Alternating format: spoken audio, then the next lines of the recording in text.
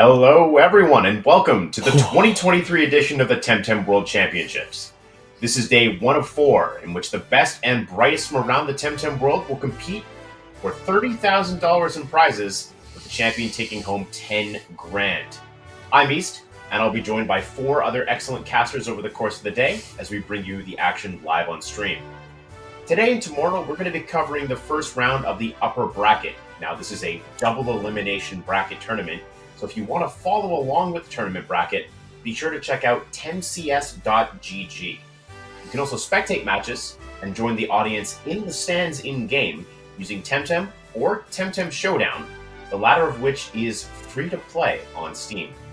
And a final reminder that you can also get Twitch drops during this event from spectating it. Go to link.playtemtem.com for more information on that. Now, with all that said, we're going to get into the action. We're going to preview our first match of the day. Myself and BFlattened are going to cover Prody versus Youngbasedlord. I'm just hearing now that Prody is going to have a blue side invite for the match. B, give us your thoughts on Prody versus Youngbasedlord. So, hello everybody. But Prody versus Youngbasedlord is going to be an interesting match, I think.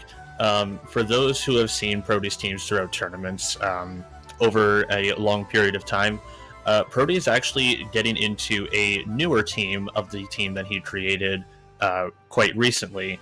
A switch to Tems like Gazuma, and I believe Volgon is also switching out as well. Let me take a look at the teams here. In the meantime, though, Youngbasedlord is probably considered the underdog in this match, but Youngbasedlord is not someone to take lightly and to mess around with. There are quite a great lineup of Tems here, especially the Tortonite, recently getting a buff in the most recent patch. Tortonite, I believe, is now in the top 5 of base stat Tems in the game.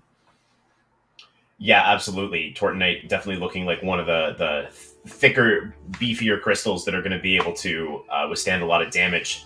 This matchup is really interesting because Prody is sort of like over the course of this TemCS season, he's kind of proven the adage where I do not fear the person who has practiced 1,000 punches, but the person who has practiced one punch 1,000 times. He's really only ever changed his team when balance changes or reworks to traits that developers have literally forced him to. So he's kind of been riding this same sort of team idea heading into TemCS tournament, and he's sort of peaking at the right time. He won the Pacific Championships, the PCFC Championships, to earn his spot in this tournament. Youngbasedlord qualifying through the play-ins. Youngbasedlord with a very strong, sort of bulky team that relies on a lot of toxics to get the job done. And it's going to be interesting to see how Prody deals with that, not having as many Tems that are immune to toxic ticks, but he's kind of got his own strategy going on. We'll see if he's able to execute on that over the course of the game. I think Youngbasedlord's Mashuk is going to be quite a danger as well. It is quite a fast-scaling Tem, and if it is not checked soon and early, even if just not right out banned, that thing can become a problem and even decide matches just by itself. That's definitely something to take a peek at for sure. Yeah, and you can see a lot of what Youngbasedlord is doing is revolving around the use of toxic ticks. So things like Venom Spread, Synergy Faraday Cage, even the interplay within that and Common Factor that Two Wire has. He also is running what is probably it's become known in the community as the Assassin Yaller build, the Mom's Lunch Yaller combined with Handcuffs on the Mimit, popularized by Senior Platt during the America's Championships. And now it does see play on a wider variety of teams. You can see that he's kind of got that going, as well as I think that's 3 Toxics. Yes, 3 Toxics in the lineup. But lots of Tems that can create synergies for Toxic Ticks as well. So Prody's going to have to see if he can kind of fit his own strategy in going up against Youngbasedlord, who, despite the fact that a lot of these Tems are bulky, it's really a very aggressive and damage-focused playstyle. So it's going to be something that he's going to have to definitely figure out a way to deal with. The thing that I really like about Prody is not even just in this tournament, but also previous tournaments. I know I've mentioned this on the last time that I got to cast Prody's team. A lot of it is based around the no you card. You do something, there's a counter, there's an answer for it. there's always something on board or something live that Prody uses in his favor, and a lot of the times it's based around his opponent doing something and being able to respond to that. You know, you have the Tyrannac trait, you have Mawala on board, you have the HKen's kind of interesting because HKen recently saw quite a bit of rework, so I wonder how this is going to be playing and how it's going to be changing up for this lineup. Previously, it was a Drakash, I believe, but I wonder how HKen's going to play into this team. Yeah, absolutely. Prody, I think, is one of the two players who I think of the most when I think of players who like mechanics diff other players. Like they just know like the mechanics of the game a little bit better than other people. Magnetonics being the other one, someone who takes advantage of like different interactions with different Tems and different mechanics to their advantage. Prody's team has always sort of functioned around being able to switch between turning off buffs and buffing. Notably for this tournament, he's not bringing the Volgon. Volgon, normally a Tem that he would rely on to use Short Circuit. So that won't be a thing that he's going to be doing in this tournament. So you can see with the HKen and the Mawala, he does have two different users of Zen Meditation, which is a technique that didn't really see a lot of play throughout the TemCS season, but since it's recently been changed to a 2-hold move instead of a 3-hold move, that move has been seeing a lot more play with both Mawala, who can create space for the move with Hypnotist trait, and also HKen, which uses Gotta Go Fast to kind of create a tempo advantage by getting that Zen Meditation off before its partner gets to attack. So I think we're going to be heading into the draft in a second here, or fairly quickly. We got the team preview here. Perfect. Take a look at the two different teams.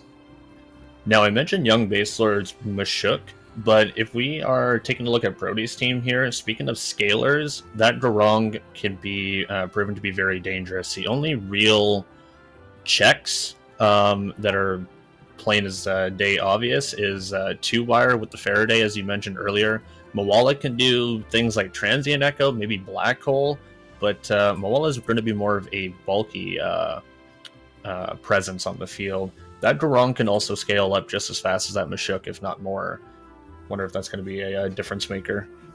Yeah, you can see for the viewers at home, we do have a bit of a visual miscue here. It's not a Sherald on Youngbasedlord's team. It is a Tortonite, as you'll see when we get into the draft.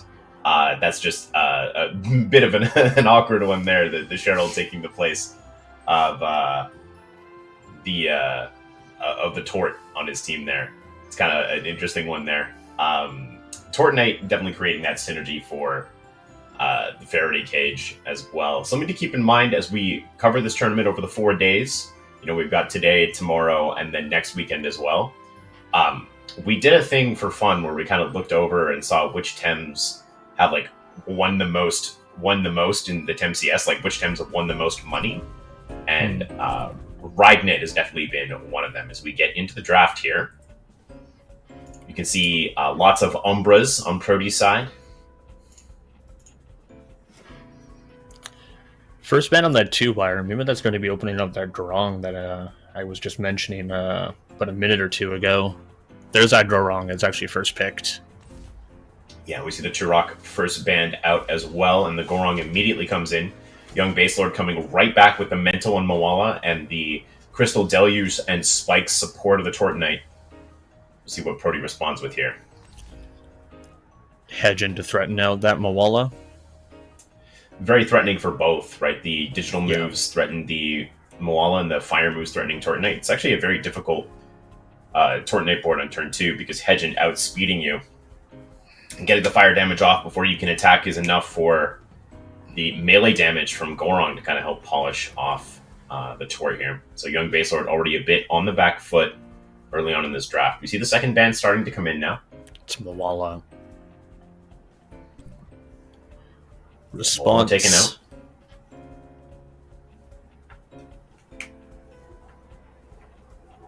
It's kind of where Prody is really dangerous. He's able to force you into really awkward situations that you just don't want to be a part of, forcing you to lose tempo. I'm curious that, Prody hasn't made his second ban yet. I don't think he's going to want to let Youngbasedlord bring the Mimit into the match, as it Gorong is a Tem that Prody himself does not do super well into. He does have Tyrannak in the back to help turn off traits if necessary, or gears, depending on what trait that Tyrannak is. But, of course, he won't be able to bring it from the back if Mimit is already on board, bringing it in after a KO or something like that. And if he's able to duplicate the Gorong here, it could be a bit of a problem for Prody. Volgon takes the ban and Tyrannak selected. Responsive Yowler Mimit. Gozma. Prody going to finish off the team with peeking at that Platymus.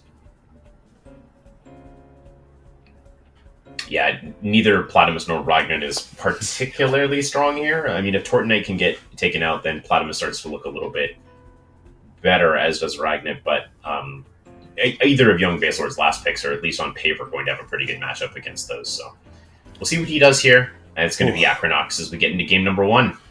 Round number 1. Game number 1. Let's see if we have any traits or gears going to be popping up immediately. HKen has marbles. That's an interesting one. Yeah, so we've got a visual bug on stream here. The match not showing. But we've got the in-game coverage looking here. We do have Durong revealing first aid kit. HKen showed marbles on Prody's side. Mawala revealed refreshing Diablo. Tortonite has no items revealed. Both players are still taking their time on their turns. Tortonite is swapping out from Youngbasedlord's side into the Mimit. And it doesn't seem like a trade is going to be proccing, so it is a striking. A swap from the Mawala into the Yowler is coming on in now. Yowler is going to be showing Mom's Lunch. HKen gets double marbles there. And the Microwaves is going to go into the Yowler for a bit of damage. Going to go ahead and real quick.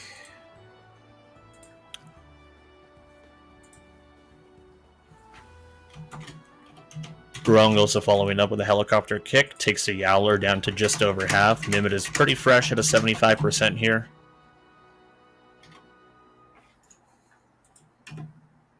No additional items have been revealed besides the Yowler's Mom's Lunch.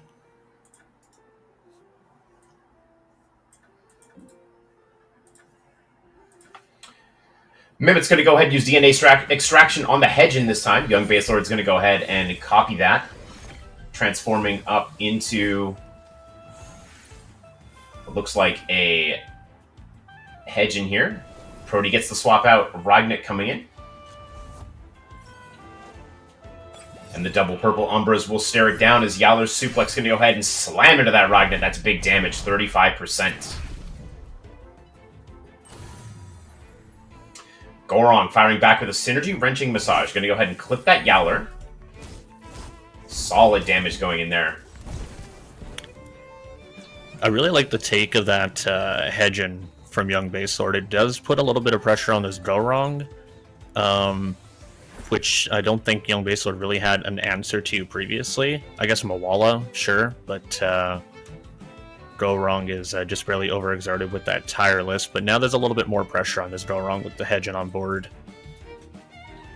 Yeah, one thing you have to be careful about with that is that a lot of times HKens or Mimits are not run with any offensive investment at all, so this Mimit is likely just absolutely zero special attack on the HKen now, right? That is not going to eclipse more than like 30% damage into Gorong, and with Nutrition Bar as a potential option for it as well, we're going to have a really hard time getting the Gorong over the line. Although I believe first aid kit was revealed, right? Yeah, so Gorong that first aid kit, yeah. that Gorong effectively has, somewhere in the area of 120% HP instead of 100. So it's going to be really difficult for this Mimited HKen to bring it down. Youngbasedlord is probably looking to bring Mawala in to try and do something about that, but the Ragnet does check it very nicely. As we see Camo Ragnet from Prody here, this is a really good option to disrupt your opponent, while at the same time Ragnet not able to be slept by the Crystal Deluge and Hypno plays that we see very often from Tems that Ragnet wants to fight against with the Mentals on board. I don't know about you, but I'm not the biggest fan of how much damage Yowler has taken this early on. I felt like Yowler would probably be showing up a little bit late to this match, but it showed very, very early, and it's already down to the less than 30% warning track there.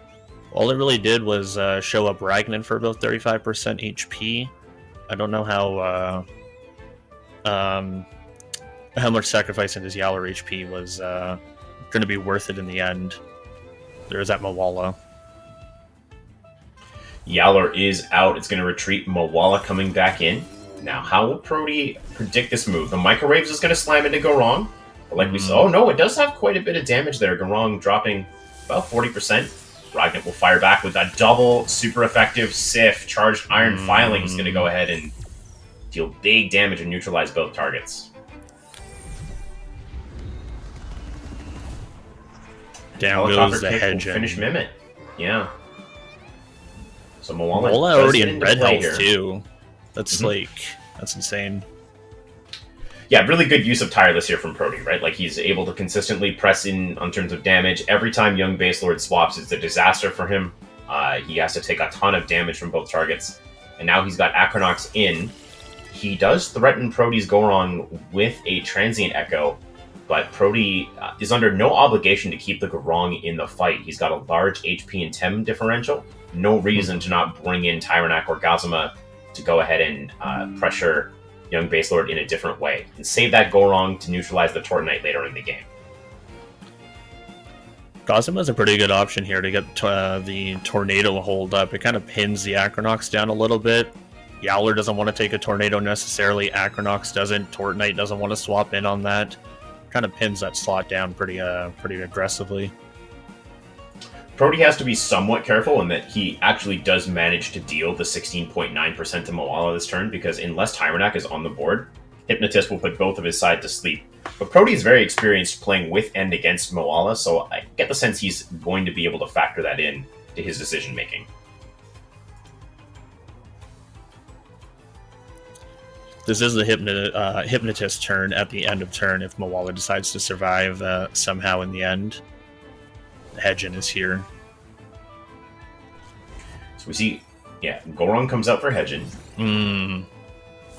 Smart, the other side, smart. That's E-Punch Synergy going to take out the Mawala. Acronox will be able to respond here. It's going to be a quick sting into the Hedgen, so Youngbasedlord anticipating going for the Gorong there, but Prody does not keep it in, and now it's a pretty good board state for Acronox, but not really for anything else that Youngbasedlord has in the back, as we see Tortonite is going to be the Tem coming in. I'm wondering what Hedgen wants to click here now that I believe Binary Flood got removed, so Hellfire might be something that just shows up because Hedgen's trapped anyways. Maybe Ragnan has Turbine for this Acronox? It should be enough turns passed that Zen Meditation should be up for the Hedgen, right? 2 turns? We'll see. Yeah, because the holds got reduced, that's right. And Baselord swapping again, just not able to keep anything on the board to deal damage. Tortonite's going to come in here, the Lunch pushes off the Toxic Tick on the Hedgen. Fiery Tornado just going to wipe that Yowler.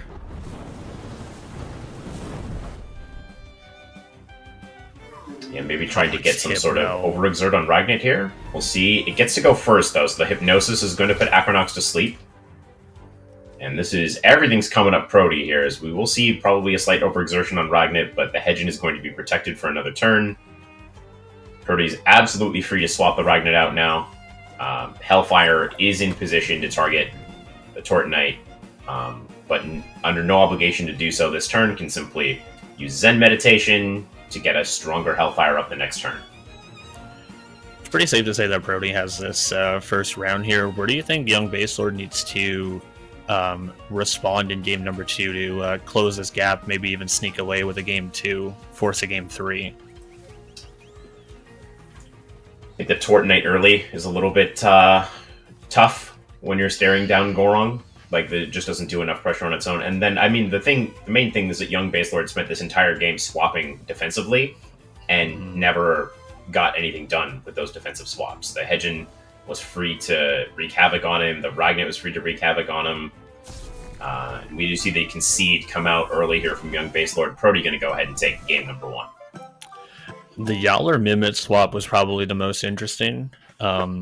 I don't know what the purpose was for those defensive swaps. I would have thought that Yowler Mimic combo would have come in to be able to follow up on the exhaust handcuffs, to be able to get a little bit of tempo going with that. But it was just a swap in for both the Yowler and Mimic there. And like you were saying, it was just defensive swaps from there. Yowler took a bunch of damage that it didn't want to. Tortonite was in the opener, didn't really necessarily want to. Youngbasedlord really has to come together and find a way to open up the tempo gates a little bit.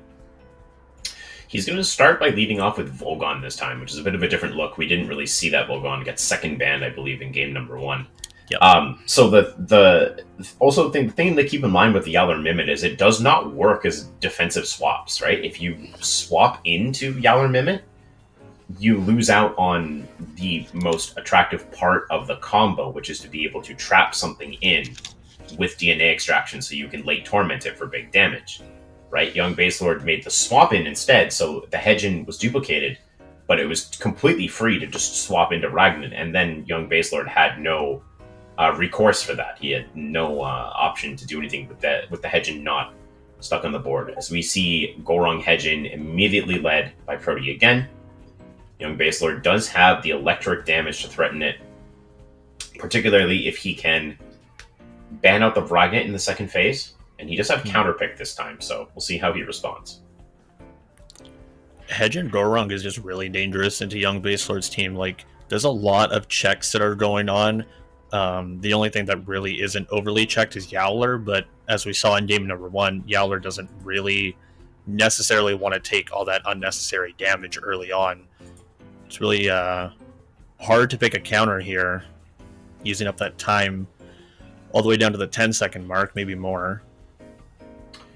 Yeah, going deep into the reserve. I mean, it's like he thinks the Tortonite is very important to this matchup, obviously, right? We see it picked up here. And then there's the second ban as well. Probably safe to say that it's a super conductivity Volgon. Just trying to get some synergies opened up. And Tyrannak banned out as well. This is going to make Ragnar an option to swap in, but a very risky one, as the crystal spikes from Tortonite definitely threatening it. But this does kind of open up a lane for Youngbasedlord to simply just go for a Gorong. He's got a pretty good matchup with Volgon Tortonite into the rest of Prody's backline. Mm-hmm. If he's able to focus down the Gorong. So we'll see if that's what ends up happening here.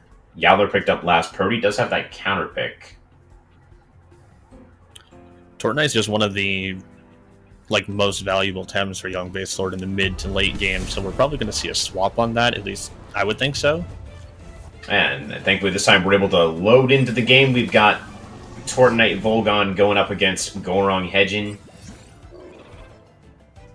You saw the intro screen there. Prody a little bit bent over, but he's standing in pretty good standing for finishing this one off. As we see the adrenaline shot activated on Volgon, that means that any move that would normally overexert Volgon won't do so.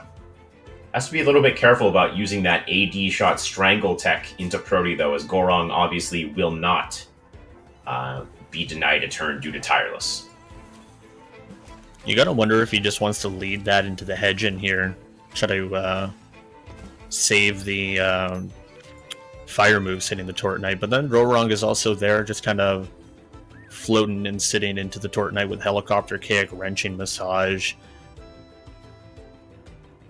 Yeah, I would imagine that Youngbasedlord means to target the Gorong here. As you can see, Prody actually swaps the Ragnar in on top of the HKen.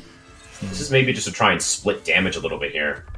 The efficient Crystal Spike's going to hit the Gorong. That's good for about 28%. And we see on the other side, Gorong goes for the Wrenching Massage. So Volgon did go for Strangle instead of Thunderstrike here. The Wrenching Massage, big damage into Tortonite there. Was the Strangle into the HKen slot. I Yes, feel so bad for this Tortonite, because Tortonite into Mawala, into Gozma, into Ragnar is just so effective. Mm-hmm. All is not lost for Youngbasedlord. He does have the Crystal Deluge synergy available now. Mm-hmm. That's going to go ahead and disable the Gorong if he so chooses, and that gives Volgon another opportunity to go for something else, but it means the Volgon has to stay on the board, and that's kind of where this gets a little bit awkward, as not a lot of really valuable moves to click on Volgon at this point. And the Goron feeling pretty safe with that first aid kit activated. Not at all particularly threatened to go down here. Seeing almost 30% from a Crystal Spikes from Tortnite onto Goron was actually rather surprising to me. I thought it was going to do a little bit less than that. Either this Goron has lower special defense than I initially thought, or this Tortnite is far more special attack invested than I had counted on. I think based on the damage we see early on here, I think it's a mix of both. Prody seems to have foregone bulk in favor of more immediate offensive output from Goron, and Youngbasedlord similarly has done the same. Tortnite is one of those Tems, because it has such massive base bulk, you actually do want to play it fairly fast and aggressively a lot of the time. It's a Tem that gets a lot out of being fast, with moves like Rotten Goo and Crystal Deluge, with Synergy being very, very effective if you move before your opponent. And efficient means that Tortnite doesn't have to invest a lot of stamina to get its moves off. So you can go ahead and put a little bit more into offenses than bulk, as often it's not going to be a huge difference here between a KO or not. So we see action finally, players going deep into reserve, hedging going to swap in for Ragnit here. Oh, the Deluge. The Deluge will stop the Goron. Now, what did Volgon do is kind of the interesting thing here. Took a follow-up Strangle. Yeah, that Strangle is very interesting because it means Tortnite, again, will be free to leverage another attack. Prody is free to swap out if he so chooses. Goron normally would feel quite safe behind the first aid kit here, but a Synergy Rotten Goo would disable the gear and allow Goron to sort of be finished off by Volgon's attack. However, Volgon not able to move because it is strangled a second time. So now Youngbasedlord does get a pretty safe pivot here, but he's running out of HP and stamina on this Tortnite, which means that Mawala can really start to be a problem next to Ragnit. Here it is. Oh, the Tortnite's Garden. Oh, we see Synergy Garden come out, so that's going to heal Tortnite quite a bit, actually, when this move resolves. It's 20%, I believe, with Synergy. That gets it.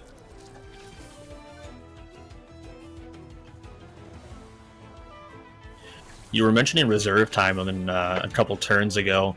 The reserve time is all the way down to, I believe, 4 seconds. So these turns are going to be rapid fire, which means thinking time is going to be rushed. Hopefully mistakes won't be seen from that, because that's always just a feels bad scenario.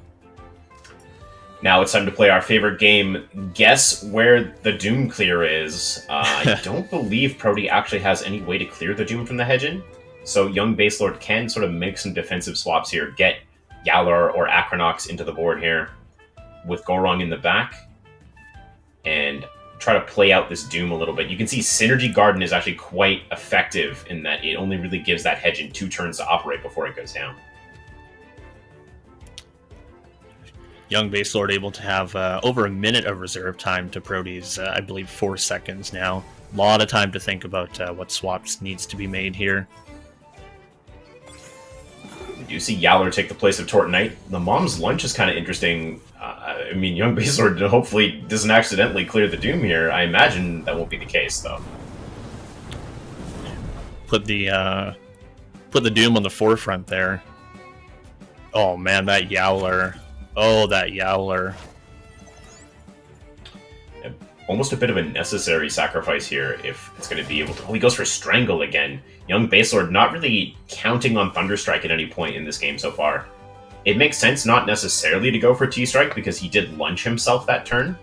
But there's a couple turns now where he's had the opportunity to just deal very high damage to Prody using T-Strike, and he sort of opted not to do that a couple times now, as we see the Hypnotist from Mawala is going to put both Yowler and Volgon to sleep. The Strangle equalizing that somewhat as Volgon is asleep, covering for its overexertion.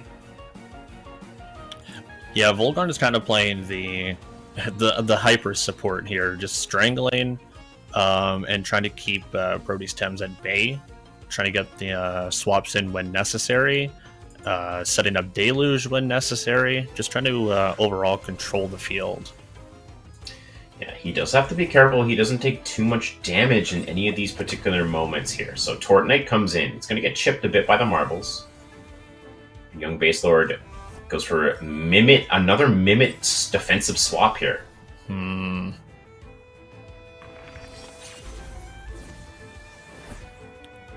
sure how big a fan I am of that.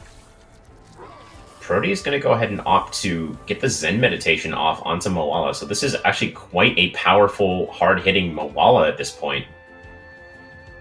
But Youngbasedlord, maybe seeing that coming, gets Tort Mimit in here. Tortonite is nice because it is going to threaten any of the electrics that could come in. Kind of forces Prody to go back for Garong, which means that this is a really nice Moala take for Youngbasedlord. On the other hand, Prody does get the Diabolo off as well. The reason that this is such a nice take is because Youngbasedlord can steal the Mimit and steal the Moala with Mimit. That will activate his Crystal Deluge synergy, which will let him put Gorong to sleep before it can attack him. The real question is if Mimit swaps out and swaps back in, does that mean Hypnotist goes live for Youngbasedlord as well? Hypnotist will go live for Youngbasedlord regardless, because it's no longer contingent on when the Temp enters the board. Right, that's right. It's when it's on the field. Yep. So he's going to grab that. There's the Deluge. Yeah, the Rush from Prody.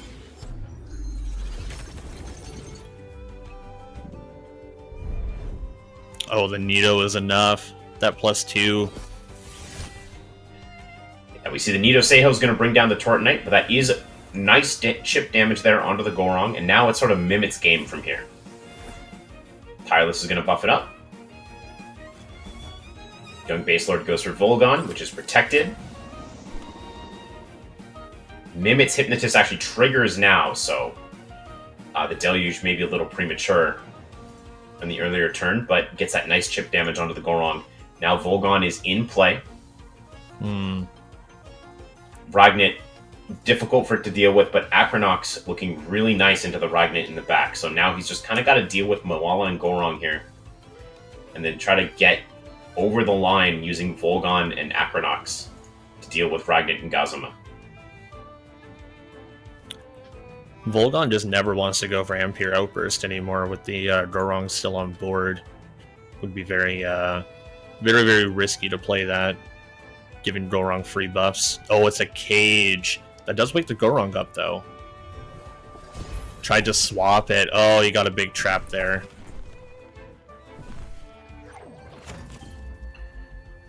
He's going to be able to fire back with a big Transient Echo into the Moala, though, and that's going to deal a ton of damage. And the Telekinetic Shrapnel back the other way targets the Moala, not the Gorong. So Prody, at the very least, is safe on that slot. So just activate perhaps an Electric Storm or maybe a Thunder Strike now safely for Youngbasedlord. And the Transient Echo might be enough to put the Gorong in range. Hits the Moala just barely taking it out. I guess he wanted to protect Moala a little bit more. Potentially. The hook kick is going to go ahead and slam into the Volgon. That's first aid kit. The Thunder Strike not going to be enough to bring it down. And the first aid kit making it go back to nearly full health from when it was attacked. Almost replacing that damage entirely. Gazuma comes in now. This time, very, very strong with the early Tesla Prison here. We'll see if Youngbasedlord has something to sort of either defeat the Gorong or like chip down the Ragnit that swaps in for it. And if that's going to be enough at that point for Youngbasedlord to sort of take it home from there. If the Volgon is protected from Gorong this turn, Strangle could be very valuable into Gazmo. Let's see kind of how they position here and how they want to interact with this board. Strangle, potentially very dangerous for Youngbasedlord here. Yeah, this mid game can go either way. It is very, very close, and I believe that one turn is just going to decide it. It's just a matter of what turn is going to decide it.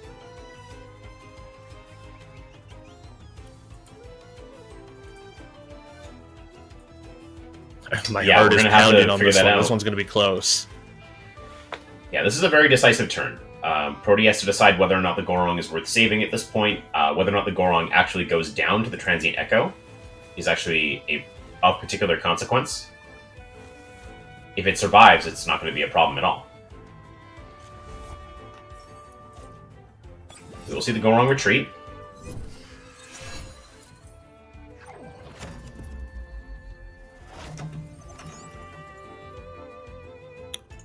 Gorong is a Transient very Echo nice chips check to from the Ragnar. Acronox in the back. That's the big thing. Oh, there's that Strangle. Strangle does tag the Gazuma. So in that sense, Acronox is safe this turn. It cannot be tornadoed. Mm-hmm.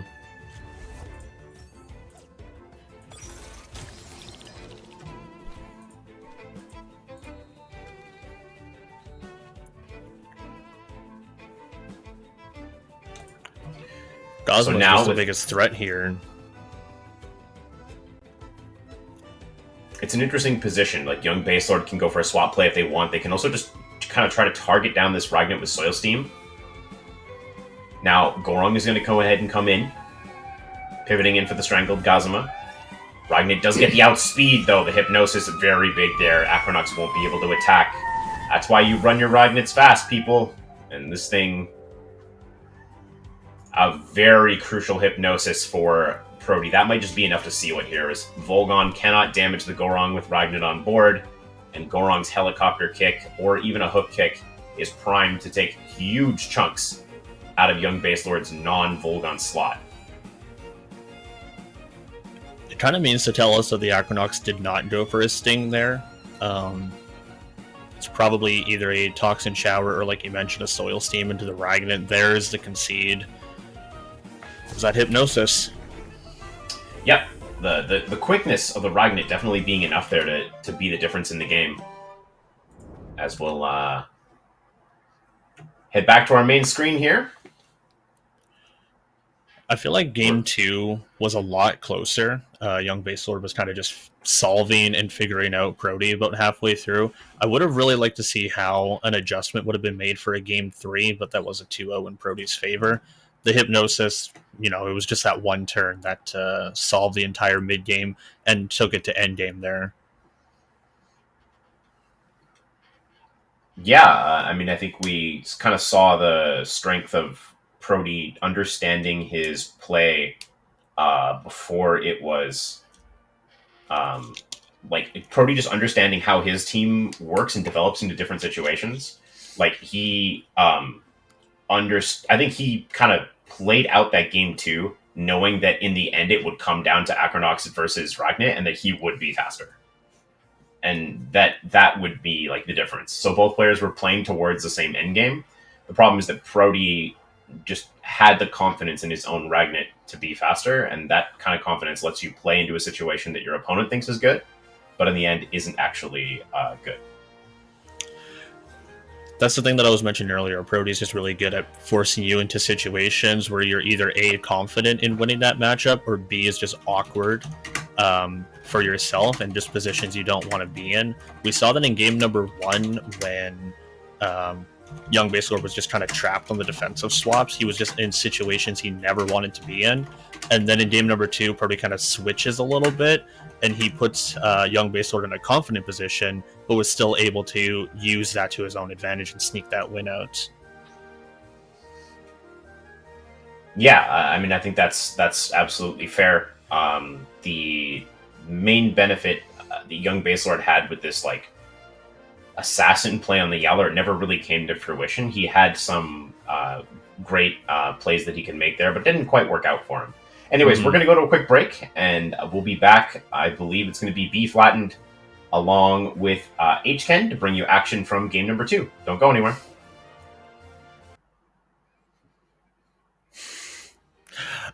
Oh, hey there. Welcome back, everybody. Game number 2 is just on standby, but before we get into that, we have a friendly new face over here. HKen, hello, hello. Hello, everyone, and happy Worlds. How we doing, everybody? How's everyone feeling? Happy to be here with you, B. Thank you for the introduction on the way in. So we have quite the matchup in front of us. I'm actually very excited for it. This is going to be proving what aggro and what stall looks like in a very good example. Welsh coming in with some pretty hard-hitting Tems. Subaki coming in with the team that is very comfortable for their playstyle. Very stall heavy, very heal, very buff heavy. Right. What are your thoughts going into this? So I think Tsubaki's going to be Subaki. You know what I mean? Subaki is mathematically true in every sense. He's going to do exactly what he does, buffing, stalling, and increasing his stats throughout the match. I think for me, the question is Welsh. I think Welsh has the tools and the knowledge to go after Subaki and try to make him uncomfortable, but he's going to have to play aggressively. He's going to have to gamble quite a bit and try to shake Subaki out of that mathematical, realm that he operates in. The big thing about Welsh playing aggro into stall is that the very first, second, and possibly even third turns are the most crucial, because that's when you go head-to-head TVs to TVs. Mm-hmm. That's before things like Stonewall come up, Divine Inspiration off the pig. Anything that buffs and heals doesn't really truly come online until the beginning of turn number 3. So the very first 2 turns are going to be the absolute biggest for Welsh that needs to be capitalized on immediately. Mashuk is very, very scary. It's a scaling Tem for Tsubaki. Things that are scalers, things that can reset stats. Those are going to be prime targets for Subaki to ban out and just play into things that he knows he can wall. Psypat will be a little bit dangerous, possibly with Schween's Horn, switching Nox Bombs into water moves. Hazrat is pretty dangerous. It can threaten out the Moments and Nidrasil, which are Tems that are going to be sitting on the board forever. It's going to be interesting to see how Welsh sort of plays those first 2 turns. It's going to come down to right away. Welsh is going to have to come out of the gate swinging as hard as he possibly can, and I look forward to the options that are on the table before him. I like Welsh's Hazrat a lot. I do think I agree with you in the Psypat with the Schween's Horn. I think Tsubaki's aware of it. Subaki knows exactly what's coming his way. The question is Welsh, with those first 2 turns, how much pressure can he apply up front versus Subaki, making him play a little bit outside of his normal? It's going to really come down to how pick ban goes as well. I feel like Subaki's just going to automatically ban out the Mashuk because, again, it's a scaling Tem. Scaling Tems are always dangerous for stall. They don't really like to play against that. Things like Oshiaras, Cerbatios, Tireless, just anything of the sort. We are in match here. It looks like pick ban is going to be revealed right away. Let's see if that Mashuk is actually going to take the auto ban, as I think it's going to. Thing to remember here, though, B, and then I think we saw it in match 1 a little bit. I think we're going to see some of it here as well, is that this is Worlds, right? Jitters are coming into play. Everybody's nervous. Heck, I'm nervous casting it. So I think we're going to see quite a bit of nerves come into play here, but I think Welsh has got to just buckle down, play his game, and go after Subaki as hard as he can up front. Banning of the Volarend is pretty interesting. Stall, raid, boss, Volarend can always be very, very scary. It's actually the Psypat, not the Mashuk. I'm surprised at that ban. I'm surprised. I thought it was going to be instant Mashuk. I was with you on that decision, B, but he did opt for the Psypat. Subaki wanted to see no part of that, and now trying to figure out what he's going to lead with on the orange side. I think it's just Stera now because there's no grounds to really threaten it out, and there's no Nox Bomb Schween's Horn to really worry about. The big thing is Water Cannon from this Whip Lump, but if this is a half-full Scara like I think it is, a simple Water Cannon is just not going to be enough of the Scaravolt. Mashuk just looks really safe and really good here. I don't know about you. Yeah, I like Mashuk a lot right now. I think that's going to be that's the big play for Welsh, to be able to apply that early round pressure that we were talking about. I agree with you that, it's probably half full on that Scaravolt, so a Water Cannon isn't going to do all that much. But, Welsh is going to have to play offensively, so he's going to have to go after him. I don't think he's going to be able to just swap out and try to play around with Subaki, because now you're playing Subaki's game at that point. There's going to be a really hard decision to make here. Is the water cannon poison on Skara enough to be like sacrificing this whip lump? Because a thunder strike with half full 4 times weakness on whip lump just kind of takes it out, and Subaki already takes that early lead. Yeah, I feel Nestle taking that ban so that Skara is less threatened. I thought the Hazrat was going to take the ban there because heat up is always just dangerous to play for stall, but we might actually see some heat up Hazrat in a little bit later on. The Pig actually takes the ban. The Pig is a very big support tem for stall players. Divine Inspiration, Bamboozle, Stonewall. It's just a very core asset and support for stall. I think this is a big round for Welsh as we start off with round 1 here. I think Welsh, if I had to contend, I think he got the pick ban that he was hoping he would get. So if he's gonna apply pressure, he's gonna have to do it up front. He's gonna have to do it right away, because I do think he has the team that he would hope for going into this match against Subaki. We have the reveal of Baton Pass of Skara, so it was half full, so it gets a little bit of healing back. Mashuk is actually first aid kit. Probably wants to keep Mashuk on board for a little bit longer as possible, so that Tireless can get some procs in, and if it gets to that danger zone, it can get that healing back, so it can stay on board even longer.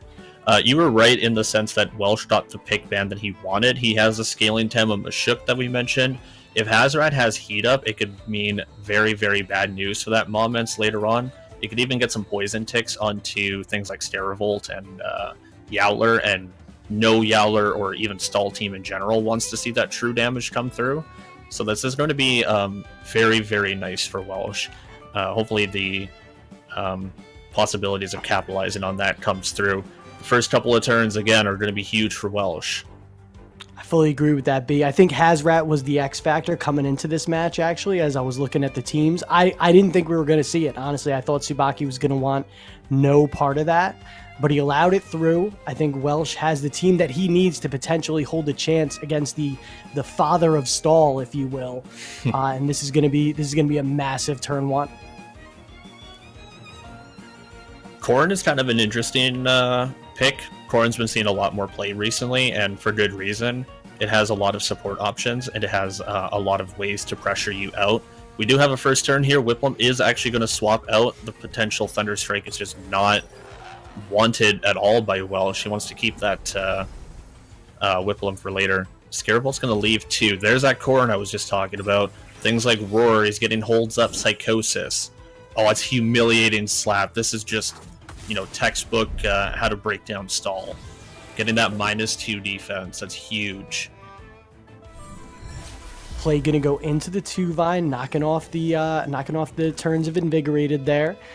I like that turn for Welsh quite a bit. I think he's playing textbook anti-stall right now. Corrin coming in exactly played into the plan that I think Tsubaki's looking for.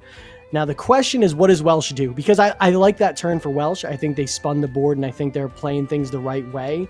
But again, here we are in turn 2. Okay, turn 1, you made the right move, you made the right call.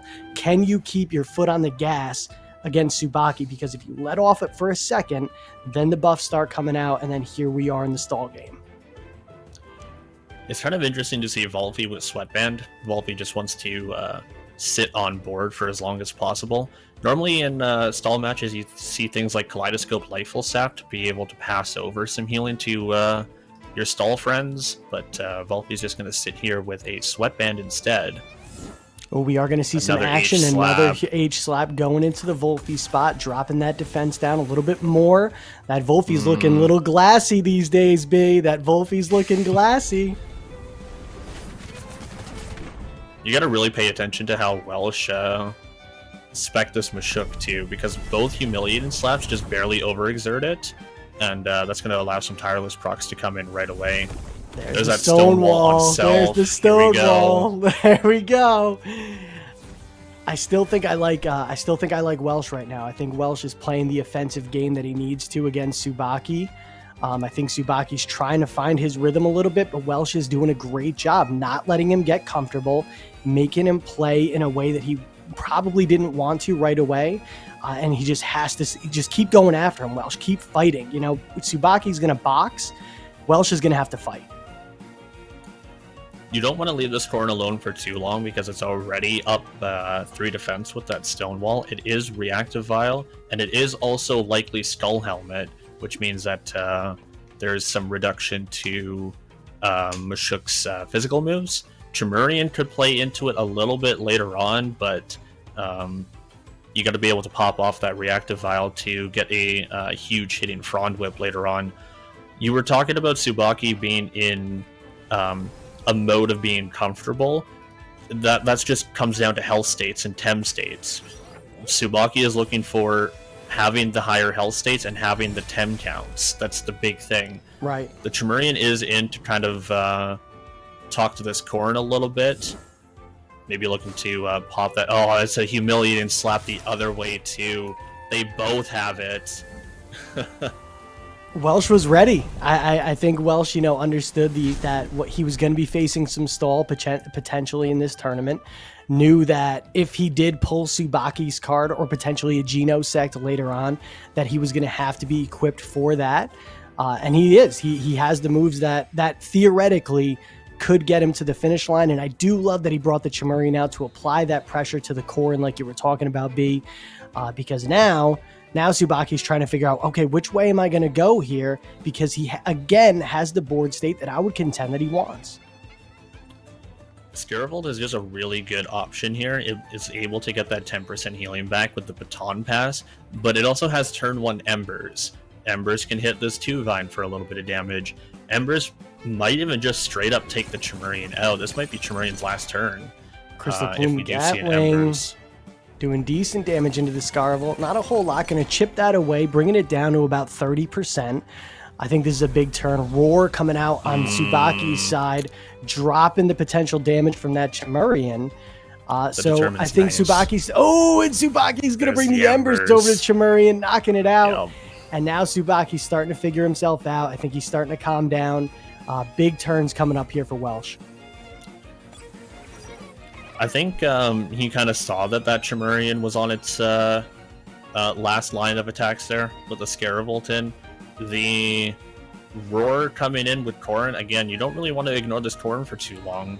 It has its holds up, it has its rotation going for it, and it still has its Reactive Vial live. Corrin might be showing up some Psychosis later on, but I think Welsh kind of saw that this was the Tremurian's last turn, maybe chipping down the Scaravolt to pressure the Scaravolt off with a Water Cannon. There's a Mashuk, this might just be that Water Cannon that I was talking about. This is the X Factor. Mashuk coming in is going to be the X Factor. There's a big turn coming up right here. It is going to be the water cannon that you talked about, going into the Yaller spot, chipping away with some toxic damage as well, bringing it down to about, that'll probably total around like 65-ish. And there's the Stonewall following up, getting that Yaller beefy as well. I think that was a pretty fair turn for Welsh. I don't think anything really wanted to take a water cannon with poison ticks. I was talking about the true damage earlier. Always going to be dealing 12.5% damage, no matter, if you're +8/+8, that doesn't matter. You're still taking 12.5% true damage with that poison tick, and that's needed for Welsh here. But again, this Corrin is rotating all of its moves exactly the way that it wants to. It has Skull Helmet on the field. It's still doing that. Finally going to pop that Reactive Vial. Yeah, I think that Welsh is starting to feel the same way that you are, B. All right, I can't let this Corrin just live there all day because that's going to be my doom factor towards the end of the round here. So he's starting to apply some pressure there, popped the Reactive Vial, probably starting to think about some answers against it. Psychosis coming out from the Corrin. And there we're going to see some Doom Ticks applied to the Whip Lump. And I don't believe, B, unless I'm mistaken, I don't know if there's any clear factors. Not that I could see. Whiplump just kind of needed bait, and unfortunately it just didn't have it. 2-Vine's not going to be able to clear it. Hazrak can maybe just throw Embers on it and put a Burn Tick on it, but it doesn't want to do that either. There's not going to be enough to put 2 statuses on this Whiplump, unless there's some assist from Subaki with, say, like a Plague for Exhaust, or even a Savage Suplex. Just not going to be any. Hazrat going to swap in there, getting another water cannon synergy, dropping that Yowler down, applying that true damage that you spoke about earlier. 2 ticks of toxic damage on there. Hibernate going to be the response from Subaki, skyrocketing that HP back up, following it up with the Stonewall, and Subaki starting to settle down and play his game. Corrin overexerting here, I think, is actually favorable for Welsh, even if that Stonewall and Psychosis went through. Because it's now or never. It's going to be the determining turn. Like, you have to act now. You have to play now. Hazrat is looking pretty nice for a heat up here. I don't know about you, but if you're going to heat up, now's the time. It's time to go all in. You know, I fully agree with you, B. I think Welsh is pretty much realizing the same thing. All right, this is my moment. I think the heat up is safe. I do think we see one come out, but we'll find out in a second here. There's going to be a hyperkinetic strike going into the Yowler, trying to chip away at it as much as it can. Lava Wave actually not going for the heat up. Let's see if it does enough. Yeah, that Yowler is plus 6 now, I believe, with the 2 Stonewalls. Removes its item though. That's something. Savage Suplex going as a response to the Hazrat, dropping it to about 60% more or less, also applying a turn of Exhaust. But that Toxic Tick putting Yowler potentially in KO range. What do you think, B? That's questionable if Yowler even just, does anything anymore. That Yowler has taken a lot more than it wanted to. That true damage really showed up, because normally when you see a Yowler at plus 6, plus 2, that thing's just going to stay on board forever. This Tornado might actually be enough. Ooh, no! Not quite the 0.4. Oh no! Whipplem tried his best. The Hazrat will take it out and follow up and kill it. Oh, how bad did he need Whipplem it, did his B? How job. bad did he need that? A lot. A wastewater on the Moments would have meant that it would have gone before that block, which is going to be increasing this Moments' defense. It also would have been giving Moments 1 turn of poison, so the true damage would be able to start on the Moments early. Corrin is not looking too hot with that HP, but it is still plus 3 defense. Here comes the Mashuk. This is where scaling needs to come in. If that Moments has things like Plasma Beam or even harmful microwaves out, that could do it for Mashuk. Favor Subaki here, I think. Yeah, I think Mashuk's kind of on life support right now. I would contend that there likely is a Plasma Beam or another move that you said that could go into the Mashuk to finish it off. I'd be surprised if we're wrong. Man, I do think Welsh played this pretty much as perfectly as you could against Subaki. But we'll see. There's still a little bit of time left on the clock. We'll see what Mashuk is able to do, or if Hazrat's able to make some magic happen, but I do think Subaki is looking very scary heading down the stretch here. Mashuk's saving grace is if it lives a Plasma Beam and a First Aid Kit activates. That's what we're hoping for here. Come on, Mashuk. Ooh, Oh, not quite enough. That was close. That was close. It was a follow-up Plasma Beam. Okay. Yep. Going into the Hazrat, not going to apply a turn of burn, but potentially putting Welsh a little bit outside of range here as we head into what may be some of these final turns. The Refurbish is going to be activated here in Moments. It is full HP, so the Refurbish isn't going to be doing anything unless it takes hits. You gotta think that Tubi's just gonna take the Corrin. Yeah, that makes sense. Hazrat needs to check this Moments all day. There's the heat up. Heated up. Hazrat's getting heated up and ready to go. Let's see if it can make some noise. Oh, the response with block, though. The response from Subaki. Subaki just, again, mathematically perfect. Understands more the game on just a level that not a lot of tamers really do. So we'll see if Hazrat's able to keep up with that Moments. But with that Stonewall, I think that might be a tall order against the Hazrat that's sitting at 46%. I think Corrin being left alone, Corrin did everything that it needed to. It got off, 3 Stonewalls, a Psychosis.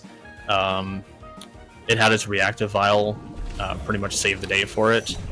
I think Corrin was the game number 1 here to talk about. Wastewater going into the Scaravolt, dropping it down quite a bit. Crystal Plume Gatling going to finish off the Scaravolt now. And then Maulment's going to respond with a Plasma Beam into the Hazrat. Not doing a whole lot of damage, but the Hazrat is overexerted. One more Plasma Beam into Hazrat doesn't finish it off, though.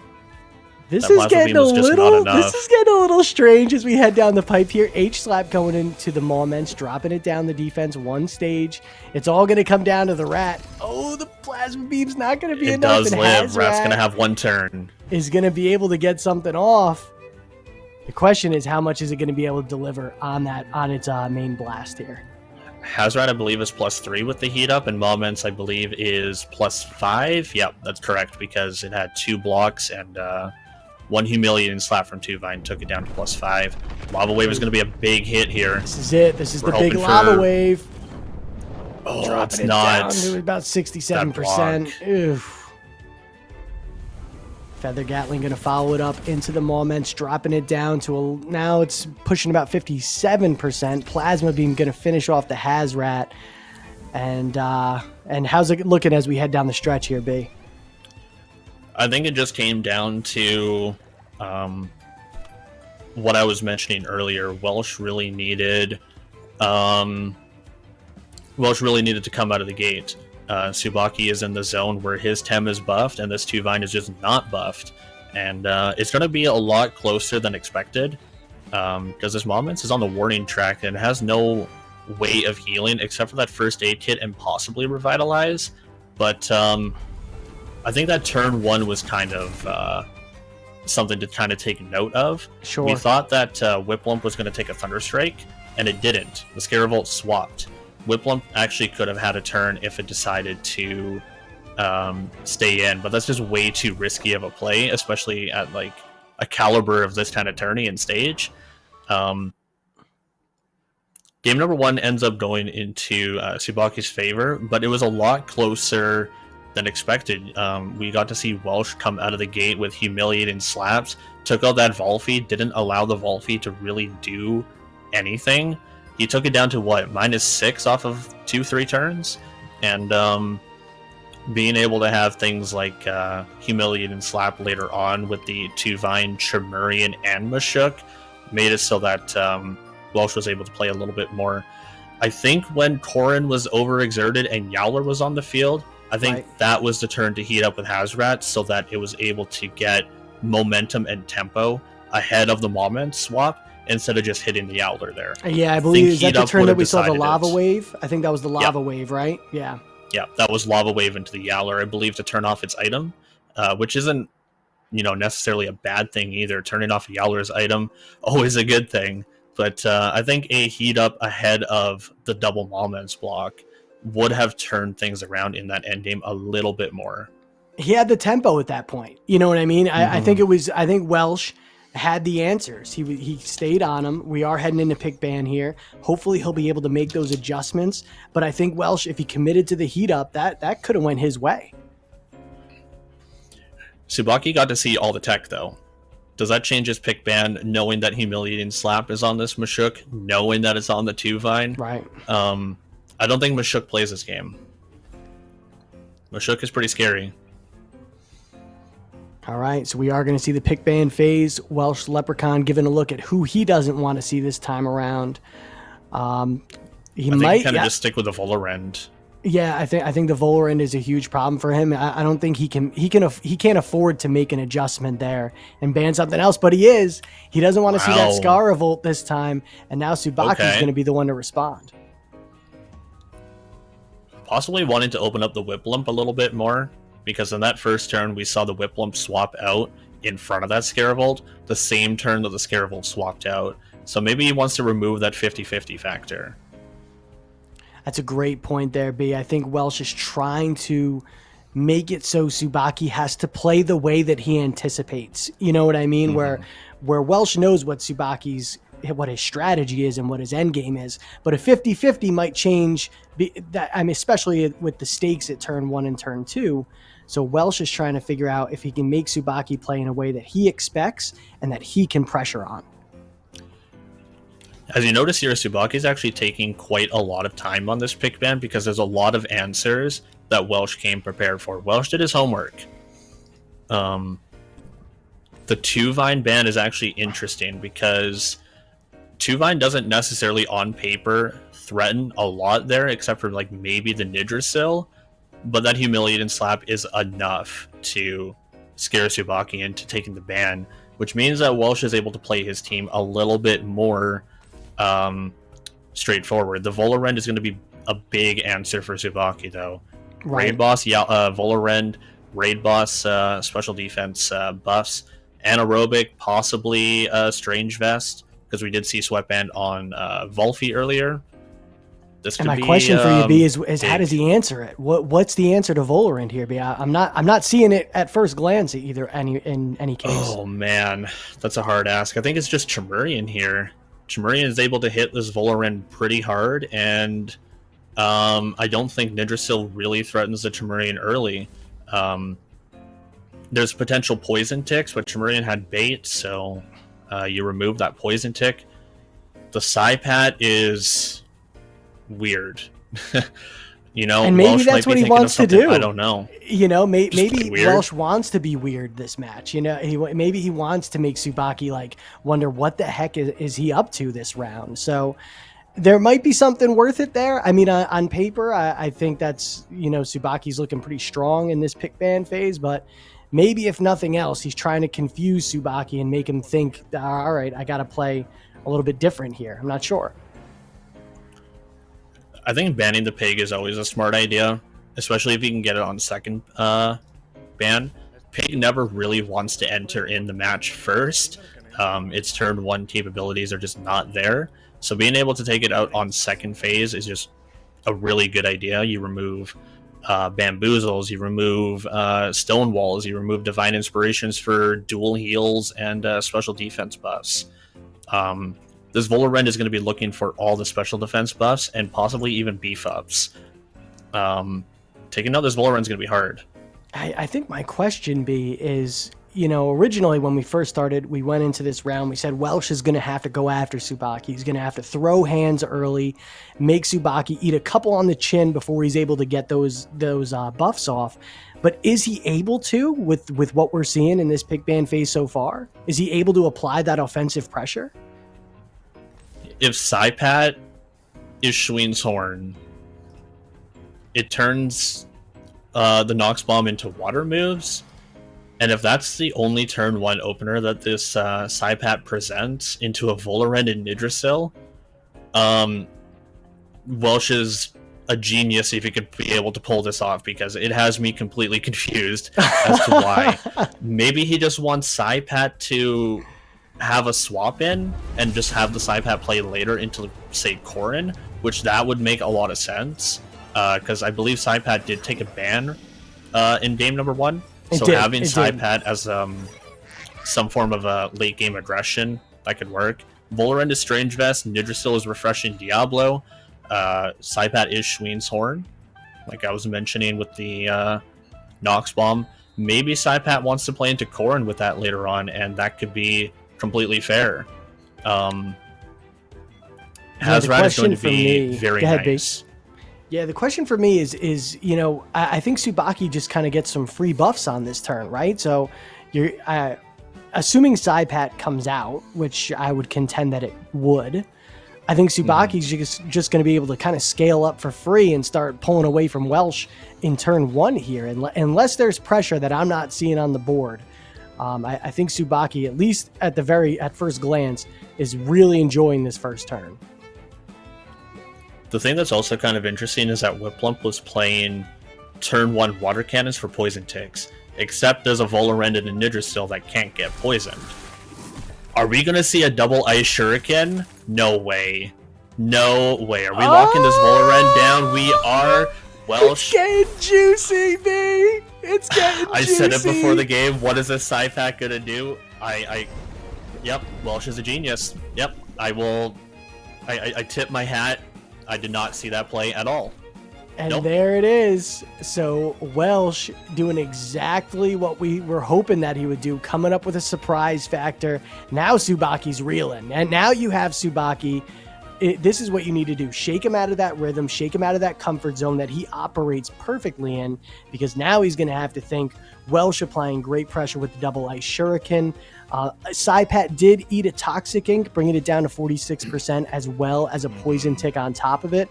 But I like that double ice shuriken and heading down to stretch into turn 2, or turn 3 rather. I think Saipat just wants to leave now because one more toxic ink and the Saipat doesn't exist anymore. Forcing the Volorend out is what you want to do. You want to focus down the supports first. Things like Nidrasil to be able to heal up this Volorend.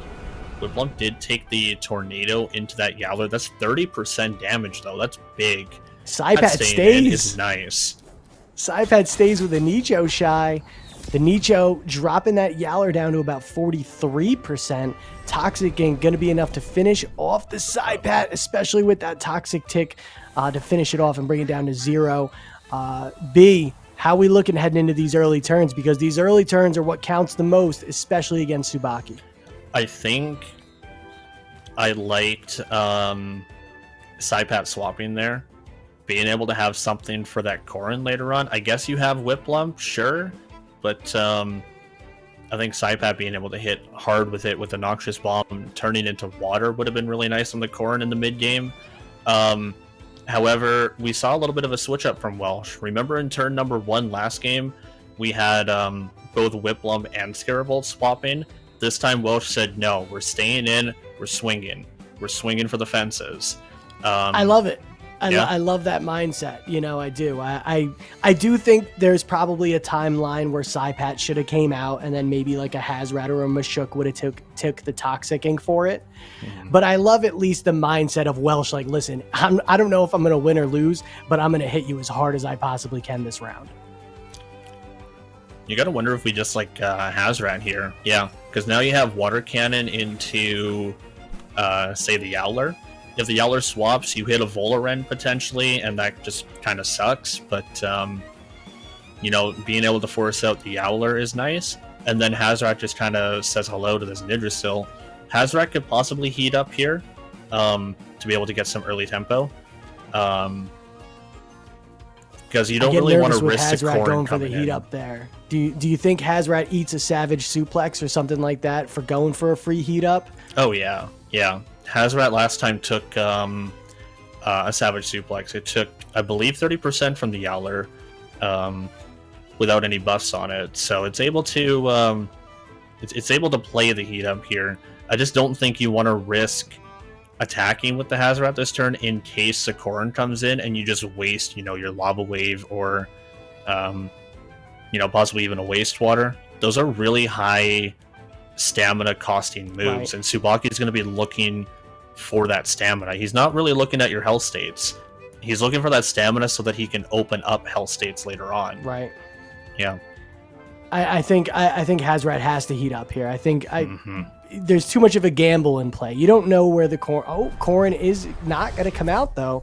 Hyperkinetic Strike just playing the going green. Into the Nidrasil. That slapped pretty hard. Juicy. Dropping it down to 42%. Lava Wave going to finish That's just going to KO it. No. Oh, yeah. Oh. Has to be. Yeah, very nice. And Hazrat making noise in round 2, baby. Yeah, there's that 39% that we saw in game number 1. Being able to take out a Nidrasil before refreshing Diablo activates especially is huge, because Nidrasil is just going to be a very big support tem. It has spores to be able to heal his allies. It has potentially cooperation to heal both.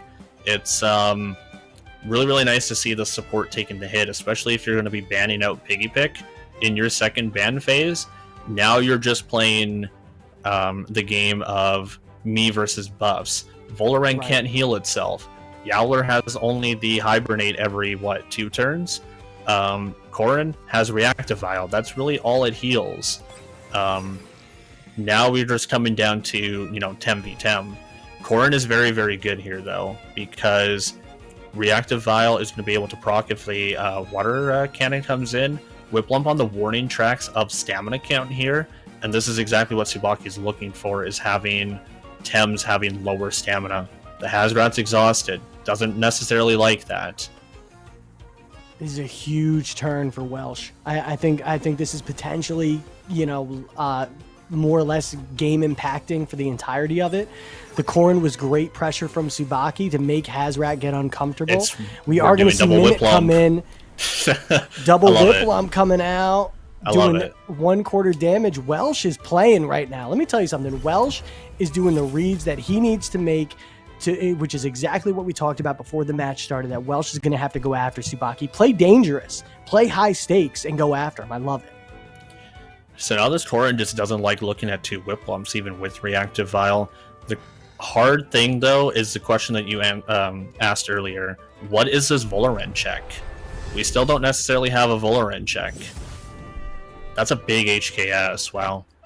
That's a solid HKS with followed up by a water cannon, dropping it down to 30%. Corrin Reactive Vial is going to bring it, let's say 38%. Savage Suplex going in, dropping that Whiplump down to 61. Corrin looking like it could be in the danger zone. I don't know. There's the Stonewall and the Yowler, big boy Yowler. Welsh played that into Corrin the way that was needed. You have the HKS hit first before the Reactive Vial, and then you hit it with the water cannon so that the Reactive Vial happens afterwards. You get the most amount of maximized damage before that Reactive Vial comes into play. The Stonewall still came in on the Yowler, and now this Yowler is just super duper scary. There is Mushuk with H-Slap in the back. We do also have the Hazrat in the back with that Wastewater True damage to be able to play into Yowler. I'm just really nervous about this Volaren, though. This Volaren is scary. Every time we start getting hype and motivated, again, we look at that Volaren that just, on paper, it looks unchecked. When it comes in, it might make a lot of noise. So we'll see what Welsh is able to, develop against it. We're going to see an Ice Shuriken. Double Ice Shuriken. Do we see another one? It's happening. Here comes the second. There it is. Show it to me. Yes. Ooh, there's the freeze on the Corrin. Did the first Whiplump overexert for it? I don't even think it did. No. No, it didn't. It's still good to go. Clinch going into that Whiplump, dropping it to about 33.3, repeating, of course, percentage. And then let's get started here. Welsh is staying with his foot on the gas. I'm scared of the Volaren. I'm not going to pretend I'm not. But I'm loving what I'm seeing from Welsh, trying to just shake up the rhythm of Subaki. Because at the end of the day, Subaki has still been mathematically more or less perfect this round. But Welsh is just, being big brain, making hard reads. I like it. You got to wonder if the original Mimic comes out here. We got to expect that this Corrin is probably swapping. It's not doing anything on board. Yeah, the original Whiplump is going to swap. The Mushuk is in. Corrin going to retreat. Mushuk came in. Mawmen's going to be the replacement on that spot. And then Water Cannon with Synergy going into that Yowler, doing about, let's say, what was that, 18% more or less, with 2 Toxic Ticks applied. Savage Suplex going to be the response, and that really put some punishment on that Mimic Whiplump. Seeing the swaps that we have here, Subaki knows that Volaren is the win con. Volaren is not going to be taking unnecessary damage by any means, any case. This Volaren is probably going to come in on a death swap because that's where Volaren is going to be having the most amount of HP in his favor. If it swaps in defensively, it's taking damage that it potentially doesn't want to with that Strange Vest, inverting the defense and special defense based on the attack that it takes. Volaren just wants to come in here on a death swap for sure. Corrin, Mawmen's Yowler just being able to take out the things that it doesn't want to see. Possibly even the Mimic, because the Mimic could be a transforming factor later on. Clock becoming a factor for both Tamers, by the way, B. I don't know if you saw that. Corrin, I saw, it looked like Welsh brought that clock down to almost 0. Uppercut going into the Mawmen's. Corrin did come in, like B said. Thank you for that. Block going up from the Mawmen's, bringing its defense down 3 stages, and Subaki is starting to play Subaki's game here, B. So remember when I said Volaren wants to come in on a death swap? You see how this Corrin was just the sacrificial lamb here, coming in to potentially just take that water cannon and get KO'd so that Valorant can come in safely. Valorant would check both the Whip Lump, it checks the Mashuk, but not KOing the Corrin there is allowing this Mimit to be able to play, to be able to get all these toxic ticks coming in. Now you gotta wonder that Valorant's coming in. Resin Trap on the Mimit. Gonna be response for the Mimit. Will it be enough? It will be. Mimit's going to see a knockout there, as well as the Corrin, who ate an uppercut. You would have to expect that Valorant comes in for free at this point, and then it's up to Welsh to figure out, what do I do about that? You see that Subaki eliminated the only thing that actually checks his Valorant safely. If that Mimit swapped into something like, say, a Yowler, possibly even the Valorant itself, things could get a little bit suspicious. Now here's the Valorant, because now there is absolutely dun dun dun no factor of yeah, there's the claps there. Got to assume that that's going to be it. Yeah, you gotta love the Valorant was the sportsmanship on factor. Welsh's side. Welsh played his game not only near perfectly, I want to say perfectly. I don't want to discount Welsh there, even though it was a 2-0. Don't discount Welsh there, because the H slaps did his homework. The water cannon toxic ticks knew that there was going to be some, bare minimum bulky aggro into stall. Did his homework. He played the best game that he possibly could have into stall, coming in with that kind of team. There was a few interesting plays. Definitely some things that possibly could have been done differently, but it's in the past now. The main thing is that everybody in this tournament is a winner, and Welsh played a very good game there. Obviously, big credits to Tsubaki being able to solve the humiliating slaps and solve the toxic ticks, which no stall player wants to play into. Very, very smart plays. Very, very good game, too. Yeah, I love it. We're going to take a quick break. Then we have the third match coming up will be casted by Loreweaver and myself. B, it was a pleasure. I'll see you later on in the tournament, my friend. All right? It was a lot of fun. Thank you so much, Ken. Hey everybody, how you doing? It's everybody's favorite Tem and everybody's favorite caster. Not talking about me, of course, talking about my friend HKen here. Loreweaver, happy to have you, my friend. Look at that picture. That is a great shot of you, buddy. Yeah. I figured, the game's producer is a pretty fond man of this balloon guy here. So I was like, let's take everything that's good about this, like Gallios, spreadsheets, clowns. I mean, we just had an amazing clown match with some amazing clown plays. But we'll have some more clowns later, right? But right now we'll have some other clubs showing off, right? Beautiful. Well, you're looking handsome, my friend. Let's talk about Angelacho versus Gami. What are your initial thoughts on paper here, Lore? This matchup is really interesting, in my opinion, because you have, on one side you have Angelacho, really good player, obviously. He qualified for Worlds. Also streaming his team and really playing what I would call a meta team, Right. Playing all those teams that are really strong, and even together they make a team that's it really suits well. All the teams go well together. And on the other side you have Gamicon bringing a Gulder and some other teams, So for me, it's really interesting to see how this matches will go on. Absolutely. Lore, one thing to keep in mind here, Gami's coming off an absolute scorcher run so far. If I recall correctly, Gami went undefeated in last chance qualifiers, earning them a spot in the TemCS Worlds here. Do you think they continue to ride that momentum against Angelacho, or do you think Angelacho's up to the challenge of this scorching hot Gami heading into the big tournament? Yeah, I must say I'm rooting for Gami here. So sorry, Angelacho, but I'm rooting for Gami because that 11-0 performance in LCQ was wow, amazing. But on the other side, Angelacho's team really, all of the teams are solid, and it's really hard to say who's gonna end up winning this match, but yeah. What I like about this match, Lore, is that it's a straight up fight. You know what I mean? There's nothing really that's going to be. I wouldn't say we're not going to see much stall here. We're not going to see any any kind of unique strategy. They're going to go after each other, and I'm curious how that's going to work out for Gamicon, because 11-0 is awesome, but Angelacho is a beast in itself, and I think Gamicon has the underdog energy. As we head into pick bans here, Lore, talk us through it.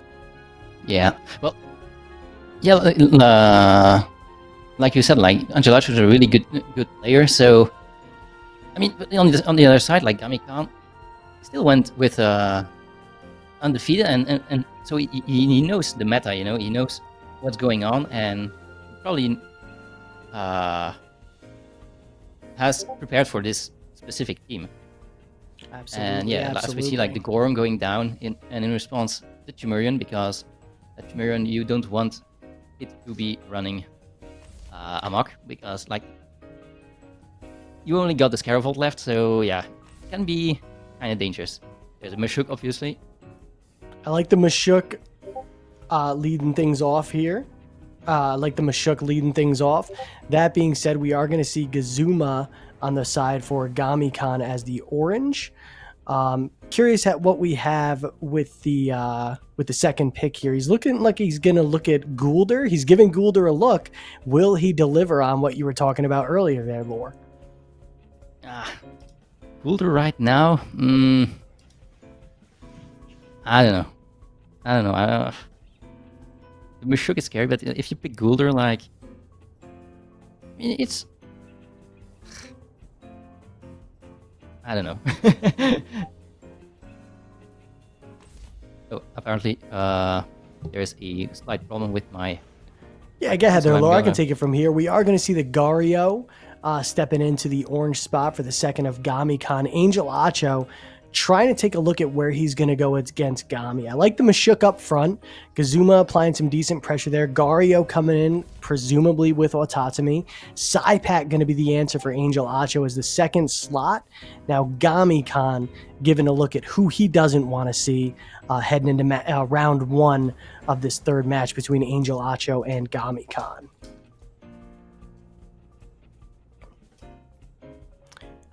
Gamicon thinking about it quite a bit here while Loreweaver gets sorted out. Looking at that Tolkien quite a bit. Either that or trying to figure out which direction he wants to go. Giving Hazrat a look as 1 second left on the ban clock. Tolkien's going to go. Angelacho now on his response, looking over at Gamicon's side. Yeah, sorry, I will let you handle the pick and ban while I... Take your time, Loreweaver. Sorry. We got Gamicon over Angelacho giving Gamicon a look at which direction he wants to go. He's looking at that Goulder as well, but he's going to opt out that he doesn't want to deal with the Saku. Now here we go with Gamicon looking to see who he's going to go. He will go Tuvine, followed by Oshiara, as well as Angelacho going to respond with the Gazuma there. And who will he anchor his blue side choice with? We're going to find out in a second.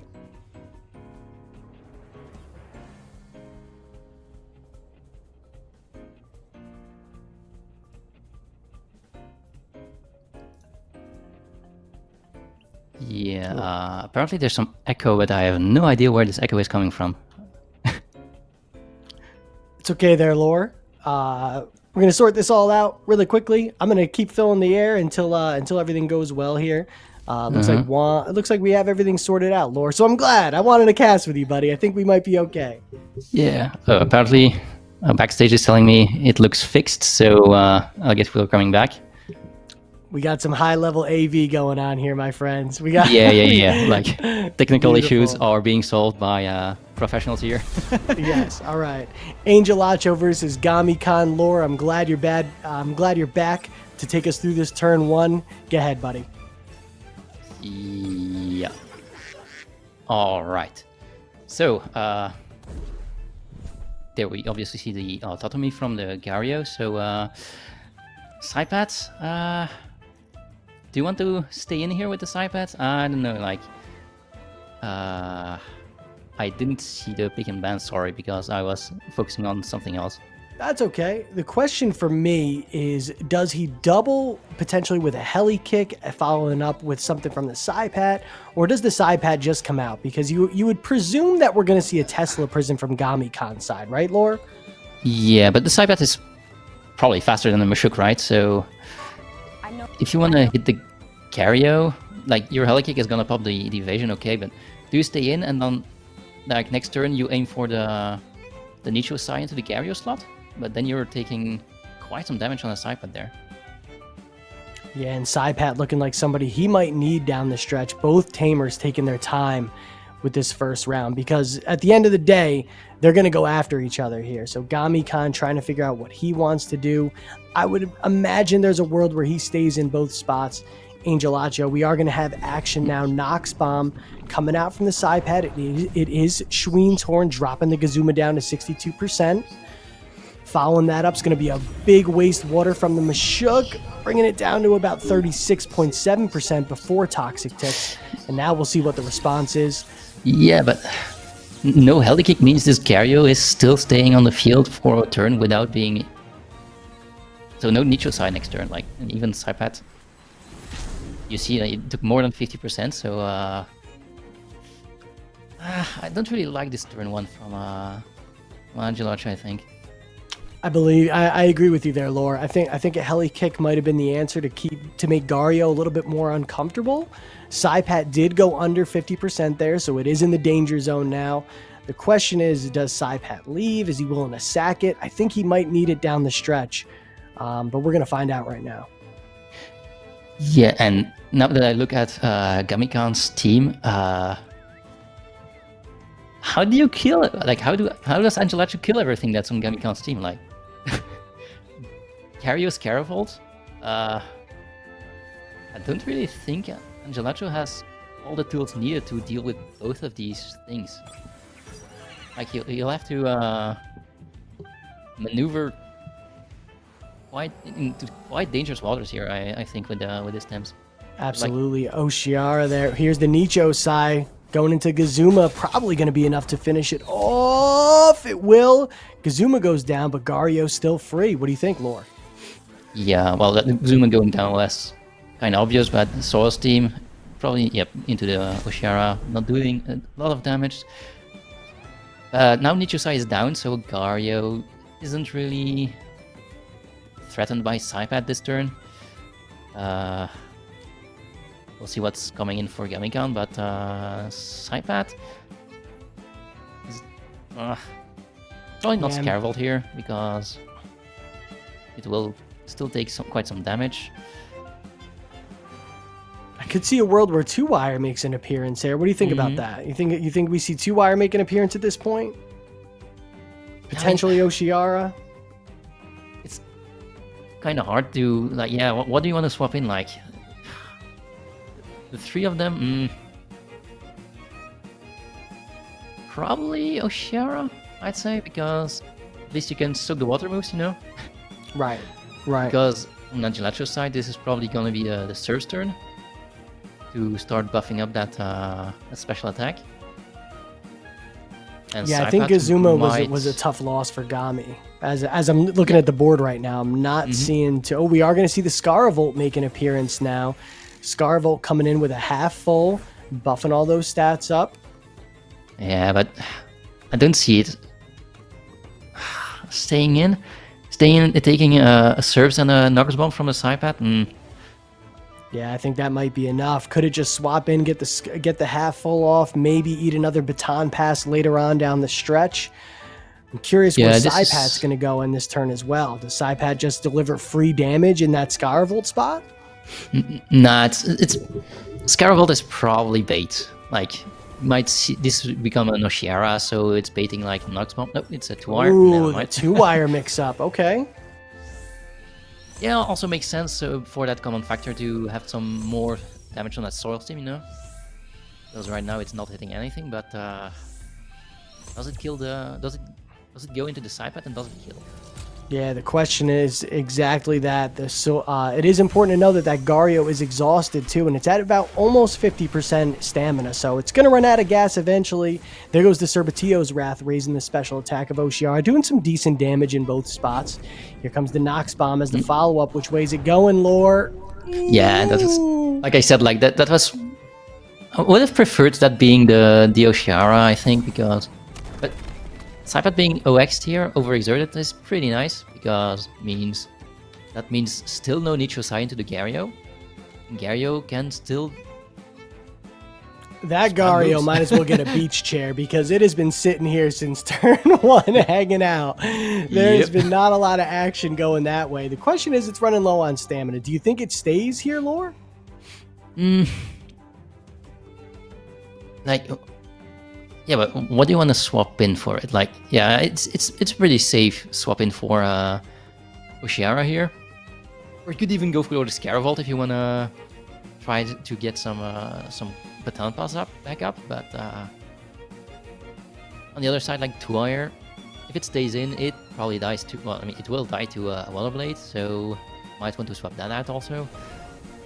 We are going to see the Oshiara get pulled here. Gazuma coming in for Angelacho's side.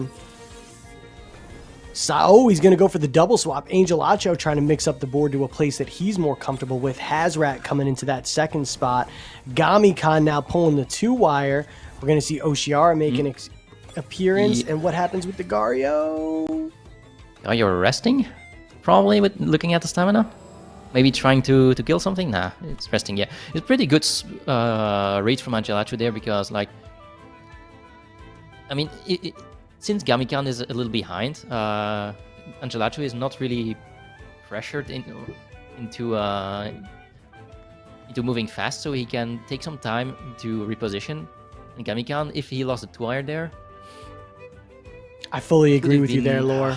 I think we just saw some composure and tournament experience coming out for Angelacho, someone who's been at this level before, understands that he has the lead on Gamicon. Gamicon's going to have to play a little bit more risky, so Angelacho moving the board into a place that he's more comfortable with, and we do see the Tesla Prison dropping the speed of the Oshiara by 1, as well as the Wastewater as a follow-up, going to clear off what potentially came in.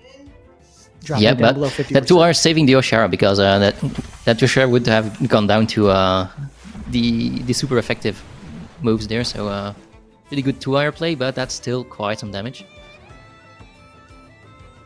And now you're still in the same spot with that Oshiara, because -1 speed. Oshiara might... doesn't die to a Venomous Claws? Oh, it's going to be close, I'll tell you that. It is going to be close. Yeah, the question for me is, does 2-wire make a lot of noise in this, or is it really just kind of coming out, throwing common factors around? And it could potentially scare that Hazrat, no? I don't know, like, both Temps are faster than the Oshiara, so... like, Hazrat and Gazuma were both faster than Oshiara, so... Either that Oshiara has no speed at all, either... Hazrat and Gazuma have quite some speed invested, so they might just outspeed the 2-wire there. We're going to find out. Gamicon looking like he's on the ropes a little bit, trying to figure out what to do against Angelacho, who's just looking composed and experienced at this level. Gario coming back in that second spot. Venomous Claws going into it, doing some decent damage. Turbine has the response into the Hazrat. I mean, that's an acceptable loss, because the Gazuma probably Tesla presents the 2-wire here. Indeed, Tesla Prison going into that 2-wire. That's the end of... see you later, 2-wire. Oh, man. Yeah, thanks for that. That 2-wire probably took... thanks for the memories, 2-wire. It can take a trip to the Pensan, I think. Oh, man. Now, the question is, what do you think? Angelacho brings the Saipat back out at this point? Does it have Nicho Sai up? I don't remember. I think it does have Nicho Sai up, so you might want to bring it back in. This is probably Scaravolt coming out on Gamicon's side for some Baton Pass value. We are going to see the Mashuk take its place in that second spot for Angelacho. Scaravolt coming back out for Gamicon. But yeah, that Mashuk also, like, it can just heli kick. And Gario has no means to defend itself, so it'll just take the beating there. And you don't really want to swap that in for Oshiara. Oshiara might struggle against that there. too. And this might just be like heli kick and T-Prison into the Gario spot until there's only Scaravolt left. Yeah, I like Angelacho's pressure here. I like the board manipulation and the play that he was able to put together. Oshiara is taking the spot of the Gario. Now we're going to see how Angelacho tries to close the door against Gamicon. Yep, there's a Tesla going Prison into that into Oshiara spot. That's going to be enough to finish it off. Are we going to see the heli kick from Mashuk? Indeed we are. See how much damage it does to that Scaravolt. And next turn is probably going to be exactly the same. And nowhere to swap this time. So T-Strike going into that Mashuk. Did pretty decent damage though, dropping it to under 25%. yeah, but it can go down, you know, like it will die to another T-Strike, okay, but then your Scaravolt against well, Saipat Oshiara, Gazumite. Is there a world where Scaravolt makes some noise going down the stretch here? Gamicon is certainly all in on it. It's probably gonna lose to Heli kick as the follow-up there, finishing off the Gario. It might. Here comes the T-Strike as the... oh no, the E-Storm rather. Huh. Okay. Enough to finish the Mashuk and putting Gazuma potentially in the danger zone. It's got some decent stamina left, not a ton, so Scaravolt might run into stamina issues as we head down the stretch. But this is getting a little spicy. Yeah, well, I was thinking the E-Storm would come this turn, but yeah, I guess you could just throw it out next turn so that you have it up next turn, because now you T-Strike the Oshiara slot, and next turn you E-Storm. But yeah, you don't have enough life and stamina left, so that's Angelacho's first win there. We are going to see the concede from Gamicon, giving Angelacho round one. I think what I liked the most about Angelacho in that round was just his composure. You got the sense that he was calm at this level. Gamicon coming in on a scorcher from LCQs is now playing against a new Titan in Angelacho. So I'm curious to see how he delivers in round two here against Angel, or if Angel just closes the door. We're gonna find out. Yep, and we can see here that there's a party in Zadar going on. All right. Oh, this is not pick and ban. This is us. Yeah, I was gonna say, unless I'm picking you, Loreweaver, I'll tell you. Okay, that. so you'd be my first pick. Yeah, I guess we're banning Gallios here. Okay. All right. Or maybe this was just a best of one. Like Angelacho won. Okay, next game, next match. Yeah. Well, either way, I mean, if we're speaking about that previous match, Loreweaver, it looks like we are finding our way into pick bans now. So that being said, Loreweaver, what do you expect changes from Gamicon side? He did ban Chimuri, and Angelacho responded with the Gorong. So what's the change here? Yeah, well, no changes in pick and bans, but Gami will have to find something else to do, because Angelacho is probably fine with his last draft, so Gami really, I mean, I'm gonna say it, like, Gami didn't bring the Gulder, so that's obviously why he lost game one, so he will have to bring the Gulder here. That's like, the X factor here, okay. So Gamicon did lead with Gazuma, looking very similar to last match. Angelacho trying to figure out, all right, am I going to copy paste here, or am I going to have to anticipate some changes? So we're looking to see what he brings out on the orange side. He's looking at his Tolkien, clock running down, about 7 seconds left on his pick phase. Yeah, he's running. Is he going to run clock? Like, did he disconnect? Oh, no. Okay. Oh, man, Angelacho putting us all at the edge of our seats, dude. Yeah, I was like, why is he not picking? Like, is there... The mind games start already. All right, but no. That's still the Mashuk. Is that gonna be... that was Saibat last game, right? Yep, so it's the same opener as last game. It's looking very, very similar here. Gamicon trying to figure out, all right, well, how am I going to have to play this differently? He's looking at Goulder. Do you think we see Goulder here, Lore? Yeah, pick it. Pick it. Come on. Goulder gaming. Do we see? Yeah, I knew it. Do we start seeing you can hear the crowd starting to chant for the Goulder. Will Gamicon give them what they want?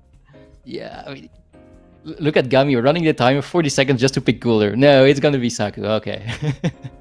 Saku does make the appearance here. Now Angelacho trying to figure out who he doesn't want to see. Is he going to get rid of the Goulder? Nah, I don't think Goulder is that much of a threat to Angelacho, honestly, because like you have Talcon and Gazuma and Turok, so that's 3 things that can handle the big ball of slime. I like that ban from Angelacho, I do. Down, All jokes aside, I think the Gario ban was a serious asset for Gamicon in this match, and now he's going to have to try to figure out how to live this life without it against Angelacho, who's looking real strong in that first round. Yeah, but that means you will have to deal with the Scaravault at one point, so it's not won yet by Angelacho. But, absolutely. We saw the Scaravault pulling its weight last game, so maybe with Saku this time around, it will Gamicon will be able to win, but Gamicon deciding it did not want to see any bit of that Hazrat, and then following up with an Oshiara pick. I liked what Oshiara was able to do for Gamicon in round 1. I think it went a little unsung, but I think the concept of what Gamicon was trying to get done with it might see itself proven true in this second round. Angelacho following it up with a Tolkien pick. Gamicon, you have to think he goes Scaravolt here, but we'll find out. Yeah, Angelacho just waiting for the last pick. Like if there's no Scaravolt, you can leave the Turok behind, but now this is probably going to be Turok. I mean, Gamicon finalizing it with that 2-wire Scaravolt that he really loved. Yeah, but I mean, are you taking the scaling from the ED Oshara or the thing that handles Scaravolt well? And it's going to be the Oshara. All right, here we go. Round 2 of the third match here between Angelacho and Gamicon. Angelacho up 1-0 against Gamicon. Gamicon coming off a heater from LCQs, undefeated, finding his way in the TemCS World Tournament. Can he make some noise against Angelacho, bringing this to 3? Yeah, well, I hope so, because I'm still rooting for him. I believe in Gamicon here. Turn 1 here, taking a look at the board. What do you see, Lore? What do you see on this first turn? Oh, well, I see it's a Kaleidoscope Saku, so that Lifeful Sap will go into the Gazuma? Or do we just see Saku attacking the Mashuk, Gazuma attacking the Saipat? Putting pressure on both sides, and next turn trying to score a double kill? That might be the play here. Yeah, I think we could see Saku apply some pressure maybe on that Saipat spot. The question is, how much does he need Saku down the stretch? Saku's a pretty decent answer for what he has on the board. I would anticipate probably a Tesla Prison. We are going to have the action here. Angelacho retreating the Saipat, replacing it with the Gazuma of his own. And let's see where the attacks start coming in. Gamicon actually pulling his own Gazuma now, replacing that with the Scaravolt. Yeah, getting that half full baton pass game going straight away. Wastewater going into the Saku here. Question is, what did he decide to do with the Saku? Did he go Mashuk's way, or did he go what was a Saipat? No, he decides to Lifeful Sap and get that Scaravolt going. Gamicon believing in Scaravolt being his answer down the stretch, and I see why he feels that way. Yeah, well, is that Mashuk heavily attack invested, or is that a squishy Saku? Because it took quite some damage, I believe. Like over 50%. It's And it's yeah, an like- interesting question for Saku to take as much damage from one attack like that. Saku typically known for its tankiness, so maybe Gamicon's running something different here. I like the Kaleidoscope move because I just like Scarvolt into this team. I think Scarvolt was enough to pressure Mashuk last round. And I believe we didn't see Saku last round, right, right, Lore? So Yep. what do you think is going on with this Saku? Yeah, because right now, if you look at the Scarvolt, House, Angelacho, well, I mean, it's good against like 3 Temps for sure, and then against the 2 others, it's still decent. So last time, Angelacho only had to deal with 60% Scarvolt, but this time it's 100% Scarvolt. We are going to see the Tesla prison going into that Saku, bringing it down to under 30%. Mashuk looking to finish it. Oh, no. Mashuk going for the wastewater into the Scarvolt, trying to chip away at it. Angelacho realizing, uh-oh, that Scarvolt's a little bit scarier than I give it credit for. Yeah, and Mashuk Mashuk. responds into the Mashuk. Wow, doing some pretty decent Is that, damage and also proccing the reactive vial. E-Storm following it up. That's probably not in range now. But now you're probably... Mashuk has to get out of there, I think, because might just get... Wait, no. The Saku got outsped, so... The Saku did get outsped in that last turn. Mashuk is tireless, bumping its attack up. Will Angelacho just go out with Mashuk in a heli kick of sorts or potentially a wastewater just to get as much damage as he can before he knocks it out? I think if it's me, that's probably what I do to get as much value out of it as I can.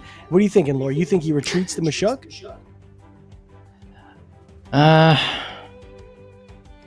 I mean, the Mashuk is very low right now, so yeah, you might want to swap it out, but then whatever you swap it back in its place takes a lot of damage, so you might as well stay in, but Clock becoming a factor on Angelacho's side. Angelacho has been eating a lot of clock the entirety of this round, but Gamicon using clock of his own. Tesla prison going into the Saku, bringing it down to the danger zone now. 11.8% left on the Saku. that's Mashuk a heli gonna kick, throw a yeah. heli kick potentially to finish it off and bring Scarvolt in a little bit of a dangerous range too. Scarvolt is still at virtual 60%, so it's far from dead. Big thunder Because strike it from has the Scarvolt. +2/+2, so it can always like swap out, come back later, be at 70%. And right now, one of those slots from Angelacho on Angelacho's side will be weak to Scarvolt. Oh yeah, Scarvolt is looking like Scarvolt's ready to eat. Let me tell you, it is looking mighty hungry into what's left on this board now. Angelacho trying to figure out. Whoa, hold on, this is getting weird. I mean, Gamicon can just bring Gazuma back in and just click double electric moves until there's nothing left on Angelacho's side. You can just like T-Prison the left slot, E-Storm. Yeah, Gamicon has a lot of answers right now. E-Storm, and then yeah, it's just. Nope, it's Oshiyama coming out for the Tulken. Nope.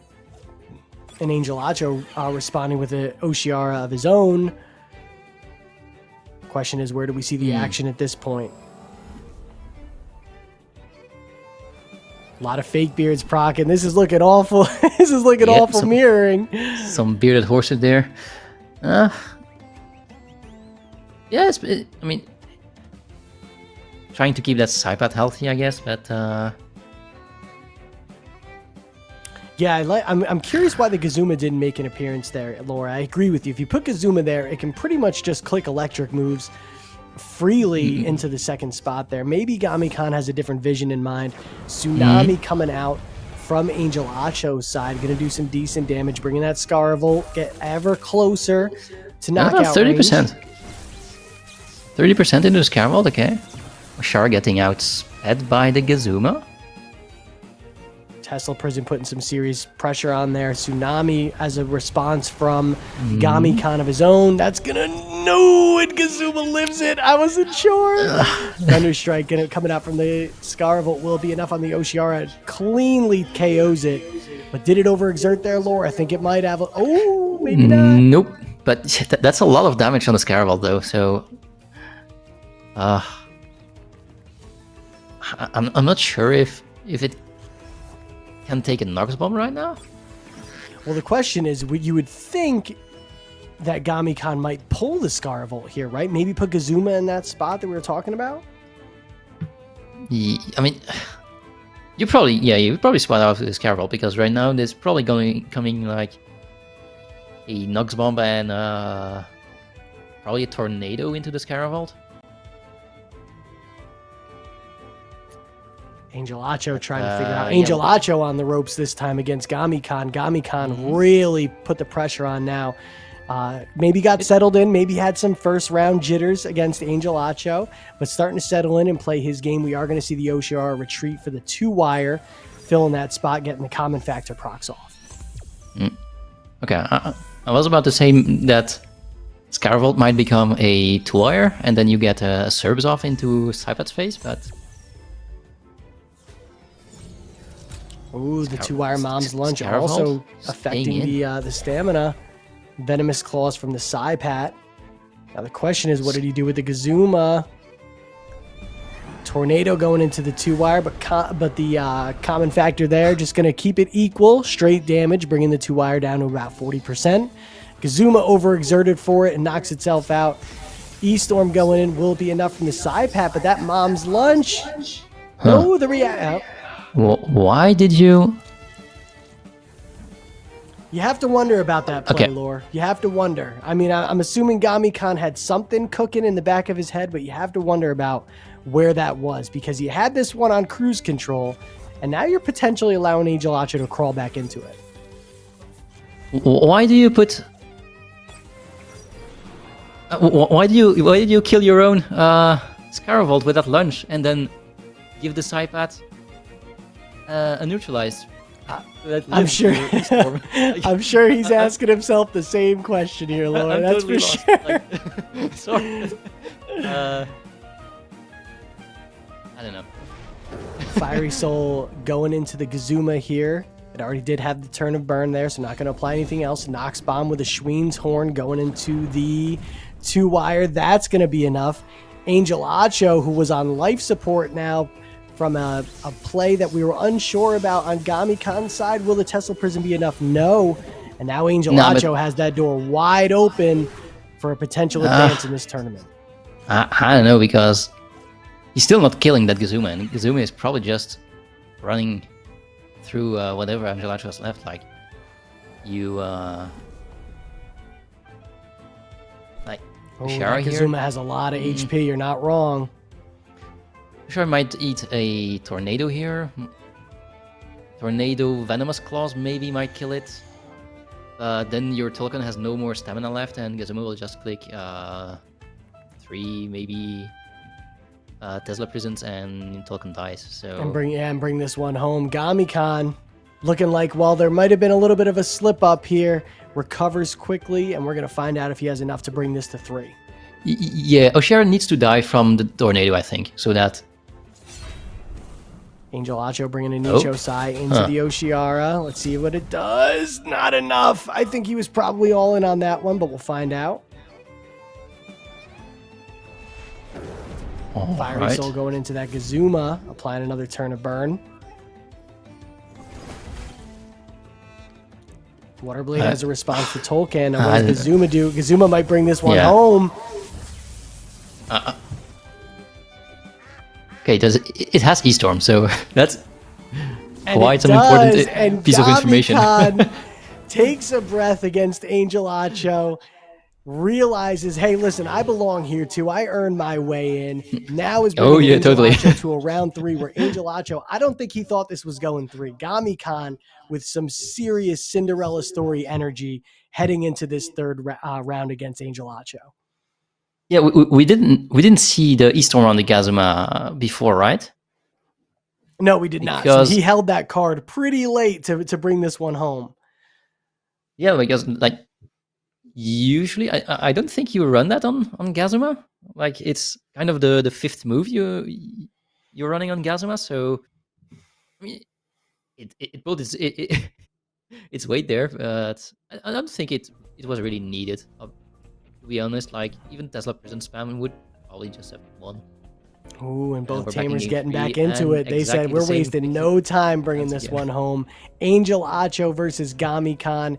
Here we go with round 3 winner moving ahead in the tournament here. Gamicon, can the Cinderella story continue?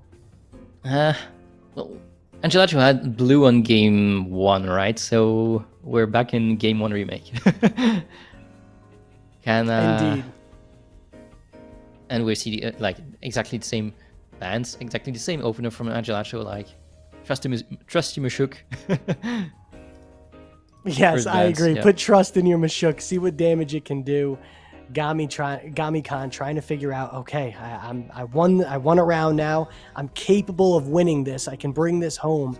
I just have to settle down and execute. Looking at his own Temtem, looking at Gazuma right now. Gazuma's done a lot for him. I would imagine he has to go with it again, but he doesn't. He leaves Ooh. 2-wire with Ocean. All right, interesting opener there. That's gonna put quite some pressure on the Mashuk there. But I mean, at least we saw something else. So Gamicon learned from his mistakes from game 1 and decided not doing the same. Yeah, Gamicon said, So- listen, if I'm going to win this, I'm winning it my way. Angelacho now trying to figure Are we out, okay, seeing- so he led Mashuk every time, I think, right, Lord? Mashuk has been there every single time. Yeah, it was Mashuk Saipat on both previous games, and now it's Mashuk Oshihara. So Angelacho really wants his water tem there. On I mean, with the 2-wire common factor here, that's quite some tsunami damage you can do here on turn 1. So pretty nice to pick the spread move there. Oh Does, yeah, like, I think now I think Angelacho it's can, like, possible to heli kick anticipate we don't see any Tsunami. swaps in turn 1 here, right, Laura? I think they're gonna swing pretty hard at each other right here in turn 1. Yeah, I mean, Angelacho has 2 spread moves, so that's always good when there's a neutralized common factor on the board. And then obviously you want to swap out, but I like Yeah, what second bands Gamicon's were- doing here. I like that Gazuma Gario pick. Angelacho bringing it in with Turok and And the Saipan, Goulder! I believe. What did Goulder? Let's go, gaming. GG, this is And one for Gamicon. giving the people what they want. He's bringing the Goulder. Of course, I mean, it wouldn't be Gami if we didn't see Gulder, right? Gulder brought him slowly but Goulder surely got him that here. far. So Gamicon said, "Listen, I'm if win or lose, Goulder is gonna do it with me." Here we go into round 3. What's turning out to be an absolute war between Angelacho and Gamicon. This has been a serious battle. Make no mistake. yeah, sure, yeah. I'm still laughing about that Gulder because did you know that a while ago there was a Gulder mount in the store, and it's actually a slower mount than on foot, and it's like unique. Anyway, back to this turn 1. I'm gonna lock There on we my go. own, and I'm gonna let That you explain this exists. turn 1. Yeah. Mashuk and Oshiara leading off with Angelacho's side. On the side of Gamicon, we have 2-wire and Oshiara and another Oshiara as well. 2-wires common factor procced off, bringing everybody down to the neutral damage here. And now both tamers trying to figure out, okay, it's round 3. This is it because winner moves on. What am I doing here?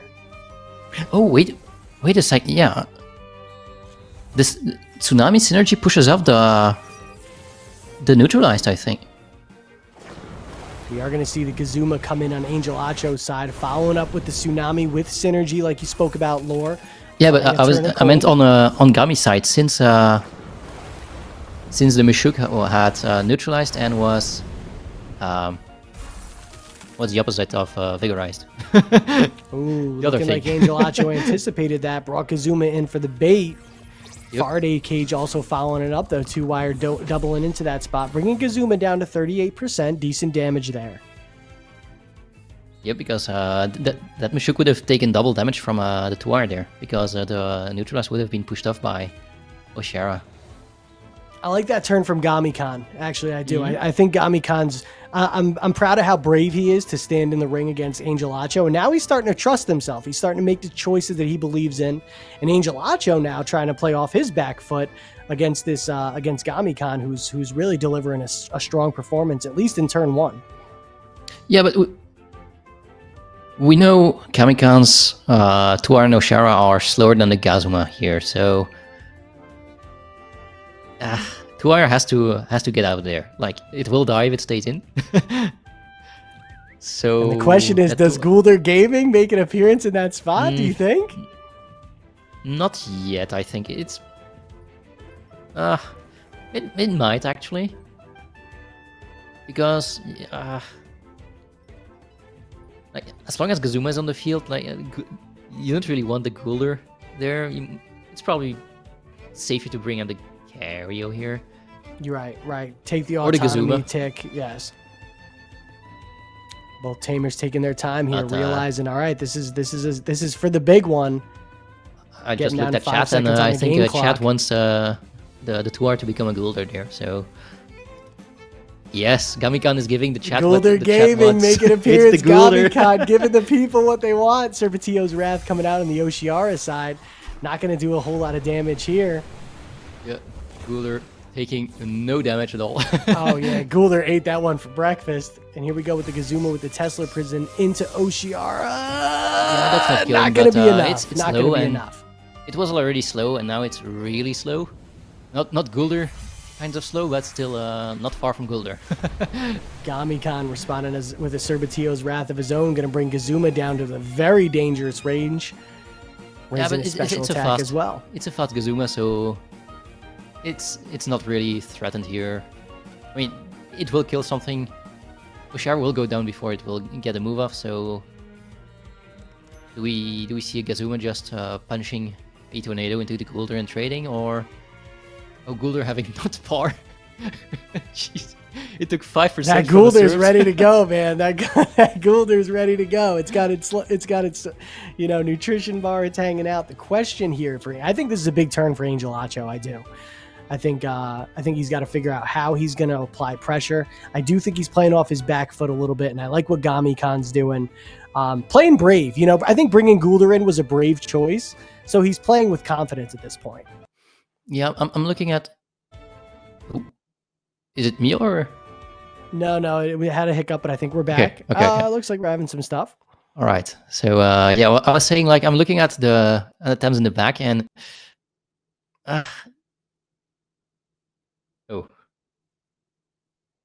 it's All all right, we're gonna head to the main screen. okay. here. Let me We're get- back on Let we're me get back see on what I podcast can do gaming. here. All right, hold on. Let me see if I can get a spectate going here. I can at least talk us through until the stream comes back online.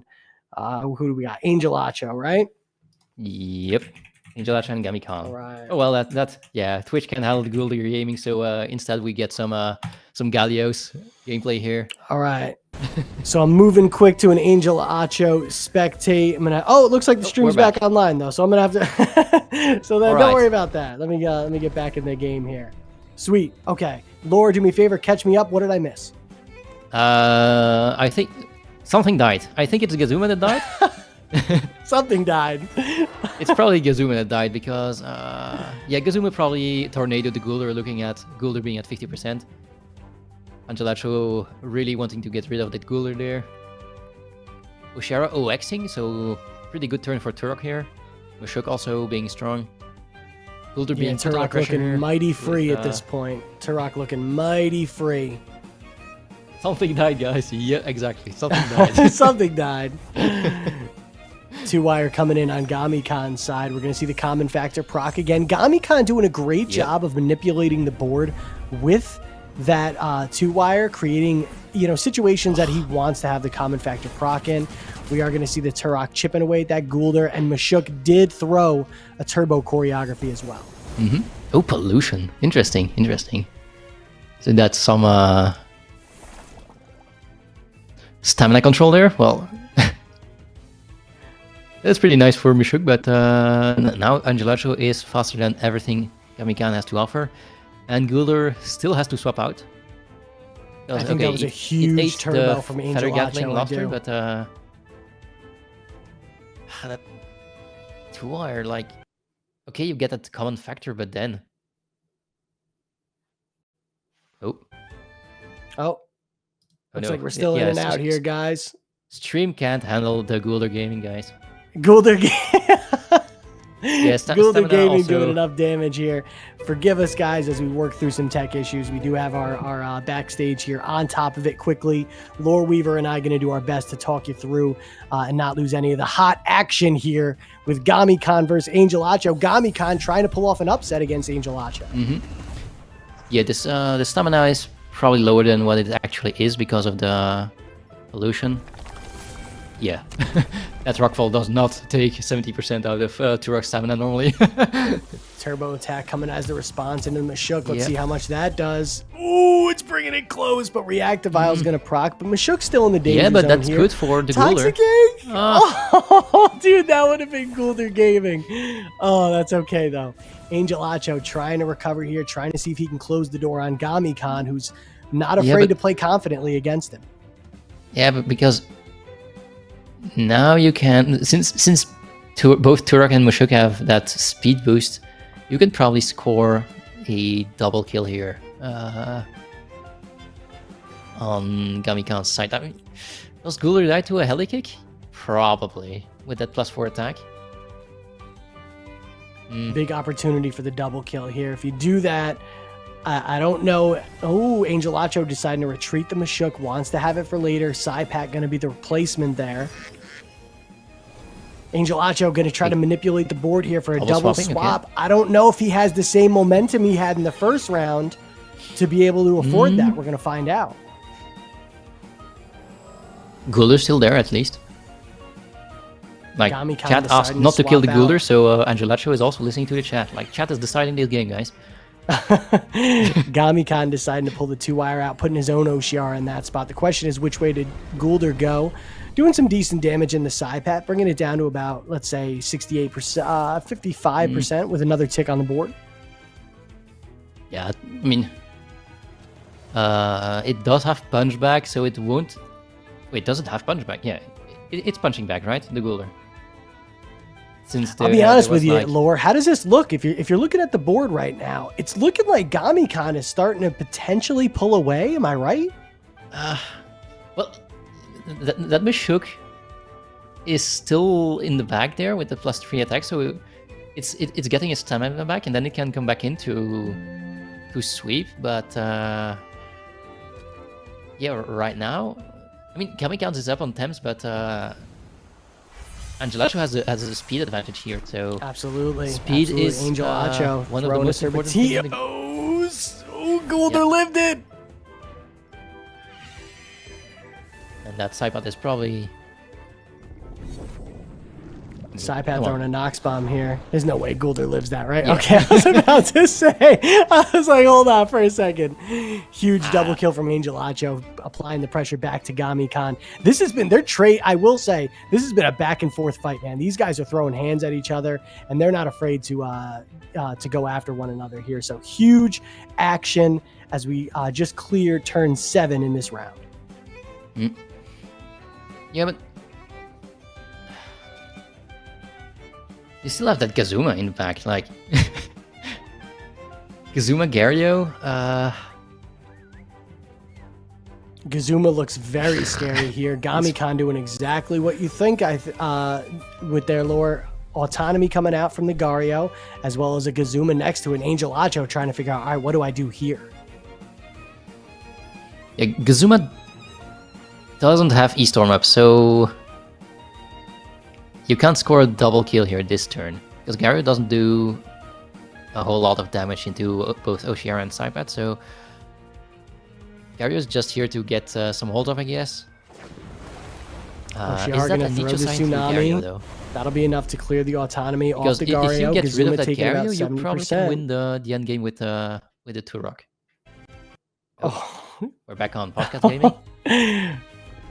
Nox bomb coming in from the side pad. I'm able to make out a little bit here, guys. Doing decent damage, bringing the Gazuma to about 34%. Tesla Prison going to be the response into the side pad. That That's going to be enough. Kazuma doing exactly what Gamicon needed it to do. Cold guys are going into the OCR, just knocking it down to likely kill range from another Tesla person for Kazuma. Does Mashuk one-shot the Gario? I don't think so. We do know that the Mashuk had one turn of tireless proc, right? So he is plus 2, I believe, Mashuk has right? plus 2. Like, okay, keeping. Angelacho trying to figure out, what do I do here? Game on the line. Does Turok have Rockfall up? I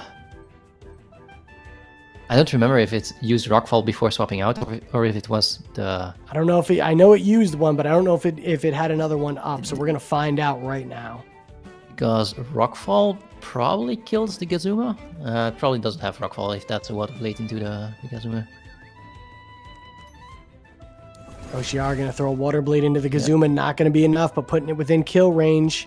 Yeah, Turok going to do a Soil Steam, following it up into the Kazuma. Kazuma's going to go away, which was a big, scary monster on Gamicon's side. The question is, how does he respond?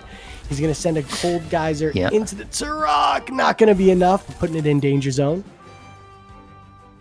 Yeah, but now you have the Tuar coming in, kind of working in favor of Angelacho here, because now you can Rockfall and Serbs to deal some spread damage. Right. And then you have Mashuk in the back, and Mashuk can just heli kick whatever remaining life is left. So I think Angelacho got this one.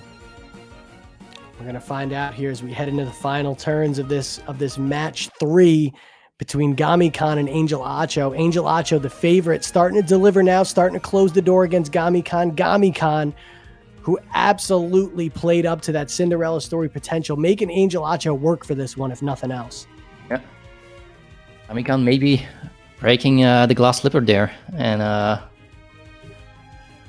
having to we did see put a bandage on his foot before. Everyone trying to figure out, here's the rock fall, like you said, bringing the 2-wire down in the danger zone. Gario going to about 76%. Serpentio's Wrath as the follow-up. Will it be enough? No. That's enough for the 2-wire. Gario. Yeah, that Gario is never living the Mashuk. And that's why speed is probably the most important stat in the game, guys.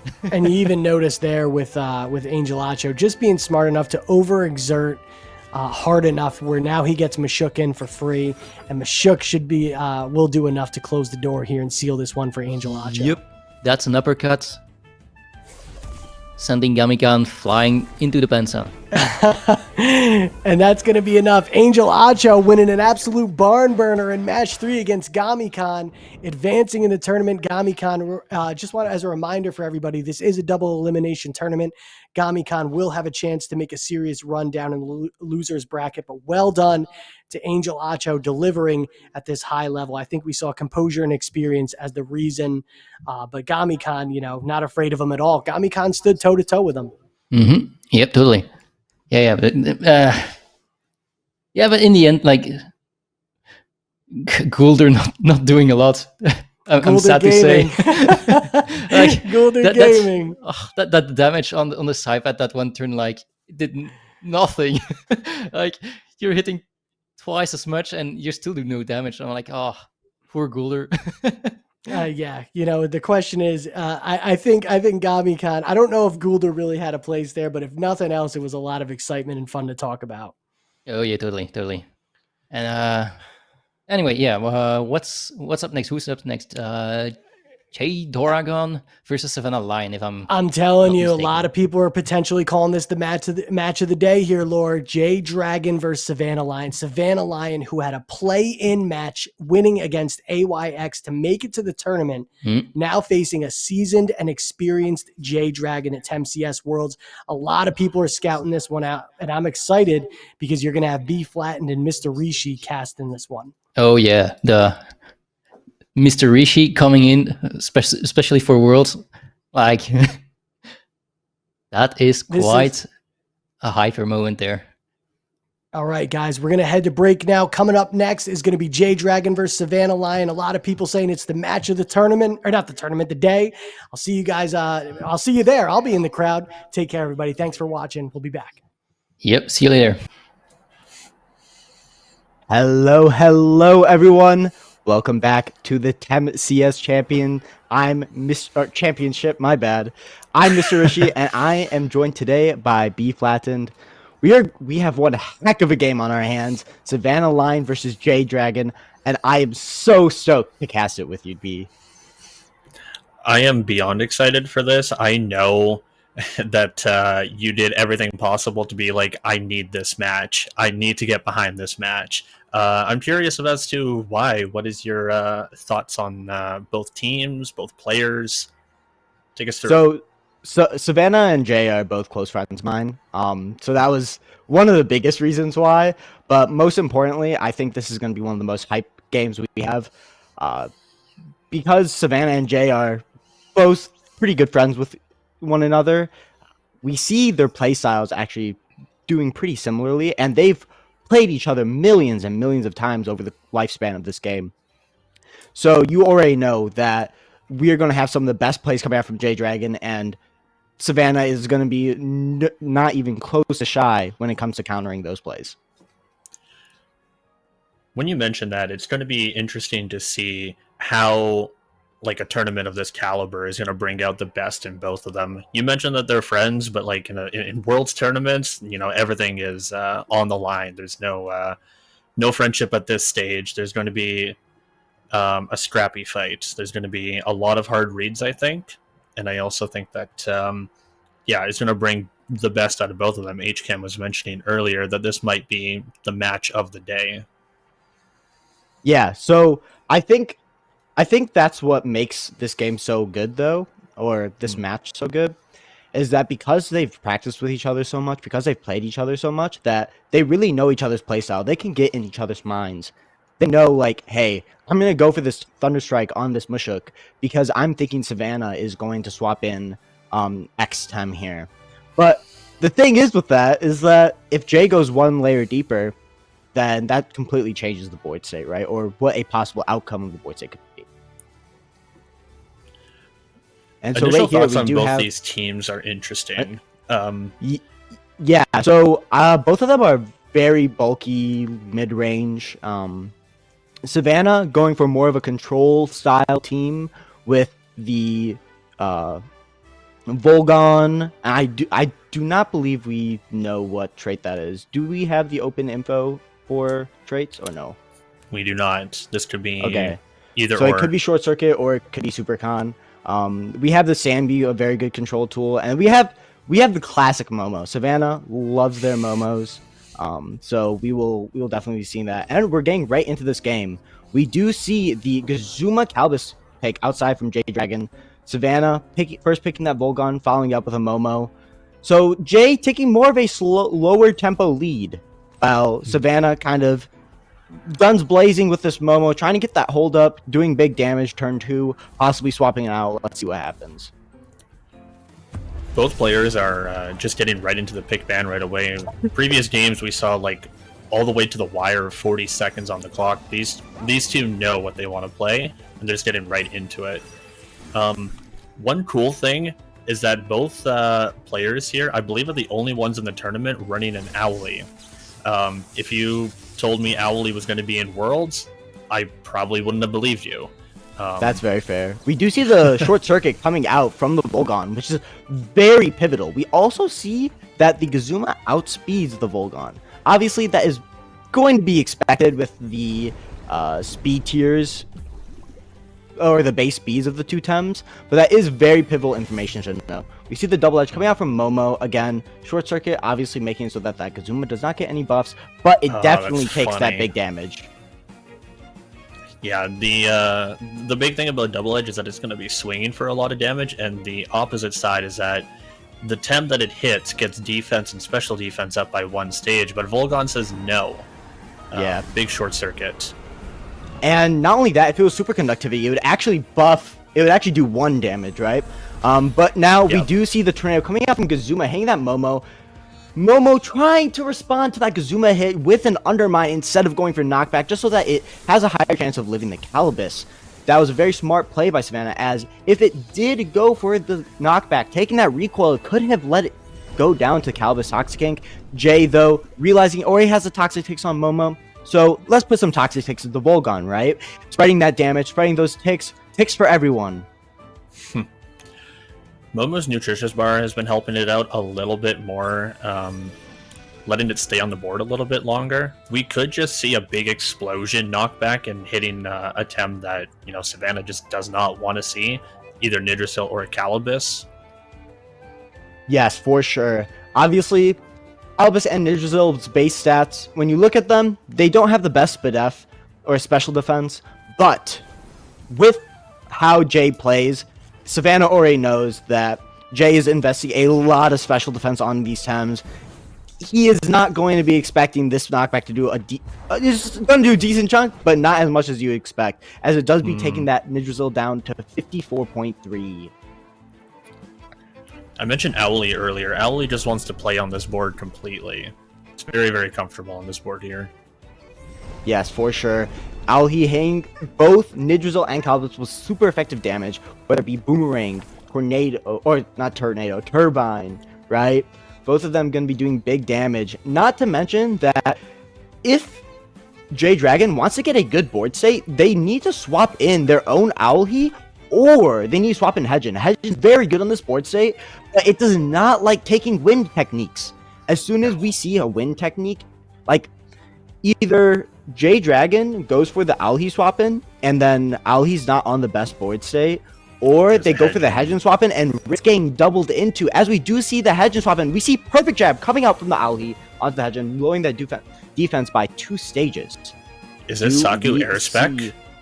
It might be. Do we see a wind technique coming out from it?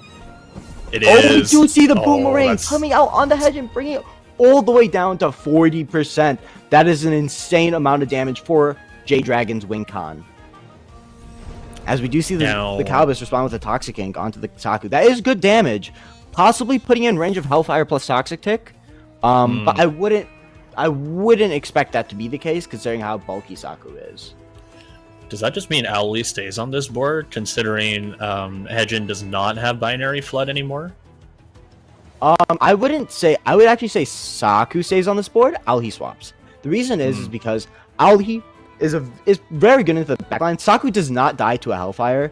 And once HKen goes down, once Saku goes down, HKen's game plan doesn't need anything else, right?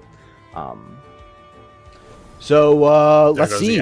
We'll see that we do see that Owly swapping out for that Gario as predicted. We see the autonomy proccing, standard trait for Gario. Hellfire coming out. Let's see what happens here. There is a play also where Saku goes for the Calibus hit, just so that Gario can hit the HKen and get max value. As we do just see the Boomerang going into the HKen. Yep. And we also see that Saku being on a very healthy amount of HP. Yeah, the Hellfire and Toxic Tick won't, but the Toxic Ink will put that into the Toxic Tick range to kill it off. This is disastrous. I didn't even see how low of stamina that Calibus was on, but seeing that Calibus drop down to below 0 stamina, overexerting, means that this Volgon is prime positioned to come out onto this board. Yeah, Volgon just kind of pins a Tem here, right? If the Nidrasil comes out, you can hit the Calibus, and if it swaps, it's the Owly. Or if it's the Owly, then you just get a free Boomerang, right? Yeah. Yeah, especially if they bring out the Nidrasil like they just did. Now a Boomerang plus Cold Geyser is so good into the Nidrasil spot. And Calibus is just kind of ignorable here, as Savannah hasn't really touched the Calibus at all. It's just kind of let Calibus do his own thing. Yeah. No, once Calibus gets low on stamina, Calibus' stamina stat, even though it is very low, even though it has very low stam moves, once it gets down to that low threshold, it's not going to be doing much. Especially against non-aggro teams, Calibus' usability becomes much lower.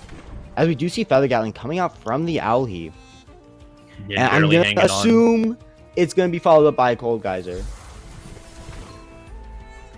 A-Spread actually hit for a good chunk of damage on both Tems here with the 3 ticks of poison. Rockfall. Yeah, no, that's going to be doing insane amount of damage. As we do see the Rockfall coming after the Gario. I'm surprised we saw Rockfall instead of Cold Geyser. Savannah may have not thought that Cold Geyser killed. I was pretty sure it would have killed with Floor Drum. But yeah, Savannah just making sure that they're able to get that chip. Calibus and Owly versus the world. Yeah, we're in a very, very bad board state for Savannah.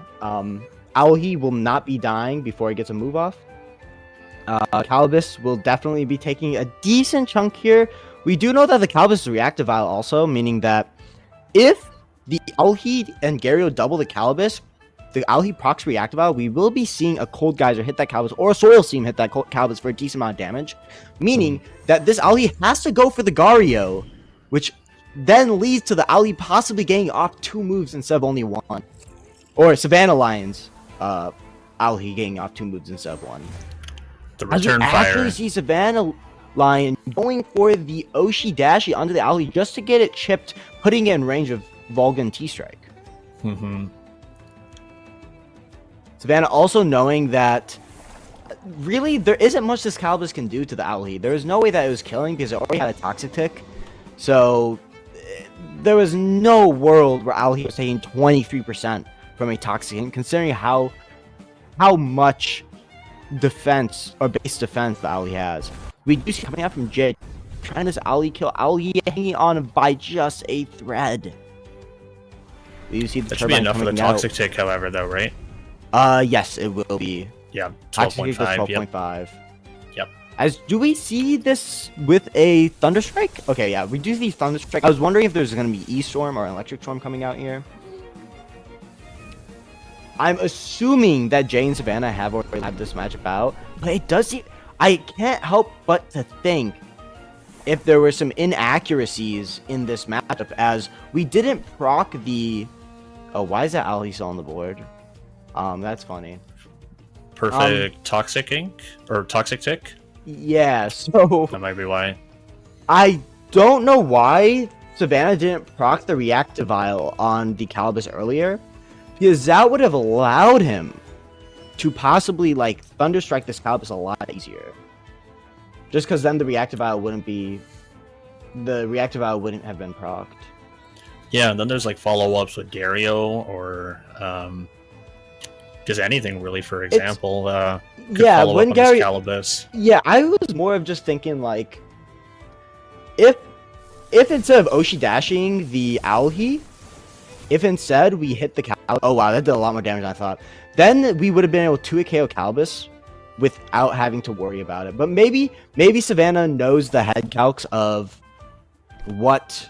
Or I'm guessing Savannah knows the head calcs of how much damage that Thunderstrike was doing to Owly, so they already knew. And Calibus kind of just solos here. It was ignored for the entirety of that match, but Calibus is the sole survivor. Uh-oh. Yeah, so... Yeah, no, it seems like Savannah's going to pick up that victory on the back of Calibus. I do feel like there were... I can't help to think that there were some inaccuracies there, because I do believe Savannah was in a very commanding position.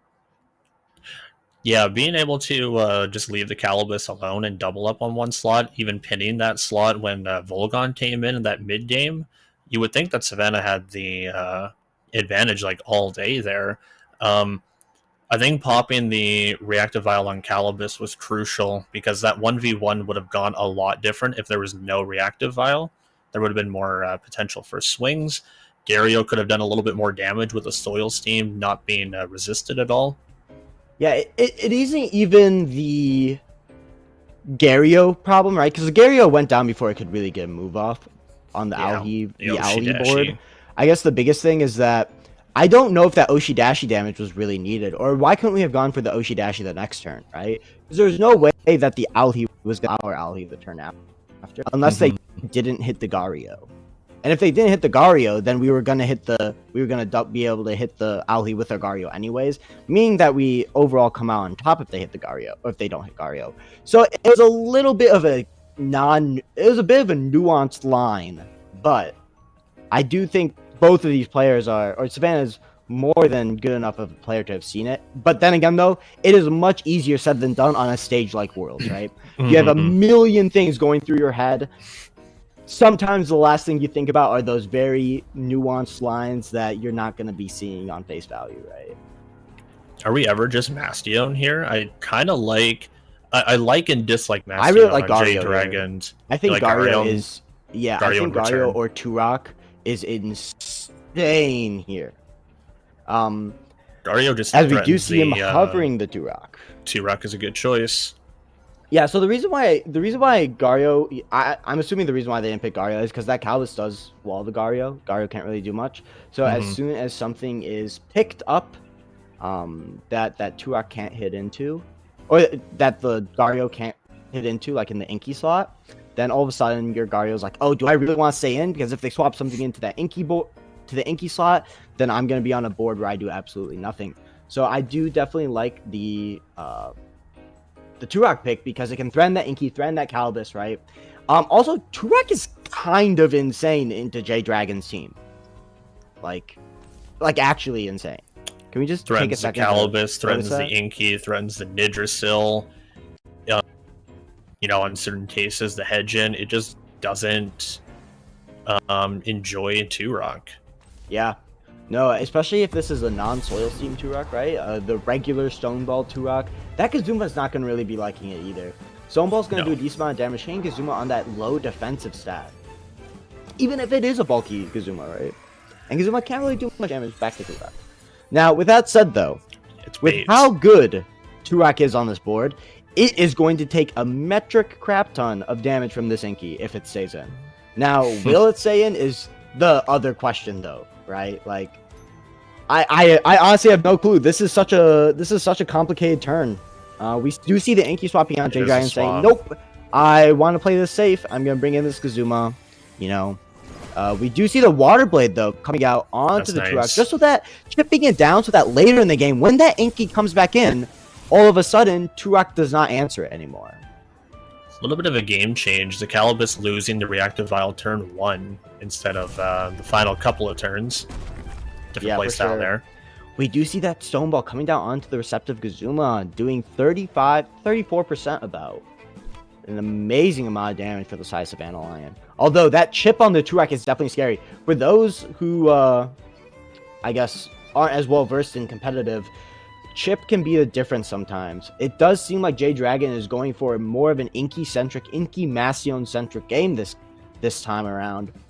Keeping those threats in the back, right? He's trying to chip the Turok, the Gario, the Volgon with his Calibus and Kazuma, just so that the Inky Nidrasil Mastion can really clean up at the back.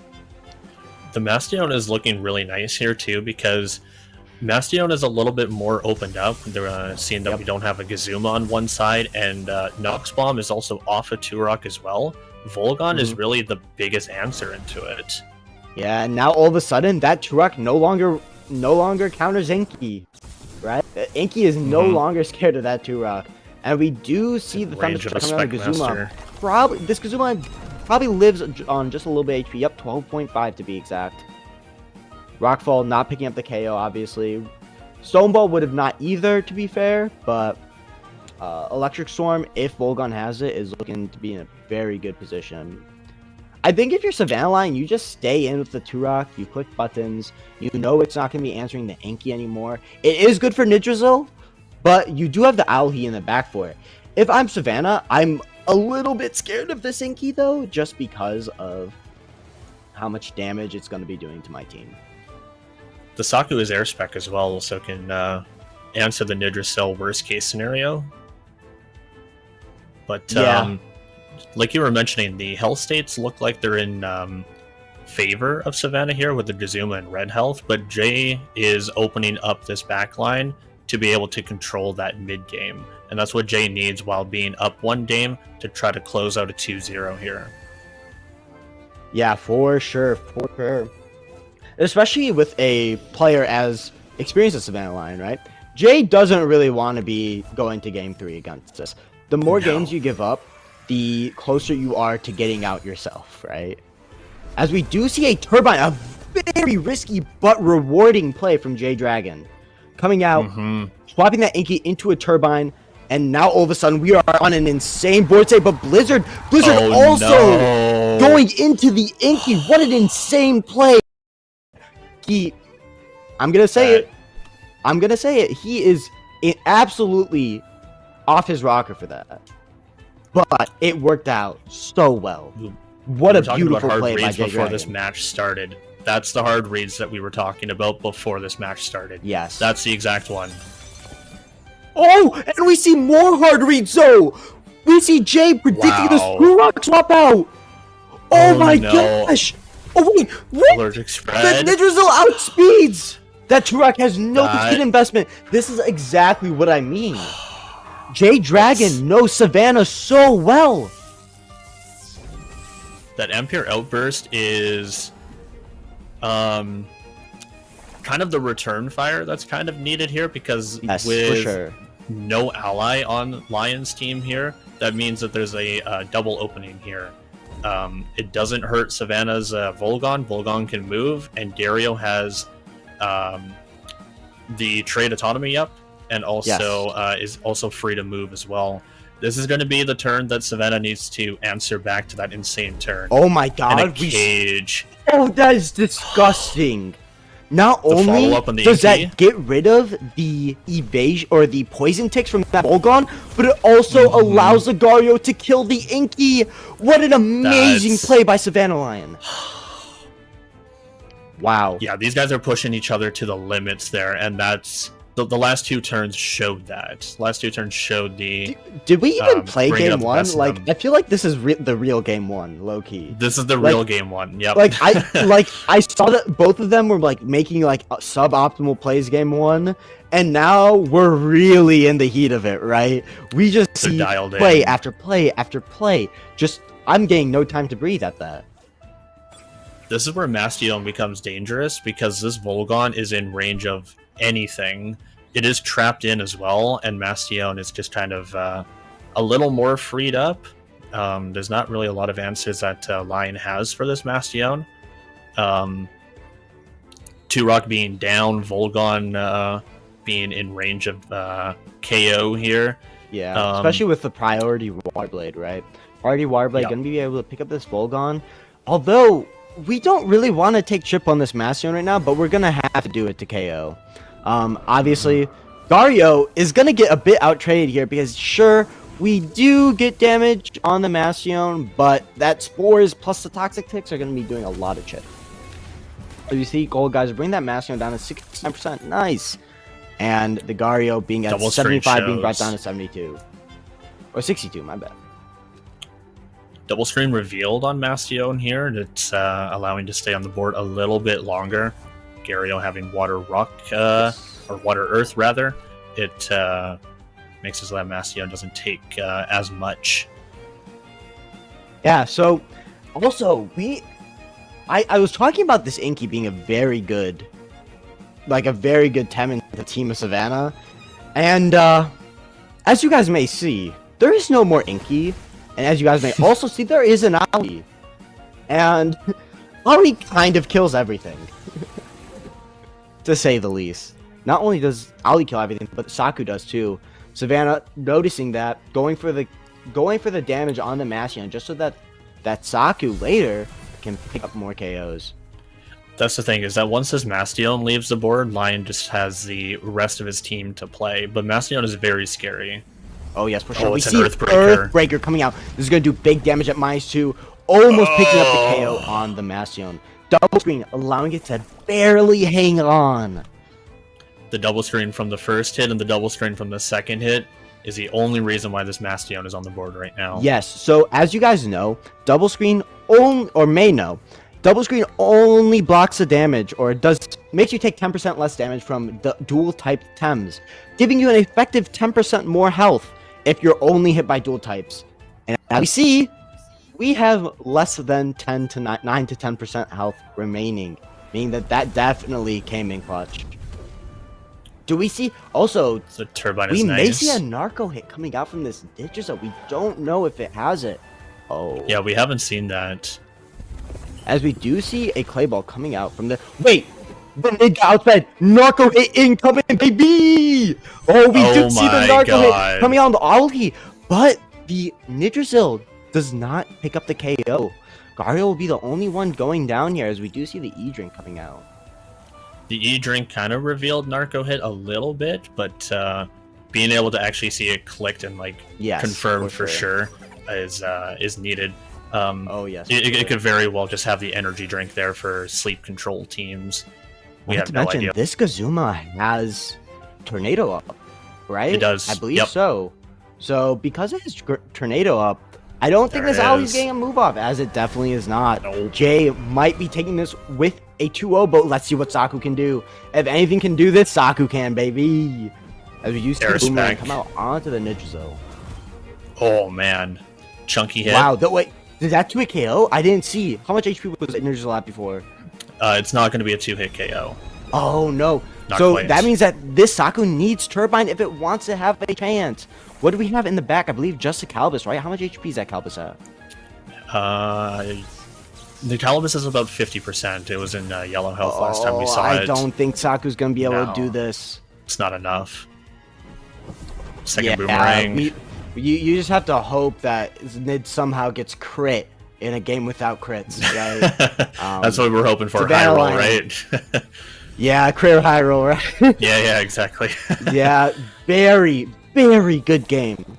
Amazingly played from both sides. I can see why you wanted to cast this game now. This game 2, to me, was the real game 1. I really wanted to see a game 3 because both of them were really down. Oh, I did too. Oh, I did too, but Jesus, that was such an amazing game.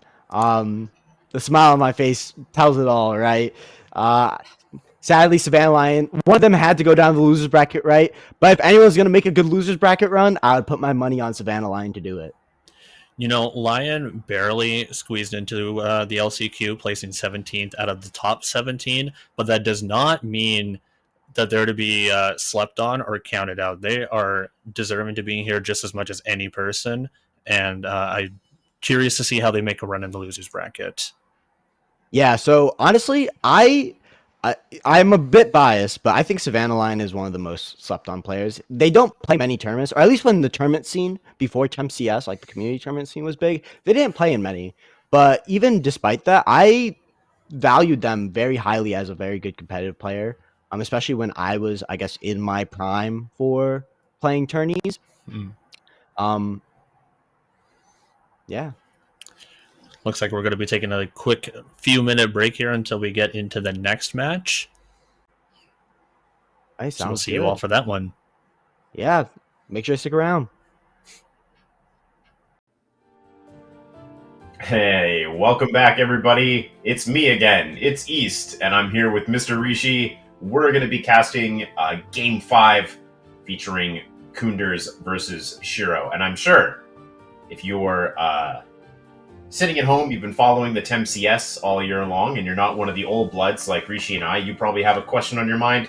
Who the heck is Shiro? Rishi, go ahead and fill us in. All right. Shiro, one of the absolute goats of Temtem, was very prevalent in the, I guess, Takma meta before in pre-release, and has been on and off in the scene.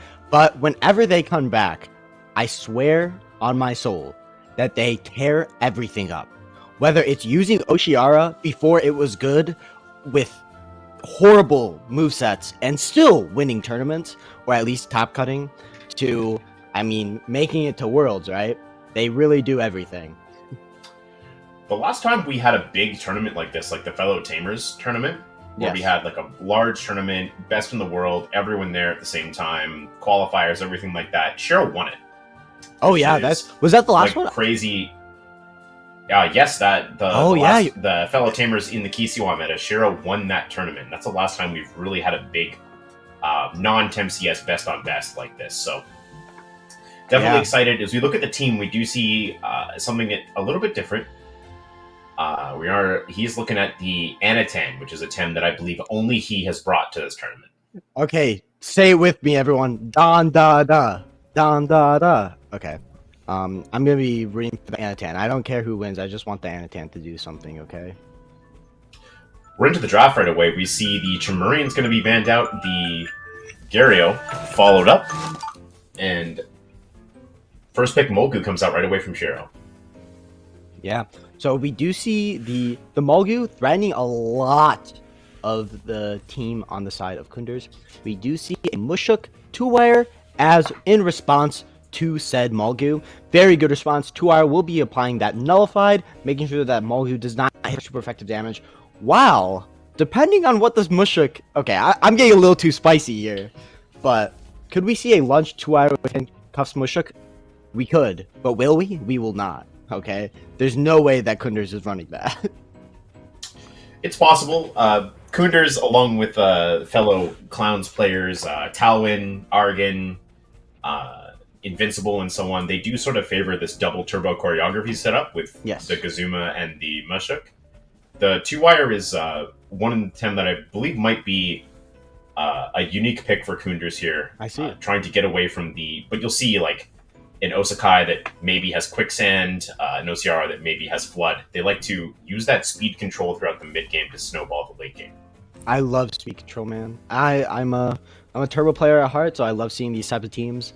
Especially speed control teams that don't revolve around Hypno. Hypno can be sometimes a little toxic, but we don't see any of that right now, right? So it just shows how good of a player Koenders is. Using a very hard archetype to manage, you have to really be planning out your whole game plan and kind of making sure that you can funnel each of your calculated moves into a central focal point that will allow you to win the game. Yeah, as we get started here, the main thing I think to follow throughout this match is going to be that Koenders let Shiro bring the Anatan in the back despite Shiro going for the ban onto Osakai. So there's no Earths to threaten Anatan. And we see the common factor come out right away. Yeah, we don't see any Earths to threaten Anatan, but we do see a Hazra and an Oshiara along with a Mushuk. Obviously, Oshiara could, it's like, if it gets set up, it could definitely do big damage to this Anatan. But there's also the flip side of that, right? If there's a +3 Anatan on that field, Oshiara is gonna die to a double in with pretty much any of Shiro's things that, or Tems that can be played next to that Anatan. See the big come in. It's going to go ahead and a perfect jab coming up into Garinder here. I think the 2-wire may follow this up. Yes, it's going to be the Faraday Cage. Garinder will not be toxic ticked, but it will take quite a bit defense, the lower of its 2 stats. In response, unresisted wastewater due to the neutralized status. That'll put a tick onto the 2-wire as well. Yeah, so very good plays coming out from the side of Koenders, trying to get that tempo, right? Noticing that, like, hey, this Molgu doesn't really do much on this board. Sure, it can get off a Faraday Cage, but it can only really toxic the 2-wire. And if it does toxic the 2-wire, what is the Garunder going to do into it, right? Both players have their big turn 1 support moves online. Mashuk can click Turbo Choreography, Pig can click Stonewall. Both of them are available and active. We see the refreshing Diabolo starting to tick down for the Pig as well. Koenders isn't going to want to let that Anatan get too many free buffs or free healing in the back unless he's got some sort of plan in place to deal with it. Yeah, my whole thing with Turbo Choreography, though, in this matchup is you already really outspeed everything, right? So if we do see Turbo Choreography clicked, it could be a bit of a questionable play from Koenders, so I doubt we'll see it happen. Because we do see the Yowler coming in. Yowler coming in, possibly eating a Stonewall from Pig. We just see Perfect Jab coming out from the Mushuk, though, trying to keep that tempo up, knowing that Shiro is trying to really buff up their Tems, and Koenders is like, no, we're not having it. As we see the turbo attack coming out on the Yowler, doing big damage, bringing it down to 52. Getting that +3, +1 on the Yowler, only bringing it up to +1 because it was at -2 before. Well, maybe a little bit low damage from Perfect Jab turbo attack into a Yowler there. Normally a -2 Yowler, you want it to get below half, but it's pretty close. We've got action right away, though. Another Perfect Jab into the Yowler, not giving Shiro any space here. Mashuk going to damage itself. Does the Pig carry any sort of wind move in the meantime? Faraday Cage onto the Yowler. Not enough to bring it down. What will the Pig do in response here? We could see Divine Inspiration. We just get Bamboozle, though, coming out on that Yowler. Yowler being brought down very, very low. If we don't see a Hibernate, this Yowler could be spelled. Doom could be spelled for this Yowler next turn. As we do see Savage Suplex going into the Mushuk, bringing it down to 62. You see that Yowler dropping down to 12.5. Another Poison Tick will do it. with just a... Oh, we do see the refreshing Diabolo off. Although that does seem like a bit of a target for it, as it's at -1 defense, while that Mushuk's at +2 attack. This is looking like the game is starting to get away from Shiro. Let's see what it can do to bring it back. Yeah, normally this isn't too bad for Shiro because he can, start to hibernate, start to buff up this Yowler. But Koenders has got Tireless Tems, he's got Toxic Ticks, he's not afraid to get going here. But we will see him double out. Gyarander OCR coming in, maybe expecting a swap play from Shiro. Yeah, let's see what Shiro does, because this is a very pivotal turn for him, right? He does just try to tap the Mashuk. The Boomerang well resisted by the thick skin on the Gyarander. What does Yowler do in response here? Will hibernate off some of the damage. Now, we do have to remember that this Yowler, even though it's at -1 defense, it does have +1 Spidef, I believe? Yes, +1 Spidef. Meaning that it will be able to take this OCR's hit pretty decently well. There's also a Garunder in the back that it might be able to deal with, or that might be able to come in on this board. My head calcs are a little bad as I haven't played this game in a hot second, but I don't know. This Garunder isn't going to be doing much else in this game, so maybe Shiro though is saving it for a sack rather than trying to bring it in on this board. It's nice to just have the continuous wastewater pressure onto the Gyarander, because one of the things Koenders can do here is now he can really start to scale Ociara up in a way that legitimately does threaten Anatan later. So Gyarander comes in to block the attack, but Koenders is going to take this free +1 onto the Ociara, thank you very much. Shiro can get a Stonewall off into Gyarander in response, but it's already dropped below 50%, and again, if he's only able to buff things that are lower in HP, it's not going to go very well for him, as the Div... Yes, for sure. Bringing some HP back on Gyarander, building up some stats. Now the Pig has to take a hit. Ooh, that was a big chunk being brought down to 44%. Not only is that in range of a Pulseful Sharp Rain, but it's also in range of a Paizo or maybe even a Wastewater with the Tick, but that's kind of pushing it. It was just overall a lot of damage for, I feel, Pig to take, whether that be a attack-invested Garunder or not very bulky of a Pig.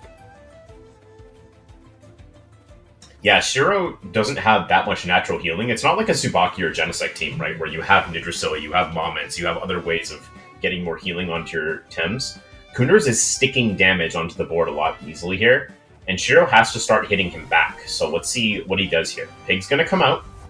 Anatan's coming into the water board. Dundada's in! Interesting. I think what happened here is that Shiro expected the OCR to swap out, or what the heck just happened? The 2-wire are going to give Anatan a stay of execution here against the water moves. I'm a Shiro fan. I'm #1 Shiro fan. If Shiro has a million fans, I am one of them, sort of thing. But there's no way they predicted that, right? Like, that just happened, right? It's not even necessarily very good for Shiro, right? Because now the Ociara is in front of the Anatan. You can still threaten it with the water moves, and the Gyarander took so much from the Tsunami because of the neutralized that now at -2 def, Turbo Attack will KO it, and it can't respond beforehand because the Piezo was also blocked, the Piezo did get used up. That's pretty big. And also, just to let you guys know, that Oshara would have not died to a Piezo, like, at all. It took less than 50% from that, which means this is a very bulky Oshara, as we see the Water Blade going on the Anatan, doing a decent amount of damage, being brought down to 37. Garunder obviously being taken out, completely demolished by that Turbo Attack. Anatan trying to get this Crystal Bite in. Let's see how much damage it does. I don't think it's going to be doing enough. Yeah, being brought down to 28. It was never killing there. As we kind of see Shiro being able to reset board state, though. So, I don't think Shiro's out of this yet, but it's looking very rough. Yeah, I really like this for Koenders, right? Like, that's the first of the turns where he has gotten a free turn in his turn economy, right? He's taken the Garunder, didn't get to attack. He's building +1 turns. His Ociara can now just, like, leave if he wants to. Hazrat looking pretty nice in the back here, right? And just get a little more stamina and Fake Beard up to rampage through the end game. Or if he wants, he can just hammer Shiro with Surbrath here, right? Like, it's up, it's ready to go. He's got 2-2Xs in front of him. He can just trade these 2 Tems in and just push damage into Shiro until he breaks, basically. Yes, for sure. Not only that, but once we see the see the OCR swap out, it's still a threat, right? And it's gonna have the Sabatios Wrath back up. We do see Pikabit coming in on this board, trying to gain some tempo back, but we do see the Sabatios Wrath coming out onto both the Antan and Pig. Pikabit is living. I don't know how much that does for Shiro, but it is living nonetheless. OCR is going to be overexerted, meaning that you can kind of take cover from the wrath of OCR for a little bit. Yowler coming back out. Being at that -1 defense is also really bad here. Azrat is going to be doing an insane amount of damage. Yeah, another turn where Shiro doesn't get to move on one of his slots, right? The Serbs taking the Anatan down. He gets one turn back because of the OCR overexertion. But now as OCR leaves... Honestly, I think... Hirunder come in. Sorry, you go. Yeah, I think if you're Shiro, you're just getting information here. You know that this game is over. You're going to want to try to, like, at least get some information on Koenders spreads. How bulky is each thing, right? Can I kill it with X attack? Can I kill it with 3 of XYZ, right? Because otherwise, there's no real point of you staying in the game right now. You kind of want to just, like, refresh your mental. Okay, let's see how much information I can get so that I can win game 2 and 3. Yeah, we do see the concede come out after that. Yeah, I do think there is a bit of a reset available for Shiro, but I think Koenders just absolutely, clinically showing how to use Tireless Mushuk to put early pressure on, kind of forcing... nice cat. Kind of forcing Shiro into a defensive posture here. Like, he tried to go for the Stonewall play on the Yowler, and Koenders was, like, immediately on top of him with, like, the perfect jab stuff. Didn't let him get anywhere close to set up on Yowler. And I think Shiro is kind of, like, punished in game 1 for that, like, early passivity. Like, not going not hitting back right away, like, going for, like, Yowler swap in, or, like, Stonewalls and stuff like that. Especially not giving him any room. Especially since Shiro's team definitely has the opportunities or the abilities to hit back like that. But the fact that they were so passive, I think you're 100% correct on that. Koenders' team is one of those teams where, like, yes, you can get to an unlosable game state against it, but it's going to be so hard because of how many buffing things that Koenders has. So no matter what you do, pretty much, you're always going to be getting hammered in. Yeah, we see the gym ban again as we start game number 2. So Koenders probably felt pretty good about the Gario ban last game, but he's going to go ahead and try something new here, going for the Pig instead. I wonder the reason on why he changed that. I guess the Pig was a little bit scary, I will admit, but I didn't feel like it was that big of a deal. It kind of just felt like a dead slot most of the games. I think what he might be scared of is he might be scared of the Pig using Bamboozle rather than Stonewall, right? Once this Pig starts using Bamboozle, all of a sudden, a lot of Koenders' game plan starts to deteriorate. Koender wants those double-ins, right? If you have to spend your P-Jab breaking a Bamboozle instead of actually lowering the defense of a Yowler, all of a sudden, you're doing a lot less damage over the course of the whole game. If I'm not mistaken, Koenders is playing Drill, is he not? On one of these stems. I think it might even be the 2-wire. Maybe I'm getting that mixed up from a previous game, Angelacho and Gami, but I'll be honest, I'm fairly certain he is running Drill, and if he is, and Shiro isn't aware, this could be a pretty tough turn 1 for this Gario. Yeah, I'm actually not sure, but that brings up a very important question. I believe he would have seen the Drill proc, though, right? Oh, he didn't have cause to use it against... No, I'm saying because, remember, the item Drill swap... Yeah, Drill reveals. That's why I'm fairly sure I saw it, right? But I could be misremembering. As we see Osakai banned out again. This time, Anatan actually second banned, so... That's very interesting. We'll have to see a different look from Shiro here. Especially since there's not much that the Anatan threatens on the team of Koenders. I guess they're just afraid of the Gario being able to take care of some of the key threats, or the Garunder being able to take care of the key threat of Oshara, just opening up the Anatan a bit. I'm very interested on a lot of interesting picks from the side of Koenders when it comes to this pick ban in the ban process. But Koenders is obviously a world-class player. I'm sure he knows something about his team that we do not. So it'll be very interesting to see how things shake up. Yeah, the combination of the triple toxic and I think it's either double or triple wind really make it very difficult for Shiro to bring stuff like Nidrasil to this game, right? Which, for sure. So we'll see if he's going to be able to get something out of this Gario. So let's pay attention to the gears here as we get started with game number 2 here. Common factor factor proccing, obviously. Autonomy proccing on the Gary. No drill. Nuts? No drill on the 2 Yeah, wires. so we do see reactive vial though. Gravel bag. So no drill is obviously very good for Shiro, because if there was drill, then this Gario would not be having a fun time. But with that said, I'm really interested about what Shiro thinks is the biggest threat to his team right now, right? Because that Mushuk putting in those P-jabs were demonstrous. Like, they were absolutely destructive against Shiro's team. But with that said, Shiro isn't taking as passive of a pick ban, it seems, this time. Meaning that he may not be as bad for them.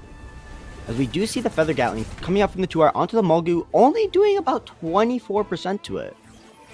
Faraday Cage, back the other way here. It's going to clip the Osiara. This is solid damage, about 65%. He's mostly just trying to catch a Soil Steam or a Cold Geyser here for the resist, and he does get it. So Osiara doesn't go down, and is at a reasonably healthy HP for this turn, where Surbrath can force a KO on Mulgu, right? So he's going to have to be careful about the reactive vial, but other than that, Osiara 2-wire should be able to get something going here.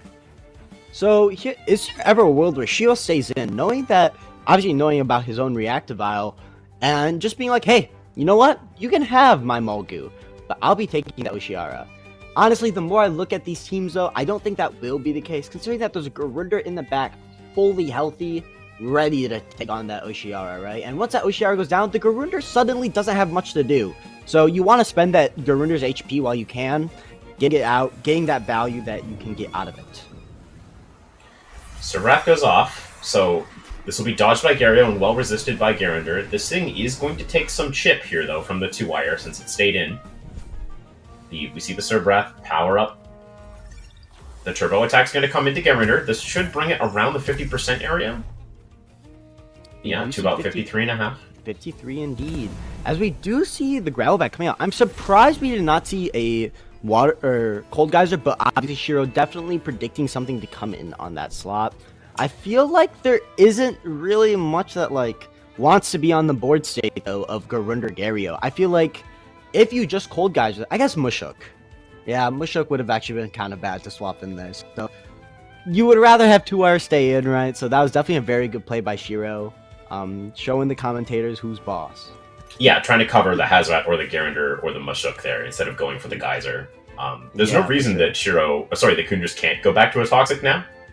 He's getting a ton, in a game that should not be very good for Osiara, he's getting a ton of free value here, though, just by, getting chip off, getting boosts up. Now he can target the Gario slot with a water move if he wants. The real question is, though, is that value discrete, right? Will it make a difference? We'll have to see. Because obviously that Garunder was meant to be there for the Osiara in the first place. And once the Osiara is down, the Garunder doesn't really have much to do. So the Garunder taking chip doesn't really matter much, I'd say. Yeah, the 41%. Now the big question is, how much does Koenders get out of taking Gario that low? So we see Synergy Earthbreaker. Gonna catch the Mushuk here. That's pretty nice. We see that C's coming out on it, too. Unfortunately for Shiro, fun fact, after the recent base damage buff to Earthbreaker, that's actually less damage than if he didn't have Synergy into the Mushuk. Of course, it would have dealt a lot more to the 2-wire, but the swap actually working out in Koenders' favor in that sense. For sure. I do think that chip, though, is going to go a long way, considering that Gary's so good into this team, so you definitely want to keep it, but the chip, every chip on Mushuk is so good, because it's such a bulky item that you're going to be killing it with over multiple hits, so taking off one hit, so let's say you have to kill it with 4 hits, making it only a 3-hit KO instead, much better. Yeah, Shiro has a lot more HP to work with this game, right? He isn't on the back foot as much. Mushuk can start getting this perfect jab thing going into the Yowler, but Shiro does have a lot more damage to be able to throw here. Oh, but the Mulgu is going to catch a Faraday. Ouch. not only is it more HP, but it's more effective HP, right? There have been a lot less perfect jabs getting thrown off this whole game. That Mulgu, though, it did not want to swap in that Faraday. Definitely predicting a double into the Yowler. But Koenders saying, no, that Garyo's kind of a threat for me. I want to chip it down. Yeah, this is a nice kind of mix-up turn for Shiro, where he does have a turbo attack that can kind of go into either side. I don't think Koenders really wants to stay in double here, but he can. Yes. The question is whether or not Mulgu will go down to 2 hits here. We see the turbine hit it. That's going to bring it pretty low, so Mashuk should be able to finish it off with helicopter kick here. Yes, if he's got it.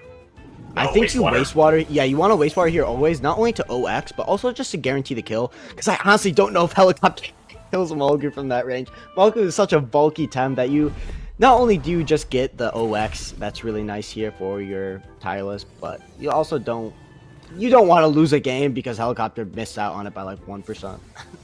Yeah, this is nice to kind of stop the snowball a little bit. This exhausted status is going to make sure that Mashuk it pays a huge HP price to be able to attack.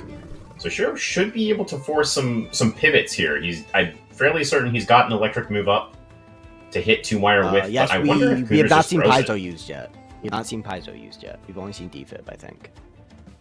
Ooh, I thought we saw Paizo into... Oh. No, that was last game. So Paizo could and be even if we did see used Paizo, here. that means the defib would be up, so... Yeah, definitely. So yeah, so I'd argue that Shiro...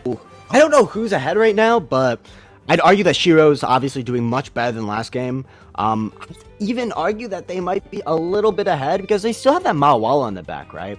If this 2-wire can go down at any time soon, Mawala can actually do a decent amount with Hypnotist, especially since Garunder does not have a turn 1 electric move, meaning that you have to play... If that Garunder doesn't ever get the hold up, it could be bad, because that Mawala might beat it 1v1. Yeah, Koenders swapping out the 2-wire. Doesn't want to play with fire, or in this case, electricity, with the Garunder available to deal with it. And then Shiro, does he see that and go for the Mawala pivot? He does. Oh my gosh, 2 wires Shiro. gone. In comes the Mawala. Obviously, we do see the mom's lunch blocking. We do see the mom's lunch blocking, so not getting the most value, but Shiro definitely taking advantage, saying, hey, I'm going to hit this 2-wire. If they swap out, I want to get a good Mawala board, right? This is going to be one of the best boards that Mawala is going to have throughout this whole game. And now they can't swap in the 2-wire, right? They swap in that 2-wire, it's kind of just going to be taking damage the turn after for no reason. Shiro has a really nice situation here with Hypnotist. We do see its E-Drink on Koenders' Garunder, though. So Shiro will bring in Gary to maybe threaten that. Yeah, this is an extremely good board save for the side of Shiro, right? Sure, we see the wastewater heat up, but that rat is going to sleep. We do see the Neo Seo coming on the rat, doing a decent chunk. Also bringing its defense down. We see beef up coming out from the Garunder. I don't know if I necessarily agree with that play, but again, Koenders definitely has the lines, right?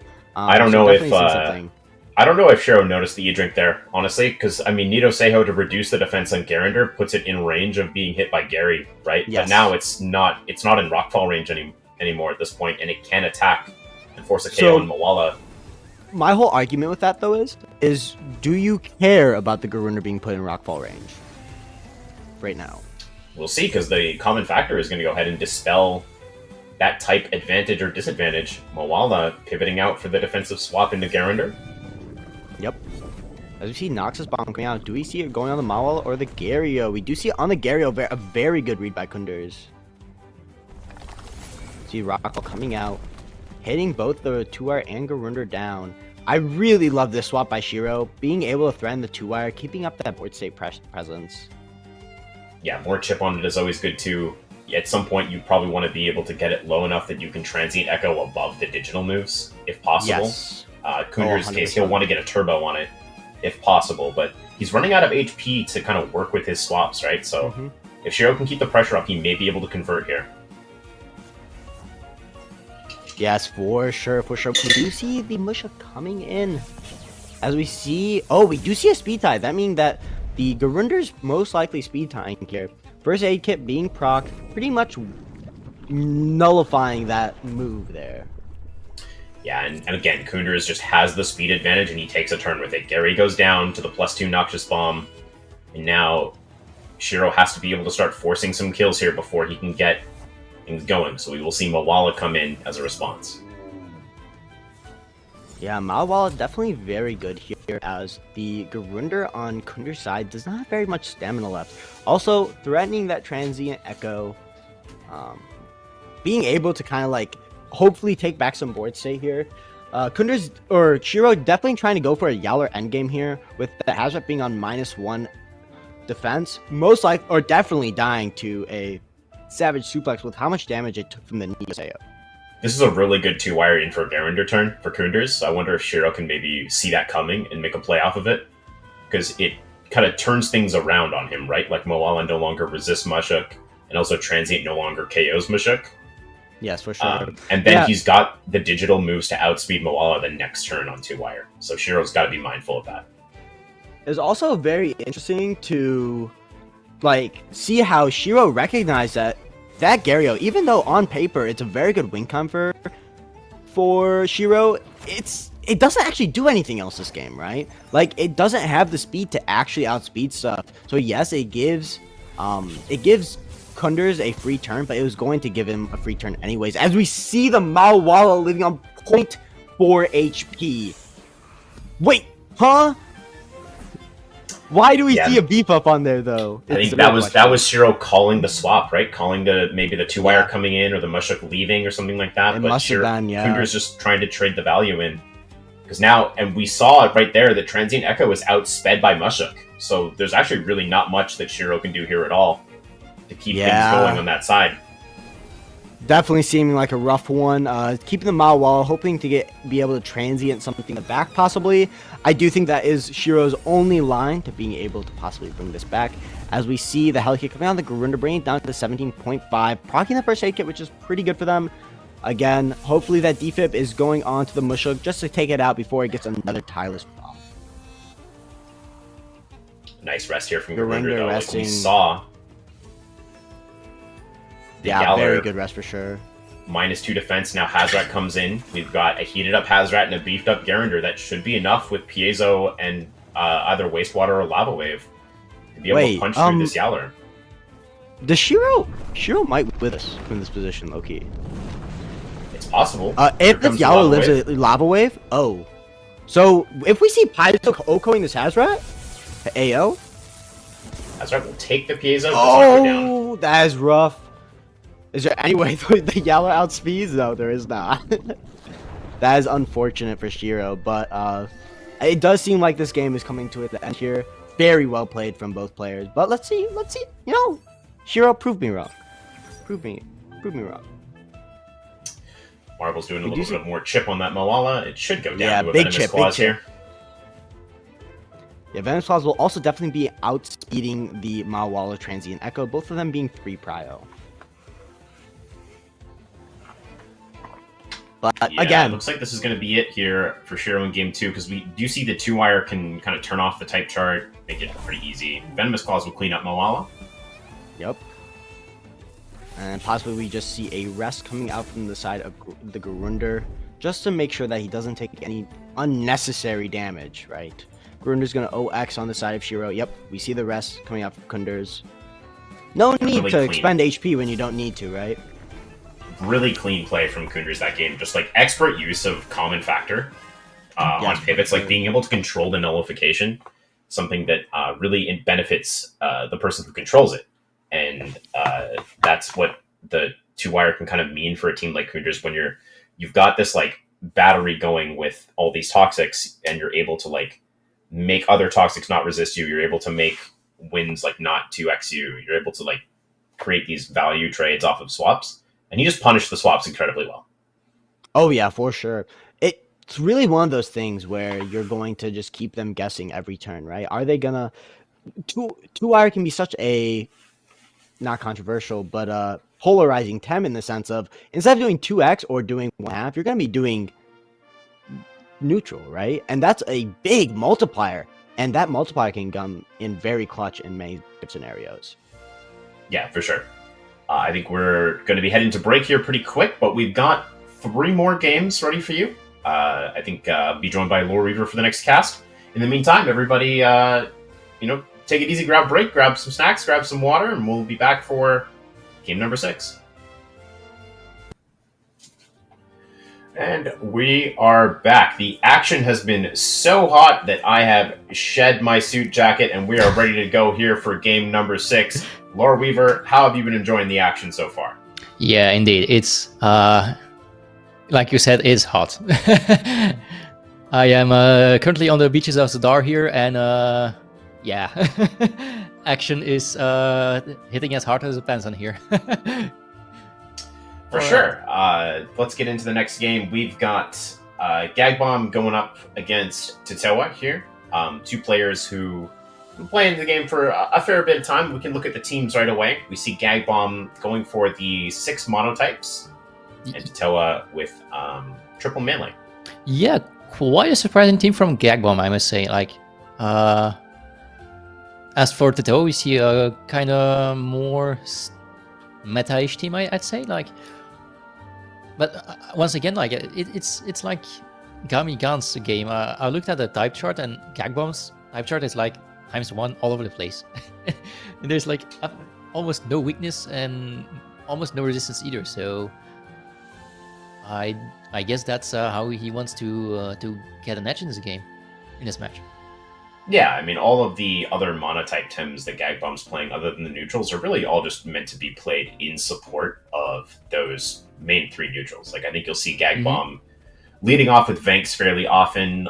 Also, Hedgen plus neutral, very, very powerful potential opener in play here. And the Hedgen's plan is basically just to get Generify and send Meditation into play to support the move flank, the Momo, and the Vanks while they kind of wreak havoc in the game. Everything else, you just don't want a lot of weaknesses when you're supporting neutral Tems, and you want to be able to help certain matchups that can create problems for you. So Voldemort and Guldur are going to be really good into Toxics, who are trying to use ticks to sort of leverage that advantage.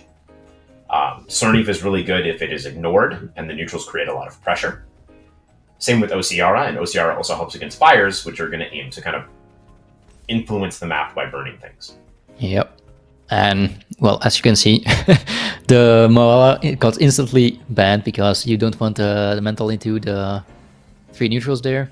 But then you get the Scaravolt, still pretty good in the non-neutrals. Momo still a solid ban. Hedgen obviously getting banned because you don't really want that into your 2-line. But, yeah, love the opener here from Tetoa. He's getting a lot of pressure out with Thunderstrike and either a Wrenching Massage or a Perfect Jab right away to take advantage in the game. We'll see if Gagbom's able to do anything about that. You know, he does have this Vanks opener. It's often really good at creating great turn 2 value. We'll see if he does that as we get into game 1 here. Yep. So, turn 1. Like you said, the Vanks can get some value off here. Is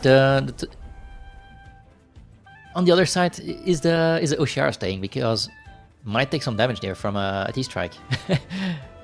So when you're playing this sort of team on Gagbom's side, it's really all about trading. It's creating favorable trades. So if his plan is to use AD shot to get a great second turn, then yeah, totally makes sense to pivot Ociara. We will see Guldur come in for it. And now he starts to work from here. Scarable, Thunderstrike, gonna hit the Guldur most likely, yes. Solid damage, this Guldur, perhaps not incredibly bulky, and the Scunch Wrenching Massage to follow. So Tetoa going just for huge damage, but Punch Bag Guldur is going to make that less of an issue if that is the trait it is. We see Brawny come up. We see Punch Bag as well. Yes, so not as much damage as you'd like to have seen. Still a respectable amount of damage but Scunch recently, well, just got buffed a week ago, so there we see the Scunch punches still doing quite some damage into what's probably quite a bulky Guldur with a punch back, so this was like 25%? Yeah, now this is where the game gets really interesting, because Scunch can't attack this turn, so there's no way for Tetoa to convert his early pressure into a KO. So Guldur can post up on the board here, it can throw Toxic Ink at Scarable, it can throw Toxic Ink at any of those swap-ins, and Gagbomb's free to just go for either another Strangle, or a Savage Suplex to follow up, or he can start pivoting into things that will give him a little bit larger of an advantage. Either Ociara back in to get more holds up, Move Flank to go for unnoticed, Voloren to start scaling special defense. He's got different options to kind of pursue the decision tree that he's created from using Adrenaline Shot to freeze the Skunch on turn 1 here. Yeah, it's Scarab. Well, there we go. We see Scarab. I was about to say the Scarab is probably swapping out because you kind of need it for the Oshara Valorant in the end. And on the board right here, it was less valuable. So there we see the 2-1 coming in. Fang is getting... But you can see right away, Gagbom taking advantage of the momentum he's created, though, right? This Skunch takes the head ram from the beefed up attack, and now it's not entirely clear that Skunch can survive Ninja Jutsu from this same Venk, so Gagbom can start to play around that now. Tuveen is in, so he's going to have to be careful about how he plays around the Guldur being weak to wind. But we could see a Move Flank come in here. Anything that he brings in is going to kind of have some defensive cover of its own. Just with the amount of urgency that Gagbom has created for Tetoa to get rid of this Venks, because a +2 attack Venks hammering you turn after turn after turn is going to be a problem. Gagbom swaps it out, though, this time, going to try and conserve it for future turns. Yeah, and the Guldur staying in, though. I was about to say that Guldur might not want to eat a Feather Gatling or a Turbine, but nope. We're seeing Valorant taking solid damage there from the Skunch. Is that a double in the Skunch, or is that into the Guldur? You see the CPG come out, so it does look like Tetoa was targeting the Volorend, or sorry, the Venks on both slots there. The Toxic Ink going to go ahead and push that Skunch a little bit lower down, but you can see Gagbom backs off of that early momentum swing and gets punished for it really hard. Volorend takes a ton of damage.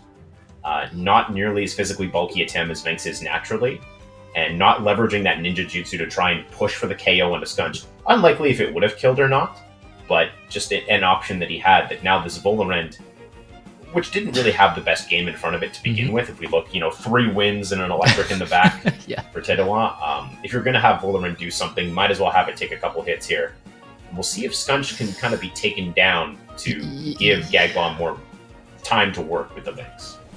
Yeah, because what's the Valorant remaining job? I would see it Venomous Claws into the Peck. Peck from the 2-1, okay. I wasn't expecting that. That one's for you. That one's for you, Light Cube. The Harmful Lick going into Tuveen. It's going to go ahead and take 19% from the Lick. And a little bit of value there for the Guldur. I like the Peck. It's just a very safe way to make sure you outspeed the Volorend if it had Venomous Claws or something like that. Gazuma's Diabolo is now active. And Venks coming in. This is a very nice sort of setup for Gagbom in which he can just continuously push damage with the head ram going into the slot that is not this Tuveen or not the Gazuma. He kind of doesn't want Gazuma to get this Diabolo value, but there are a lot of low HP Tems on Tetoa's side that you can go for there. Yeah, I mean, it's gonna be pretty hard. Oh, that's one way of that you can deal with the Gazuma not taking advantage of the Diablo, of course, is if next turn you double in on the slot. But Gagbom is making offensive swaps here, and that's kind of ruining the tempo game a little bit here. Savage Suplex at +2 into Gazu. Ooh. And the E-Storm is nice because it does cover the unnoticed on the move flank, so there won't be any speed boost onto this flank, which creates an interesting speed situation. Tuveen is starting to run out of stamina. The Gazuma is definitely threatened by a Goring, though. Yeah, I was about to ask if it was in Goring range. It probably is in Goring range, right? It's in Ninja range, for sure. Oh yeah, we still have that Ninja on things, yep. True. And yeah, Moonflank also having that War Drum, yep, means that Gazuma is in for a lot of pain if it stays in. But do you have anything that wants to take a hit in the back? On which side? I mean, neither side really wants to get hit by anything here. It's all about managing your swaps properly so you don't lose momentum. That's kind of like where we're at right now. Like, if this Tornado can outspeed on the Gazu and get more chip into Vanks or Mooflank, then Gagbom really starts to, like, run out of pace, right? Like, he's running out of HP to sort of get things going. He does have Ociara available in the back to do some really strong sweeping plays, but he's got to make sure that the Electrics sort of get out of the way first, and it's unclear if he's going to be able to pick up the KO on Scarebolt he doesn't get boosts off an OCR at first. So he's got to kind of clear the board a little bit before he can try and go for the sweep. But tetoa has saved his ninja jutsu on Skunch. He's got options on both Tuveen and Tulkin to go for priority damage into OCR. But let's see what happens here. Yep. Gets the goring. Godzilla goes down. Yeah. And gets outsped also, so no tornado there, so CPG. That's probably a head ram for the Vangs then. Yeah, either a head ram or a strangle. We will see head ram. Tuveen decent. not overexerting, but in a pretty tough spot. A lot of the times when you play neutrals, you want to do something called islanding, which is basically where you take a Tem that doesn't have a great matchup into you. In this case, it's the Tuveen. And instead of focusing it, you just put it on an island. And you let it run out of stamina. So now tetoa has to give gagbom a turn, one way or the other. Whether it's swapping out the Tuveen or staying in and resting, he has to take a turn where he's not attacking gagbom. And now, at this point, the move flank can go for an unnoticed proc if it's not attacked. The Vanks can pick up another KO. He still saved the ninja jutsu and could try to go for it over the Skunch if the Skunch goes for, no ninja of its own. Definitely a possibility as well. Yeah, because I don't really see the Skunch clicking something else as ninja jutsu here, because, like you said, like the Vanks has its own ninja, and depends on the speed, I guess, because goring was used. So yeah, there's the ninja jutsu, the Vanks. Oh, almost killing it though. 45%. Yeah, just hanging on there. I'm curious if did tetoa burn the turn on Tuveen to try and get the KO here? He did. He went for the pry-out. That's a nice pickup by him. Smart play. Vanks is going to go down. What did the move for? Bestial Charge would be a really Bestial good counter here from Gagbom. We do see it. Yep. Tuveen being overexerted, with almost no life left means perfect for Gagbom, because won't now really be also, now possibly Cervaceous Wrath is going to pick up either a 2x on the swap in, or it's just going to straight wipe out the Tuveen. So Gagbom essentially has set himself up for an OCR sweep now. Yeah, because that's Caravalt. Even if it can take 1 hit, 2 hits, 3 is a little bit of a stretch there. Tetoa's play, I think, primarily just comes down to go for Scaravolt and then swap in Heater, right? Like, he has to hope that with the help of Heater, Scaravolt can maybe live and deal damage back to OCR on move flank, but it might just not be enough. You see Scaravolt come in? Yeah. Alright, so we can just sit, the bird just sitting there, and then we have the Scaravolt. That's probably gonna be a T-strike into the Yoshara, and hope you live to get an E-Storm off next turn. It is really. I imagine Gagbom is quite bulky in the Osiara, given the nature of the team and how it functions. He doesn't want to be too fast and too frail here, but tetoa is just going to stay in. So this Held Anger is going to absolutely mollywop this Scarab. Big damage, going to 41%. Scarab should be able to get an attack off here if it survives Cervaceous, but I think the difference here is that Gagbom will survive on the Osiara, and that can create some really difficult situations here if it doesn't go down. So this is where what it all comes down to. Can the T-Strike or the E-Storm pick up a kill here? It's going to be T-Strike. Osiara. No, it does not go down. That's a fat Water Blade coming into Tulkin next turn. Yeah, that's nothing that I can outspeed that, I believe. So Scarvel going down, and then it's Tulkin against Moofling and Cooler. I mean, I would imagine that the Osiara is going to Water Blade. They'll probably just double the Tulkin at this point, right? Yeah, I was about to say, like... other way, goes for the Goring on Scarable. Secures the KO. Osiara not clicking Water Blade there? Or Moofling just outspeeding? Okay, no, Moofling outspeeding. It has the unnoticed proc, right? So it's quite fast. And the Water Blade, this is well played by Gagbom. That just cleans it up because Tulkin priority can't get over top of Moofling priority after another unnoticed proc here, and Tulkin just has no spread moves, so something's going to be able to hit it this turn, and then it's just over at that point, right?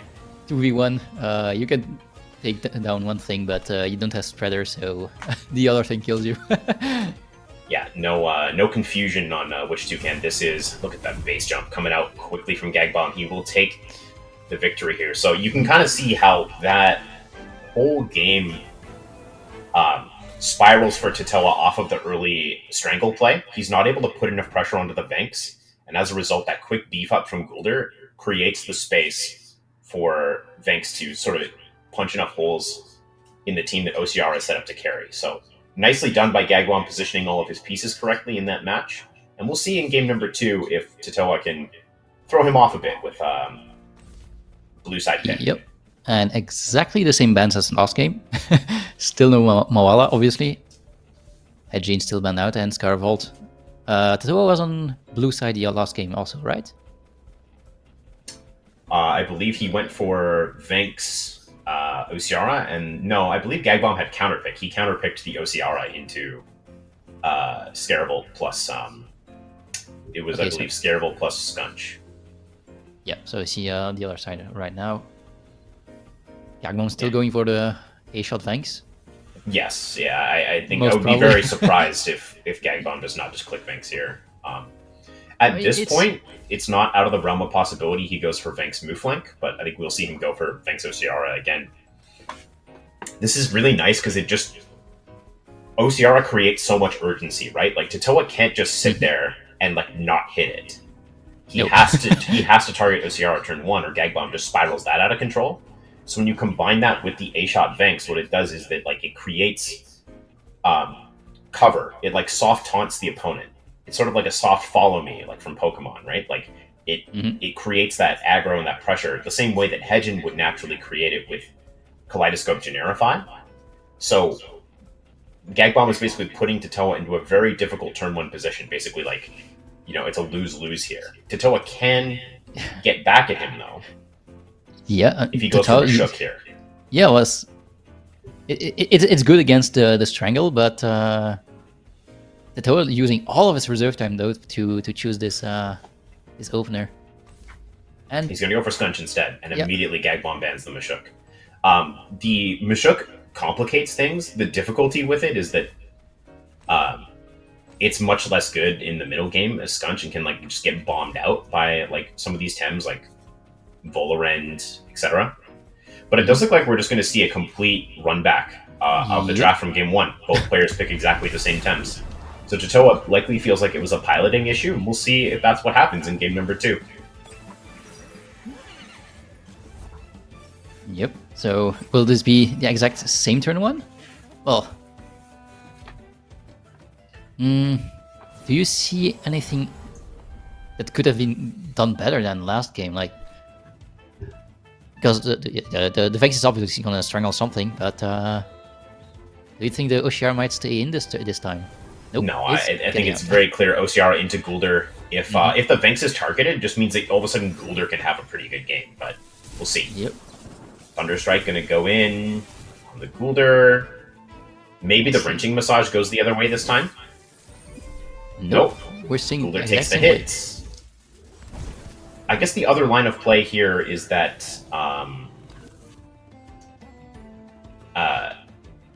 Tetoa could simply stay in on Scaravolt and just continue to target the Gulder. But we'll see the Strangle, immediately onto the Scunch, and the Adrenaline Shot picked up, and that's a free beef up onto the Vanks. Tetoa may be wanting to save the Scaravolt here, but maybe just wants to go for an E-Storm for a little bit more tempo advantage. Just keep these Tems on the board and just focus down the Vanks early on. Definitely a possibility. Yeah, because if you E-Storm this turn, then next turn you can kill the Gulder, and Vanks still take some damage from a Scunch and the E-Storm. So yeah, I don't think swapping out, like last game we saw Tetoa swapping out, made him lose tempo, so might just stay in this time and just hit stuff, because okay, he might take a Toxic Ink and a Headram, but I think it's kind of more valuable for him to trade HP, because else it's just gonna go exactly the same as last game. There's also no guarantee that the beef up happens. We might just see Gagbom go for Toxic Ink, right? Maybe feeling like he doesn't need the extra damage. Tuvin's going to come in for Scunch. He's not going to leave Scunch in this time. E-Storm going to give her a lot more chip. The Goulder dropping low enough that it should just go down here to any wind move. We will see the beef up into the Vinks. See if we see Headram again. It will be Headram.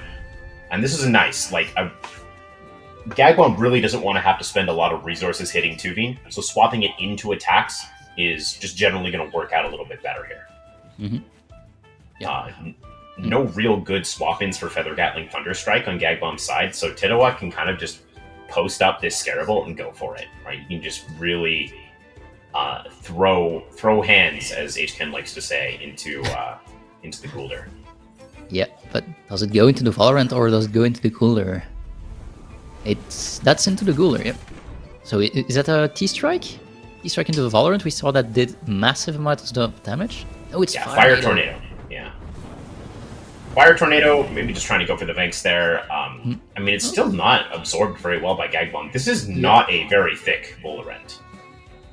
It is taking a lot of damage, even from special attacks, so that would indicate that its offenses are pretty high up. Oshara comes in from the back. This thing will absolutely have access to Cervatio's Wrath now. Yeah, but can the Valorant be aerobic and not anaerobic? We're about to find out as Cervatio's Wrath gets clicked up here. Big damage into both slots. Scarable should drop pretty low from this. Yeah, we see it go to 21.4. Tuvin taking a lot of damage. This is nice for Tetoa. Noxious Bomb back the other way. No, Scarable's still holding on. And it's anaerobic. But it's not a bulky anaerobic, apparently. Yeah, that anaerobic proc may be exactly what it needs to survive this. It is. Ooh, it ended up being the difference. Volorend is going to hang on here. Yeah, Scarable going down for its sins. But that's a pretty happy Scarable. Like, it got its job done. The two Tems that are weak to it, it hit with its moves, right? And now it's just Vinks and Mooflank left with a ton of Tems on the board still for Tetoa. And we know that this Volorend, there's nothing it can do unless it swaps out, because it's going to be going down to Peck. Indeed. Yes. Second time in a row that Gagbom isn't going to get a move off on this Vola because of Peck. Yep, back value.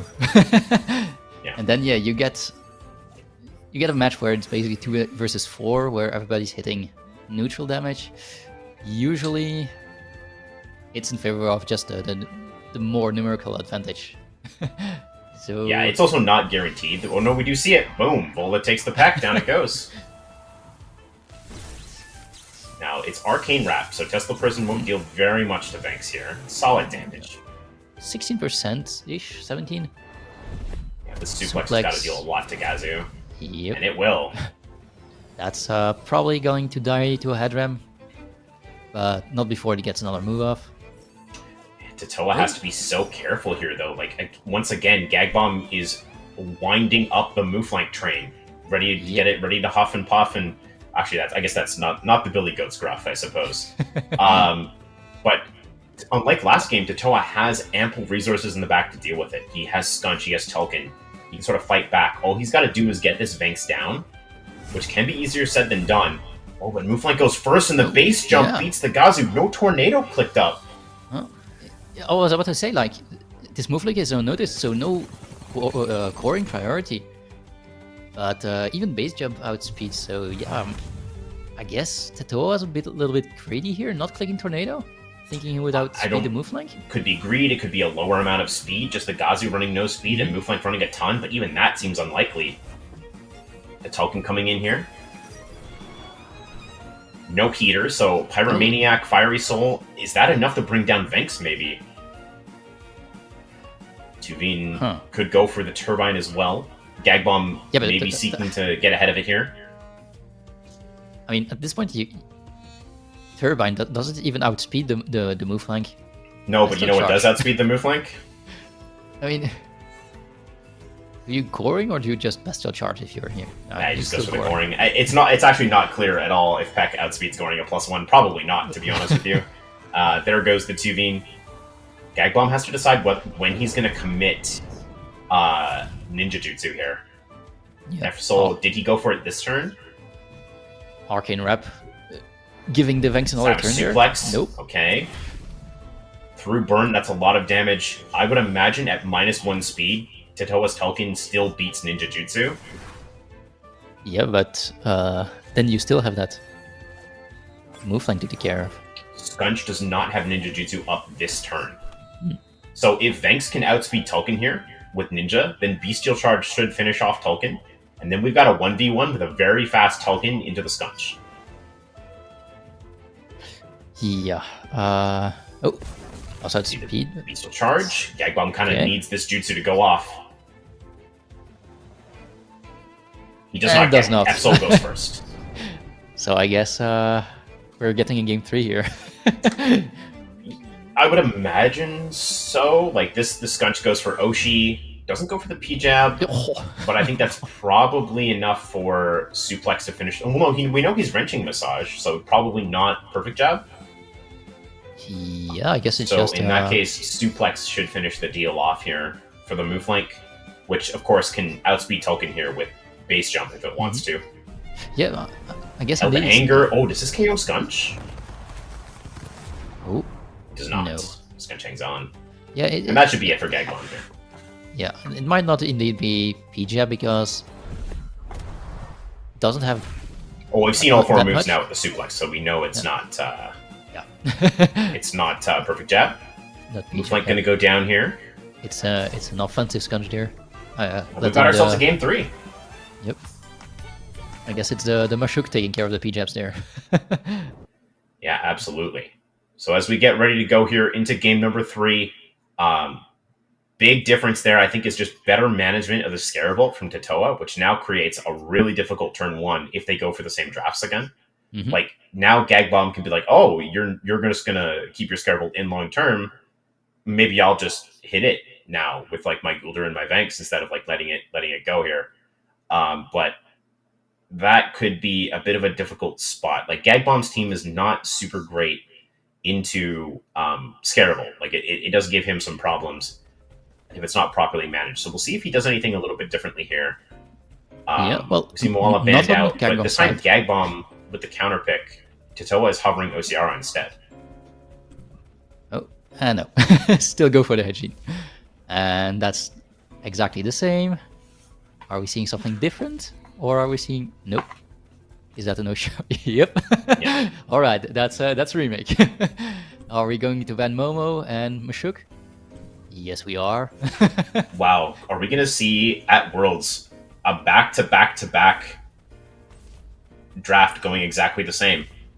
Well... We will. Yep, Yeah, we do. all 3 drafts playing out exactly the same way. So, what would be the difference last game was that Tetoa stayed in on the Scarabolt and just continued to apply pressure, right? Yep. And got like a really nice KO, and like the 2v did a ton of work. Feather Gatling picked up a quick +1 on Gulder. Peck picked up a quick +1 on Volarend. It was really good at kind of finishing off Gagbom's Thames and giving Tetoa little bits of advantage. Really interested to see if this goes any differently here. Next game, Osiara does leave. Gulder coming in. Okay, that's a play we know now. And Scarabolt staying in, okay. Oh, Now we see the T-Strike on the Vanks. Alright. So Tetoa switches it up game number 2 here. I really like this play for him. I don't feel like Gulder gets a lot of value for Gagbom if it doesn't take these 2 attacks. Yeah, and Because Tetoa now calling Vanks out is- yeah. the Gagbom there, they're saying, yeah, you're gonna swap again to the Gulder? Sure, have your Gulder. I'm gonna hit your Vanks there. Because that Vanks is in range of tying to another T-Strike now? I don't believe so. I think that most of that damage came from the wrenching massage. Although Gagbom will know for sure, right? Yeah. So the difference here now is that Gulder really doesn't want to put beef up onto Vanks, and it really doesn't want to put beef up onto itself in a game with triple wind, right? Yeah. So now the Scarabolt can stay in and target the Vanks. It's not entirely clear what Gagbom wants to do to get away from that. All the Thames stay in this time. Scunch doesn't leave either, and it's going to catch a suplex for it. Alright. That So deciding Cooler. maybe to give up that Tem. Yeah, maybe deciding. Conserves the Electric Storm, going for the KO with T-Strike. It does go down to the... Smart play from Gagbom here. Yeah, I was about to say, and Koenders probably just going for a Toxic Ink instead of, like you said, beefing up an already dead Tem. Right, and this puts Scarable in range of Serbatio's Wrath now. Yep. So yeah, because it took it's 40. immediately forced to swap. Yeah. He goes for Move Flank instead. Interesting. Yeah, because I don't mind that. It puts. Yeah, it's still. Does it die to base jump and the Toxic Take? Well, it's probably unclear to Gagbom, or at least it probably is clear to Gagbom. Like he looked at the percentages, and Scarable probably survived the Serbatios there, so he didn't want to take the electric damage on it, because this is like really good damage onto the Scunch here. The Scunch, yeah. Flank's going to take Oshi. Because Koenders, okay, the Koenders getting ignored there, but that makes it able to apply the Toxic Takes all over the board, so that's Scunch. If it takes a... Oh, move line going down there. The double. Yeah, love this from Tetoa. The Scarable is getting so much value. Koenders went for a Bamboozle, but doesn't go off. Oh, that... You don't want to see that if you're Gagbom right now.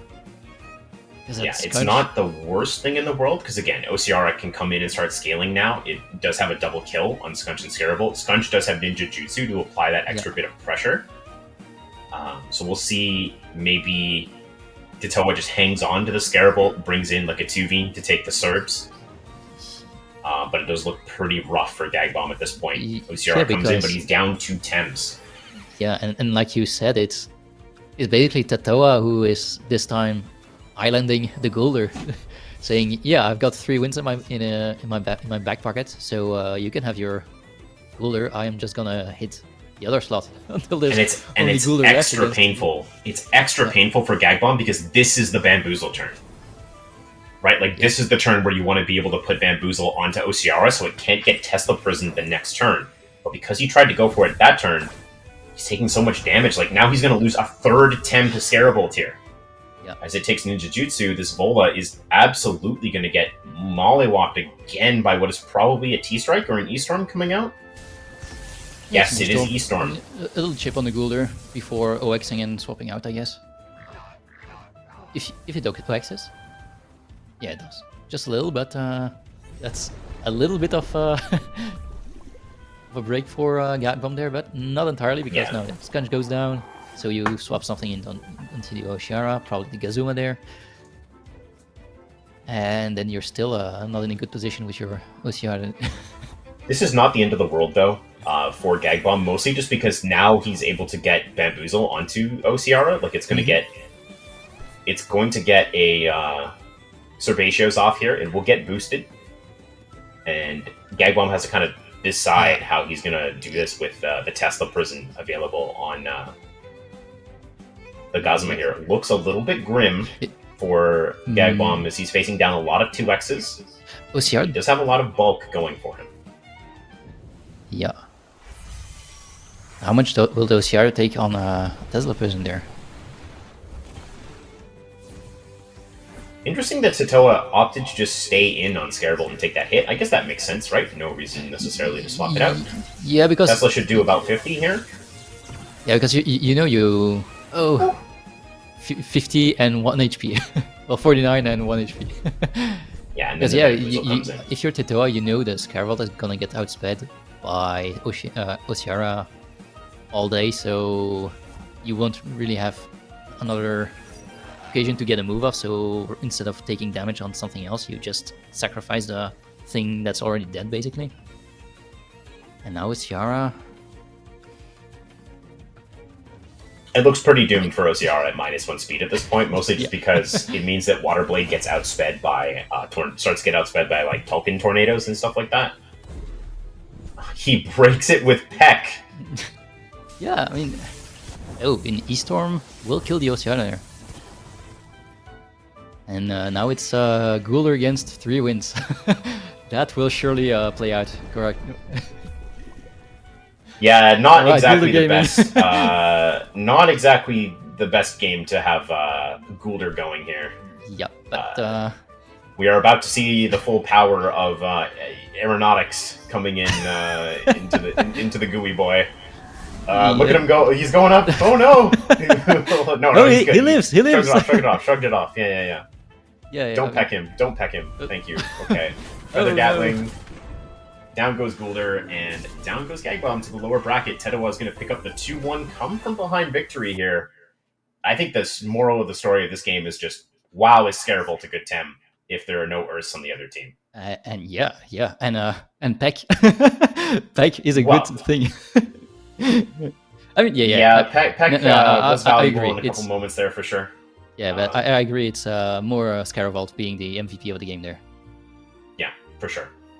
Very, very strong plays there from the 2v and the Scarabolts. And you saw Gagbom kind of creating that advantage state from Adrenaline Shot, but Tetoa kind of cluing in like, oh, if I just leave my Scarabolt in and Osiara can never stay in against me, I just get a free +1 from that, and Goulder's not going to beat Triple Wind, so I'm just going to, like, beat you with it. I wonder if, in retrospect, Gagbom maybe wanted to, like, try and get a 1 or 2 of the wins out of there. I don't know. It's hard to look at that draft retrospectively, but we'll see kind of what happens here as we continue the tournament. We're going to go to a break, and then that's going to be Game 7 of Round 1 coming up.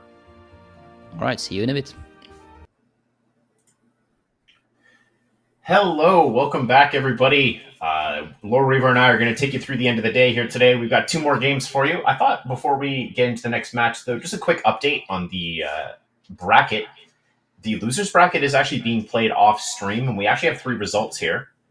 Youngbasedlord with the victory over WelshLeprechaun 2-1. Savannah Lion with the 2-0 over Gamicon to advance to the next round. And Shiro actually taking the concede and dropping, so Gagbom will move up into loser bracket round 2 as well. So, thank you, and congratulations on making it to Worlds for Welsh and Shiro and Gami, and we'll look forward to seeing the rest of the games being through this weekend. Yeah, we're getting into Invincible, going up against, I believe, Ridva. Is Ridva. Yes. Yep. Oh, that's really sad to hear that the Gami dream has come to an end after its amazing performance in LCQ there. But it is what it is, and let's see what the next match is. With Invincible, a team we saw almost the same earlier with Koenders against Ridva. All right. No? A couple times you don't see that often on Ridva's team. The Ryken in the mix in the back are sort of like a little bit of, I guess, Whiplump as well. You would call those 3 the off meta, if you will, picks on Ridva's team. But as you can see, there isn't like a lot of like trickery or combos. It's just good Tems with good stats that click usually priority moves and try to break down their opponents. Really the perfect jab scaling from Scunch just about, and the prideful, there's lots of scaling built in. As we see, Ridva is going to immediately be without Scunch, and Invincible says, no thank you. Invincible, one of those group of clowns players, Koenders, Talwin, and Argon, who are all trying out this Osakai, which is something that I think is fairly new tech. The previous version of this team really liked to play Volphy as a quicksand Tem, but after the Sludge Gift nerf, they really sort of split that Nature and Earth up into the Osakai, which can still function as a quicksand user, and the Chimerian, which is a fantastic Tem if you can get speed control going, right? Its moves deal a ton of damage, and it's really quite bulky, but it doesn't really have a strong prio move of its own.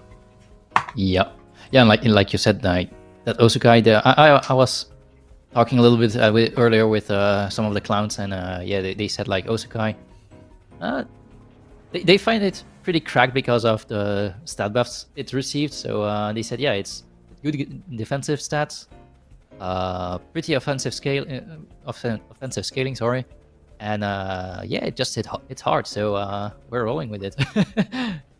Yeah, I think it makes sense, right? It is literally like its defensive stats are but two Volfies duct taped together, right? So that's pretty good if you want to be able to survive, right? So We see the Whiplump come out here. It is a little bit interesting for Ridva, right? Like, one of the downsides of playing Whiplump is you have these two very strong attacking types, water and wind, but Whiplump itself does not have convincing turn 1 wind attacks. So Invincible is fairly free to just lead this Platymus into it and just kind of post up, you know, just like hang out. Like, it doesn't love taking Crystal Plume Gatling early on, but it's not like Ridva's going to be able to follow up with a 2x and like push the Platymus off the board. So Invincible can swap. He doesn't necessarily need to. One of the things that is worth pointing out is that the Whiplump does make it very hard to play Tulkin into the opener, which is normally what you want to do against Chimerian. Yeah, and I was about to say, like, that's probably why Invincible is also hovering the Chimerian to pick it there and then to ban the Riken, but that's not what's happening. It's just getting picked up. Because if you ban the fires on your opponent's team, and then Chimerian has way more space to function than if you have a fire. We see that Ridva has gone for the ban onto what appears to be the Osakai instead of the Tulkin, right? And I think that's very telling for how much longevity they expect Chimerian to have in this game. Normally, you would ban out the fire, right? Because it would threaten the Chim, and that's if you want Chim to have a really long game and get a lot of stuff done. If you're planning to like use Sharpening or Rage to really scale into the game, but I think now that Tuveen doesn't have Noxious Bomb, it's quite clear what Tem or like what Invincible wants to do early on, which is target one of these slots with a really strong double, and then follow up from there. Whiplump a likely target as well as Chim, so maybe trying to push Ridva into a swap turn 1 and build momentum from there. Yeah, and the double melee ban also being like melee being one of the Tuvine's weakness, and then probably Ridva's plan was like, yeah, you can have your Tulkan, but I still have 2 water, so that's probably also why Invincible banned the Oshiara there. You have only one. Neither of these last 2 Tems for Ridva look very good, right? Like Riken into that team does not look strong, and the mix may get some value, but there is a lot of really good area damage on Invincible's team, and of course, Fire and Crystal to work with from the Toucans. As we get into game number 1 here, Chimerian Hostile going to proc up, and we see Whiplump is plethoric. There are 2 baits, one on either side, and Ridva is going to have to get things going here early on. We do see Drill Whiplump, so at the very least that'll perhaps a little bit redundant in this matchup, as it will outspeed Toxin Shower in all likelihood, but nevertheless does create a bit of clarity for Invincible on what to do in terms of whether or not to target the Whiplump or the Chim turn 1. Yeah, but and what is he gonna target? Like the Whiplump or the Chimerian? Like probably the Whiplump here, because Chimerian you can deal with later. But then again, it's still a Chimerian. You can't just ignore it and let it hit you in the face all game long. Everyone stays in. We see the Tuveen is going to go ahead and take the water cannon. I think we're going to see the Whiplump be targeted here, but the CPG going to get decent value into the Tuveen as well. Invincible, yes, he's going right for this Whiplump, and he's saying, I'm going to throw my rotten goo on you. Yeah, is it enough? Yes, down it goes. And we see all the foam fingers there in the stands. Yeah, make sure, check link.playtemtem.com and get your Twitch drops and show up in the stands. As we can see, Ridva has immediately given Invincible a very, very good game to be a token, right? It immediately threatens a KO on Chimerian. Hazrat does not love Tornado, Mix does not love the fire moves, and Ridva has actually presented the move flank to get chipped down further so that Tulkin can kind of end the game from there. So early advantage definitely in Invincible's favor here. Yeah, I was about to say exactly the same. Like, your Whiplump goes down, now you're sending in your move flank. How are you going to deal with that Tulkin? It's not completely lost, right? Like, Mix has mental attacks to hit it, Hazrat has toxic attacks to hit it. It's not invulnerable, but it certainly is a good mixture of speed and power here. Quick goring into the Tuveen will take it down. We'll see if Invincible tries to dodge the attack from Chim with Toxin Shower here. Nope. It's content to just chip the move flank. It might take a pretty hefty Frond Whip here. No, the Chim goes for Sharpening. Oh, the Chim goes for Sharpening. Okay. I guess... I mean, it's token time, right? So Yep. let's see, heaters up. Here, that's not This- a problem. I mean, Chimera has to go out. It's probably living a Fire Soul, but then it's not living a Fire Soul plus Toxin Shower or whatever else you throw into it. So It does have the option to leave, of course, right? Like if Invincible is careless, he might accidentally put Mix into Puppet Master, for instance, right? So definitely an option to swap out and leave. But I think if you're Invincible, you're quite comfortable with targeting Mooflank this turn instead, right? Like you're not in any rush for Tolkien to take out Chimerian, right? Like you're not taking a lot of damage on Tolkien this turn. Aquatic Whirlwind and another Prio move, because the Mooflank has already committed Goring, right? There's no way it can get over top of F-Soul or potentially even Windburst, depending on the speeds. And Aquatic Whirlwind, and if that takes out Mooflank, then all of a sudden your Tolkien is looking very, very strong and putting Ridva in a very difficult swap situation. Yep. And I mean, as you, the situation is indeed tough because Ridva is taking quite some time to think there. Or is it? That's probably not Invincible's timer ticking down there. It could be either one. I think if you're Ridva, you probably very strongly consider just staying in and like front whipping Tolkien. Right? Even though you're burned, you're +3 attack. No, he's going to swap out the Chim. Hazoret's coming in on that side, maybe trying to anticipate Invincible clicking green circles. It's actually a double out. Mix coming in on the other side as well, so not wanting the heater to be a factor. This does get Goring back online with her reward as well. Yep, and there's the Whirlwind that was into the Chim. Yeah, That was a double into the Chim. Okay. Yeah. Nice cover. Bad Hazoret. Dying to whatever Tolkien is throwing at it now, but Mix. Yeah, this does become a bit of an I want to say slightly awkward turn for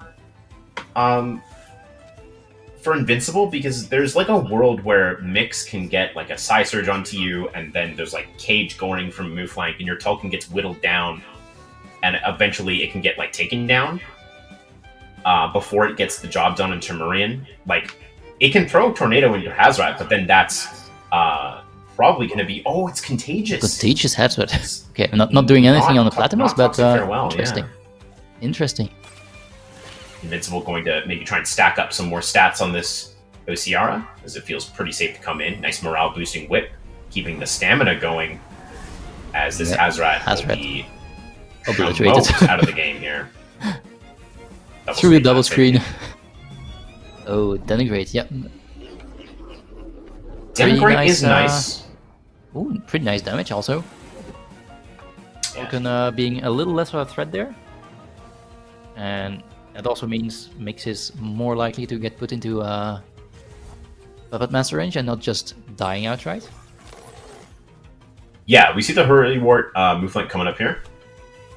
So the question is, can Mooflank outspeed Tolkien? I think Invincible is in no rush at all to like leave this Tolkien in, right? That you can just swap out.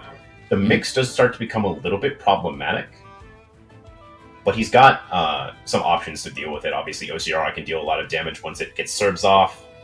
Platimus does have options into it as well. But we do see Invincible is very low on reserve time. He only has 6 seconds remaining, so his decision-making could be a little bit rushed here. We'll see if Ridva can capitalize at all.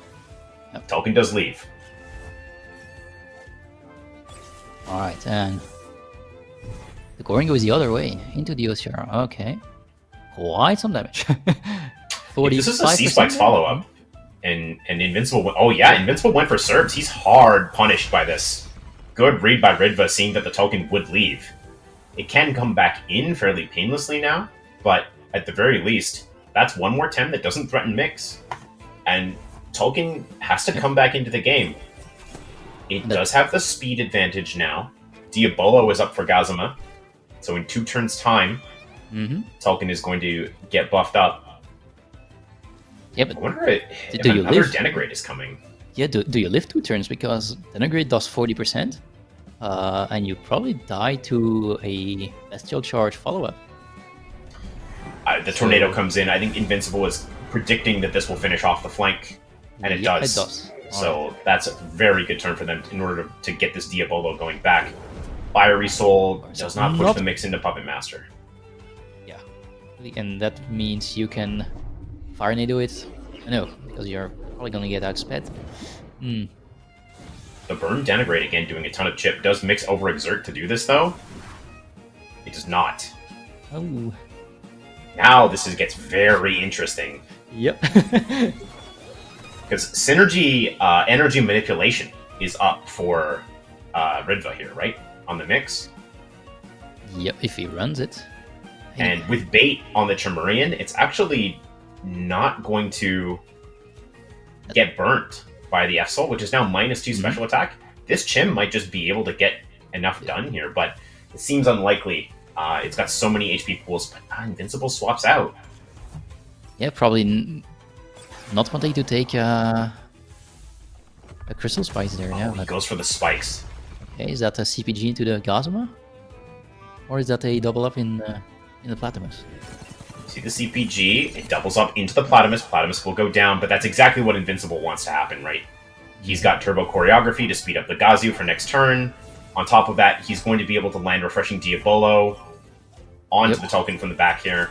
And now it's a 2v1 because Mix is OX'd. Yes, Mix is OX'd. I mean, it's... No, it's probably not running E-Storm, but yeah, now your Chimerian will probably die to a Fire Nado and a Tornado, even with the minus special attack. It's close, actually, I think. Yeah, maybe not. Maybe not actually close. Like, Tolkien still does a ton of damage at -2. Okay, Invincible not overexerting on Gazu, going for Sparks onto Tolkien here. Yep. That makes a lot of sense. Chimerian outspeeds. Hammers the Tolkien. That's not going to be enough, though. Nope. Fire Nado. And the Fire Nado. This should definitely bury the Chimerian here, even at -1. Yeah. Yep, it does. No problem. And that's game 1 for Invincible there. Yeah, it doesn't look like Mix have enough in the tank to get another spikes off here, so Invincible will take game 1. Pretty close, considering how free it looked for Tolkien early on. Good positioning from Ridva there, but not quite enough. As we prep for game number 2 here, definitely going to have to do something about that big flaming bird on Invincible's side. Yeah, the Tolkien might get some more attention from Ridva there, because okay, you can ban the melees, but then you still have to deal with that bird, especially if your opponent bans your second water and you sacrifice your first water on turn 1.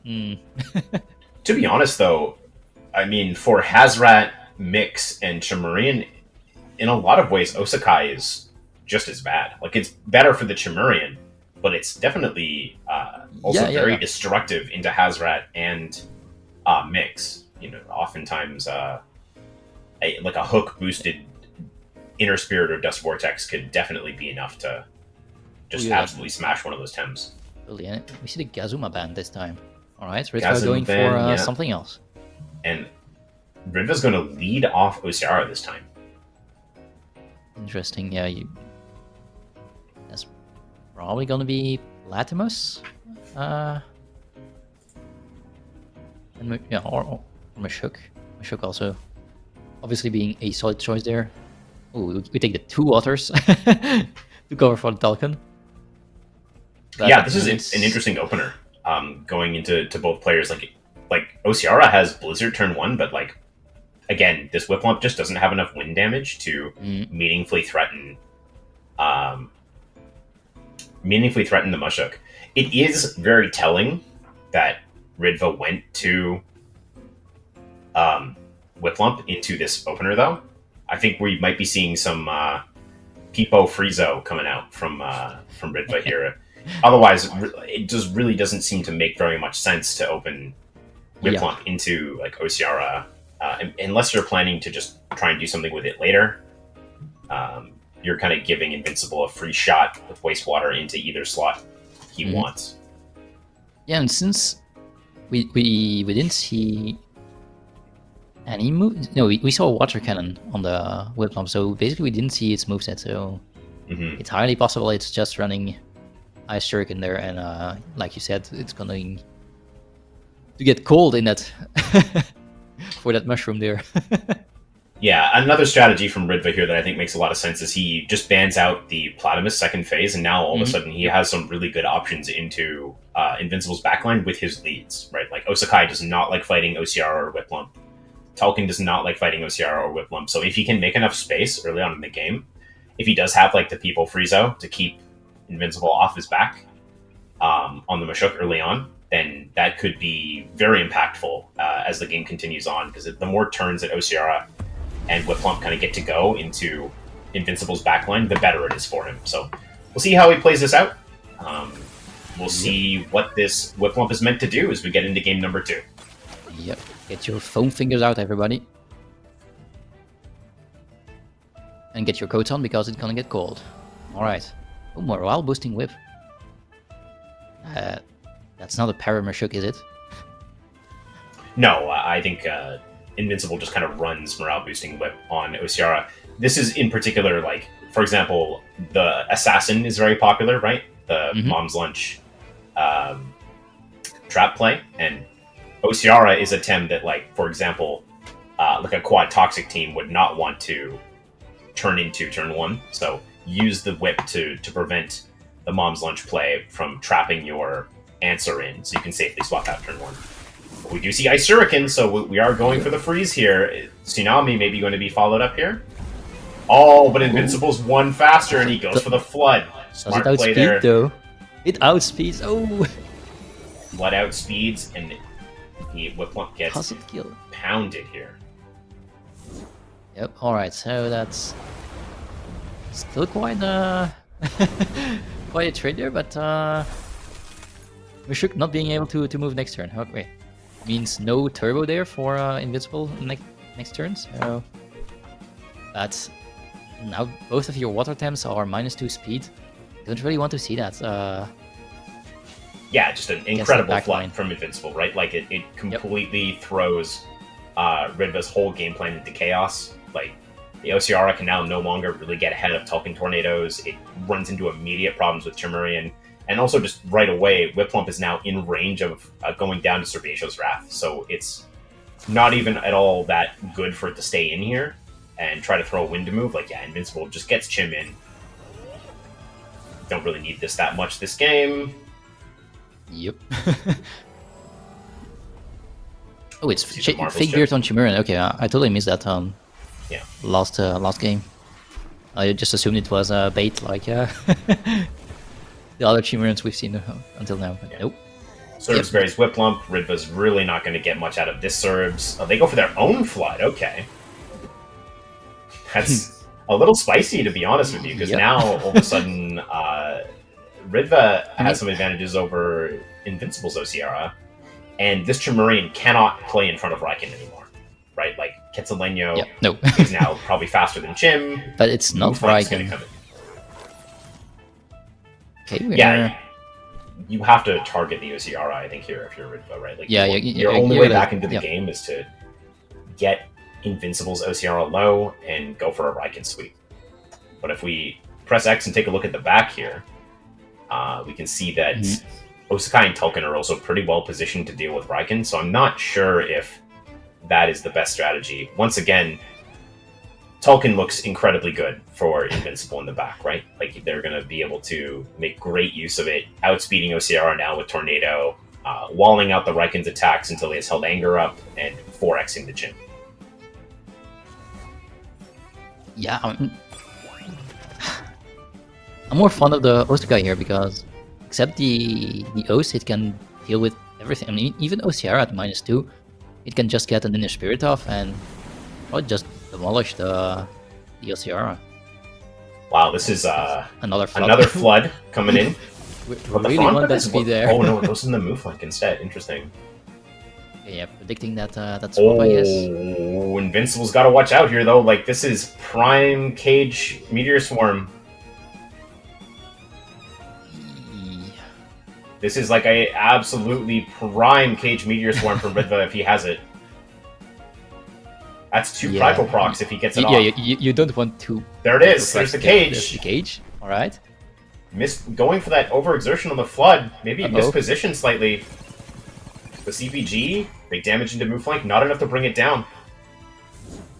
Oh, but he only goes for Ketsa. He does not Meteor Swarm. Maybe not running it in favor of something else. The King's Roar, maybe. Maybe a rush. Not picking up that Ociara is going to be critical. How much HP does this Ociara have? Is it in rush range? It might be in rush range, but you don't really want to commit rush this turn Yeah. on Riken. Like, you want to be able to keep throwing attacks. And Riken now probably outs. Ociara might just throw a water blade in the Riken here. And then It shouldn't be rush it's range. up to Yeah, rush Osukai to typically does about 8 to 9%. Yeah, and this Ociara looks like it might be safe there. I mean, it could just get Ketsa, and it is -2 versus the only the -1 on the Riken. But that does just kind of open up Osukai to get going here. This looks like a really nice hook into the move flank slot, right? Chimerian does not, I believe, have Frond Whip up on Ridva's side. I think Ridva really needed that Meteor Swarm. Yeah, now there's no prio up on Riken, so it is absolutely water bladeable. And actually, just Serdacia's Wrath coming out. What did you click on Riken? Held Anger, maybe? Maybe just Osukai just outspeeding the Ketsa. Yeah. Yep. Yeah, the non-synergy Ketsa. Being very fast there and outspeeding the Ketsa, killing the move link, so Ketsa goes down to 2 prio, and Ociara speeding Riken. Yeah, nice speed work there from Invincible, who should be able to bring in Mashuk now to counteract Ociara. Yep. There it is. And yeah, once again, speed being very strong this game. Yeah, Riken is probably KOable here by hook. If not, we'll see the Dust Vortex. A little concerning if you go for Dust Vortex, though, and Ociara either lives Wastewater or, matches Mashuk's speed with Water Blade. Probably not, though. Does it live the Wastewater?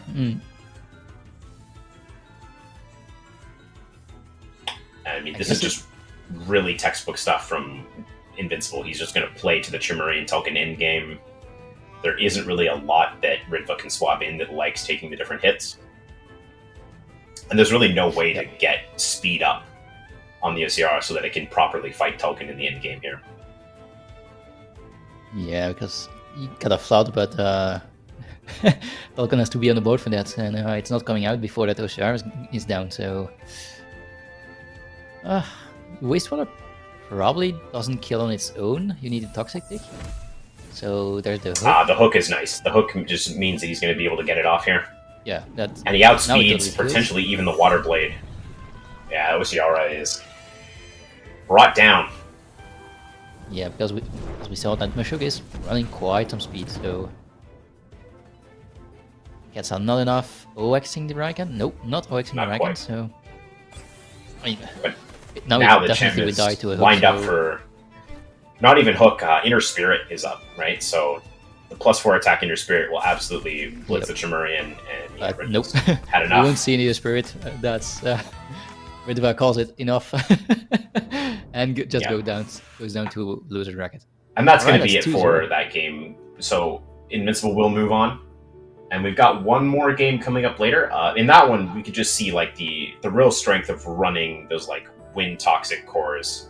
Coming up with lots of coverage moves on the Toxics now, like the way that Platypus and Mashuk just have different options, different tools that support them having this good Toxic defensive typing, really plays well into how Invincible likes to kind of run things in his team.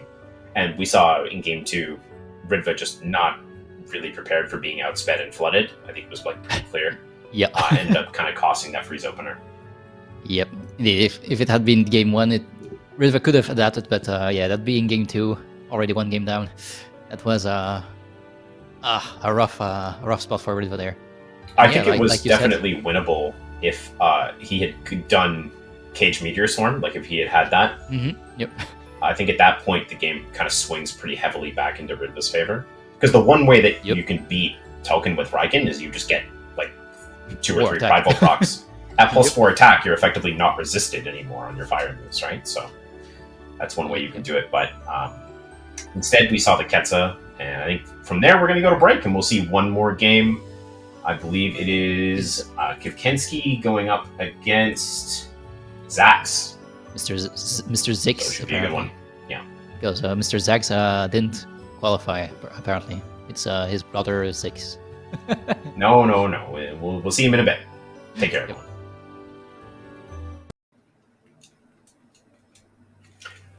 Oh, hi there, everybody. Welcome back. I didn't notice you come in. I was just playing Temtem on my Nintendo Switch that you can purchase in the Nintendo Wii Shop. Welcome back, Loreweaver. We've got one more game today. Indeed. So let's just jump right into it, right? Last one of the day. Last but not least, I would say. Yes. Because still 2 highly skilled players going up against each other. Kivkenski, number 3 on the third to qualify through the TRP system, so one of the top players of Europe, and Szax qualified in the LCQ, if I remember correctly, right? Yes, that's right. I actually have had the pleasure of playing with both of these players, or being on teams with both of these players in the League, which is a community-run game mode. Sorry, like tournament setup server that kind of puts together different team-based tournaments or solo tournaments in the Temtem community. I played with Kivkenski, and also I ran a team that Szax was on. So both of them very interesting players, some particular unique strategies, and like to cook particular things that are central to them. I think one of the biggest surprises when the teams were revealed is that Kivkenski is not playing Shallant. That was sort of a tem that he kind of he kind of put on the map. Not a lot of people giving it strong consideration before he did. For those of you who don't know in the community, Kivkenski is the club leader, I believe, for Dark Knights Germany. And that, I would say, probably the most improved club of 2023, going from being a club that was, maybe a threat to win some dojos or something like that in Dojo Wars, and didn't have that many highly regarded or feared players. Now I would say definitely one of the premier regional-based clubs in the game. DKG has got lots of really strong players, lots to work with. As we can see, unfortunately, Kivkenski not playing the signature Shallant, but is bringing some really interesting stuff. I think he might be one of the only, if not the only Golzy player. You can correct me. He is the only Golzy player. Yep. Yeah. Golzy very well positioned in this game as we get right into the draft. Szax, he's got that Riken move flank core. 2 neutrals for him though. Szax, I think one of the only Velashes as well, and the Alhi as well. 2 interesting pickups there. We also see Karin, but not on a defensive stall team. Szax known for yelling at his opponents using Roar and King's Roar. Sort of swing games that way. Yeah, I mean, Roar and King's Roar are together combined. It's pretty decent. More than decent board control, because putting that minus attack, minus special attack on basically the whole board all the time, that quickly ramps up. And as you said, like the Golzy is probably in replacement of the Shallant. Kivkenski maybe expecting more mentals and or digis in this tournament? Potentially. I think Szax target banning the Earth Tem really early on is kind of interesting. He's going to go immediately, didn't actually think about it very much, going right for the counter of Saku and the Zenareth. One thing that does come up in this tournament is that these players have known for at least like a day who they're going to be playing against. So there is Szax has had a long time to sort of study the team sheet, as has Kivkenski, and they can. So you should see openers get picked up fairly quickly, as we do see Turok right away. These players have likely sort of flow charted these openings against each other. right away, Szax has no interest in playing against a Moala that comes in from the back. We see that banned out. Yep. And that does open things up for Kivkenski a little bit, though, right? Because now he can look at it banning out a Mooflank. He can look at maybe banning out Valash or Saipad to help protect something that he has in the back. A Valash ban does great work to protect Golzi, for instance, if he can pressure Xenareth on turn 1. Lots of options. In the Raikon also, we see Kivkenski considering all his options and going for the Saipad. So I was about to say, Kivkenski having a little bit more of leeway here with the second ban, and we see the neutrals getting picked up. Yeah, one thing I think you have to be a little bit careful about and mindful of if you're Kivkenski is that Szax's team is very, very good if he can be faster than you. Raikon and Karin and Valash and Xenareth, all these Tems can pick up a lot of value if he's able to get quick +1s or quick buffs out before you attack. And Kivkenski's team does not look very fast, so let's see if that plays out coming in here in game number 1. Yep. What's the turn 1 is gonna be? Alright, because we see that Xenareth being threatened a little, the Mashuk being threatened, Turok being the only one. I mean, Saku still has Petal Dagger, but everything is threatened turn 1 here. I believe Szax is a believer in Petal Dagger Saku, so I'm pretty sure nothing is safe. We do see though Kivkenski is running the Gravel Bag on Turok. That means he's likely running a very fast Turok. That's really bad news for Szax in this game. A Turok that can outspeed Valash, outspeed Raikon, and outspeed Xenareth is very bad news for him. So let's see what he ends up going for here. Spikes into Shook. Everything's staying in though. Yeah. That's. Now we've got the Saku follow-up. No, Mashuk gets to go first. Helicopter kick on the Xenareth. Alright, so Saku probably clicking Petal Dagger there. Because Boomerang would probably outspeed the Mashuk. Yeah, Xenareth going down to the Soils team. Immediately dropped the Soils team. We see Debris Typhoon followed up onto the Shook. Alright. That trade kind in favor of Kivkenski there. Xenareth going down means that's one less threat to the back. It's a little hard to say if this benefits Kivkenski incredibly well here. Like, if Mashuk is outsped by Mooflank here, Szax can start building on Notice procs because it's remember, it is a faster sort of Turok, but often when you run faster Turok with Soul Steam, you are giving up bulk, and Saku has Frond Whip primed and ready to go, and this is such a valuable Turok for Kivkenski. He likely wants to swap it out, bring in Chamurian or something like that, right? But if he does it, and then Mooflank buries the Mashuk, it can start to go for scaling opportunities, start to create more space for Saku to kind of carry the game. So we see Mashuk leave. Mashuk is in for Mogu. Will this be a double out from Kivkenski's, or is he going to push that Turok value? We'll see here. Nope, Turok staying in. Allgood taking a little bit of damage, but holding on. Bulky 10 there. So Austin going to the move flank. Quite some damage. Is that a front whip? Probably, yep. And there goes the Turok. Oh, it lives. Yeah, it's a tough live for Szax. The Turok will likely get to make another move here because there is no... I'm pretty sure we didn't see Hurry Wart when it came in, but Bestial Charge is available for Mooflank, but it might get outsped by something like Turbine. And so Szax has to be a little bit careful that the Turok doesn't get too much excess value into him, but obviously it dropping to 4.8% is really good news for Szax in the sense that now Valash can finish it. Valash can tap it over the edge with Crystal Dust or Crystal Spikes and get a Scavenger proc if needed off of it. Yeah, but does the Mooflank live Turbine and... Oh, never mind, it outspeeds the board, so... I was about to ask if it lives a Turbine and a Cyber Claw, but we see just a Turbo attack. That's a bulky Mooflank, right? Like, it's very well. I was to say that it took 2 hits and it's still pretty lively. I mean, Petal Dagger. Okay, there we see the Petal Dagger.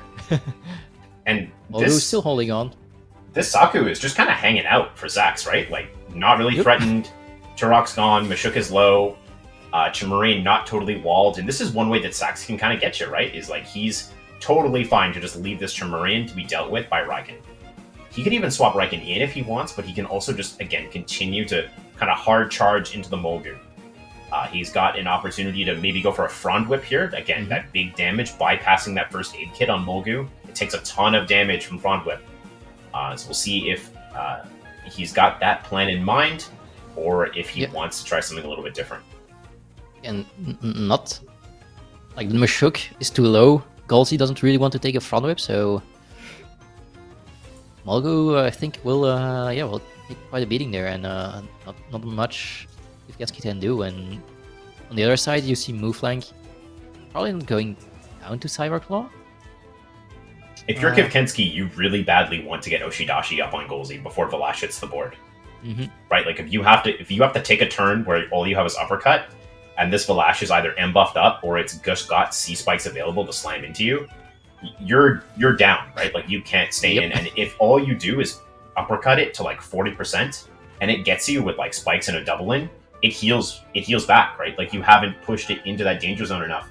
The hard part about dealing with Vlash from the back is it can really start to scale up with Scavenger, but it needs to find the right opportunity to come in and do that. So this is a very difficult turn for both players. Yeah, because I'm also looking at the Mashuk at 24%, and hey, there comes a Golsey.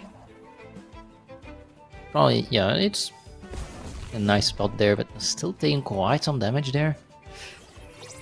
Faraday Cage.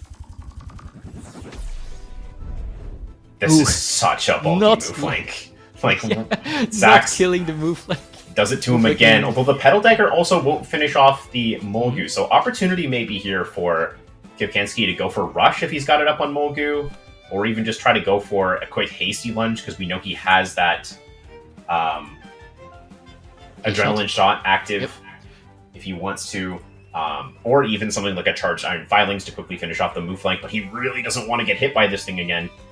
Now Golsey is kind of like dropping into range, where like if Golsey takes a Goring here and it drops low enough, all of a sudden like Vlash comes in, easy C dust, you're done. Saku gives it synergy, right? So there's no way Golsey ever outspeeds it. So all of a sudden, all the ways that Kivkenski has to handle Vlash are sort of just getting chipped down, and his attacks just aren't doing enough back into Szax. He's got so much bulk he's working with. Yeah, and even if you take care of what's in the back, you still have that Riken to deal with. And there's not really there's nothing left in Kivkenski's back pocket to take care of the blue screen and nice play. All right, nice play from Kivkenski here. Yep, yeah, that's pretty interesting. Yeah, power gaming. That's what we like to see if you're Kivkenski fans. This is going to be a fat Oshidashi into the Riken slot here. It doesn't necessarily change anything, mark you, because Golsey is definitely still done to a Crystal Dust, and it can never outspeed the Vlash with Saku on board. But this is a great way to prevent the Chimerian endgame from becoming a problem, right? And it's a great way to get value on your Mulgu that Szax got a little bit greedy in refusing to kill. Yeah, because I don't know, like, there's still like Zax's backline is still almost full life, so Oshidashi, Saku the taking backline is no longer almost full life, as Saku takes 80% from an Oshidashi. And getting sent straight the into turbo the attack will finish off the move flank as well. Yeah, Mulgu going down for that, but that's okay. Mulgu did more than a great job there. Yeah, absolutely. Almost trading like 300% life worth of Zax's team.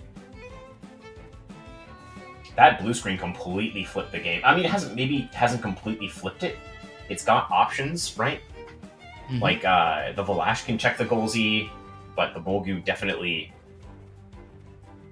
Like, but it just completely punished Szax, right? Like, just absolutely punishing stuff there.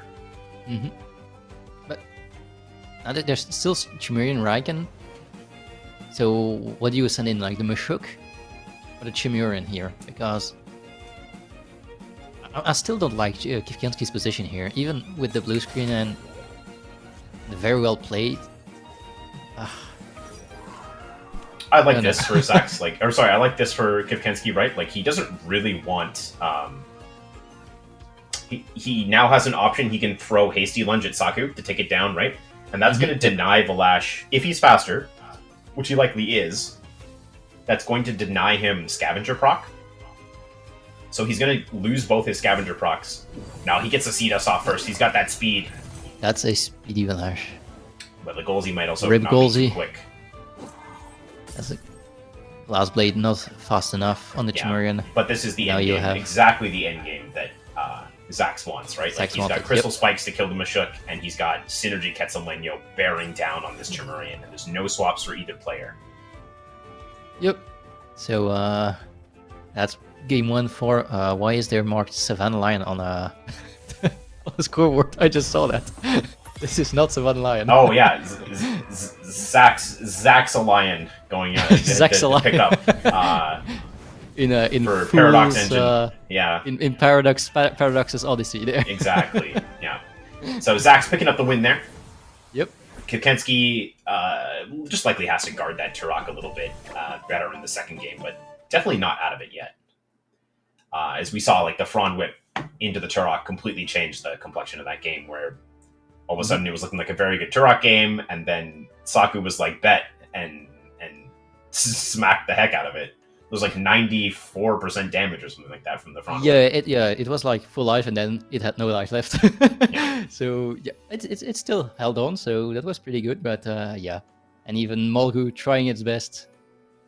Sadly, not enough for Kivkenski there. But maybe we'll see. Yeah, someone in chat asked where the tie was, so I pulled it out real quick. Just so you know, it's still here. I didn't eat it. And we'll go ahead and get into game number 2 and see if Kivkenski can eat a portion of the lead that Szax has built for himself going in so far here. All right. So will Picks and Bans change here, or will we see Alhi getting banned? And oh, there's the Turok ban. Notable here, Kivkenski has choice of side after losing in game number 1 here, and very, very rare for players to choose Indeed. orange side after losing game 1. Kivkenski has chosen orange side. I remember when we played with Kiv, he would say that he preferred orange side to blue side on most of his teams, so not that surprising to see it here. Okay. Szax, because it does give him counter ban on his opener, right? So for those of you who are new, you can actually follow along through the middle of the screen. The indicators, blue and orange, kind of let you know who has what going on in terms of who gets to move at what point. So blue gets first ban, orange gets counter ban second, blue gets first pick, orange gets 2 picks, and then blue gets to make the final pick of round 1 before there are 2 more bans. So. Yep. So Kivkenski picking up his second Earth there. Szax banning the Acronox last game. Kivkenski saying, okay, you banned my Turok, I'm still taking the Earth this way. Yeah, it So, would absolutely no surprise to me here if Szax bans out Moala second phase here and just immediately runs to Acronox down.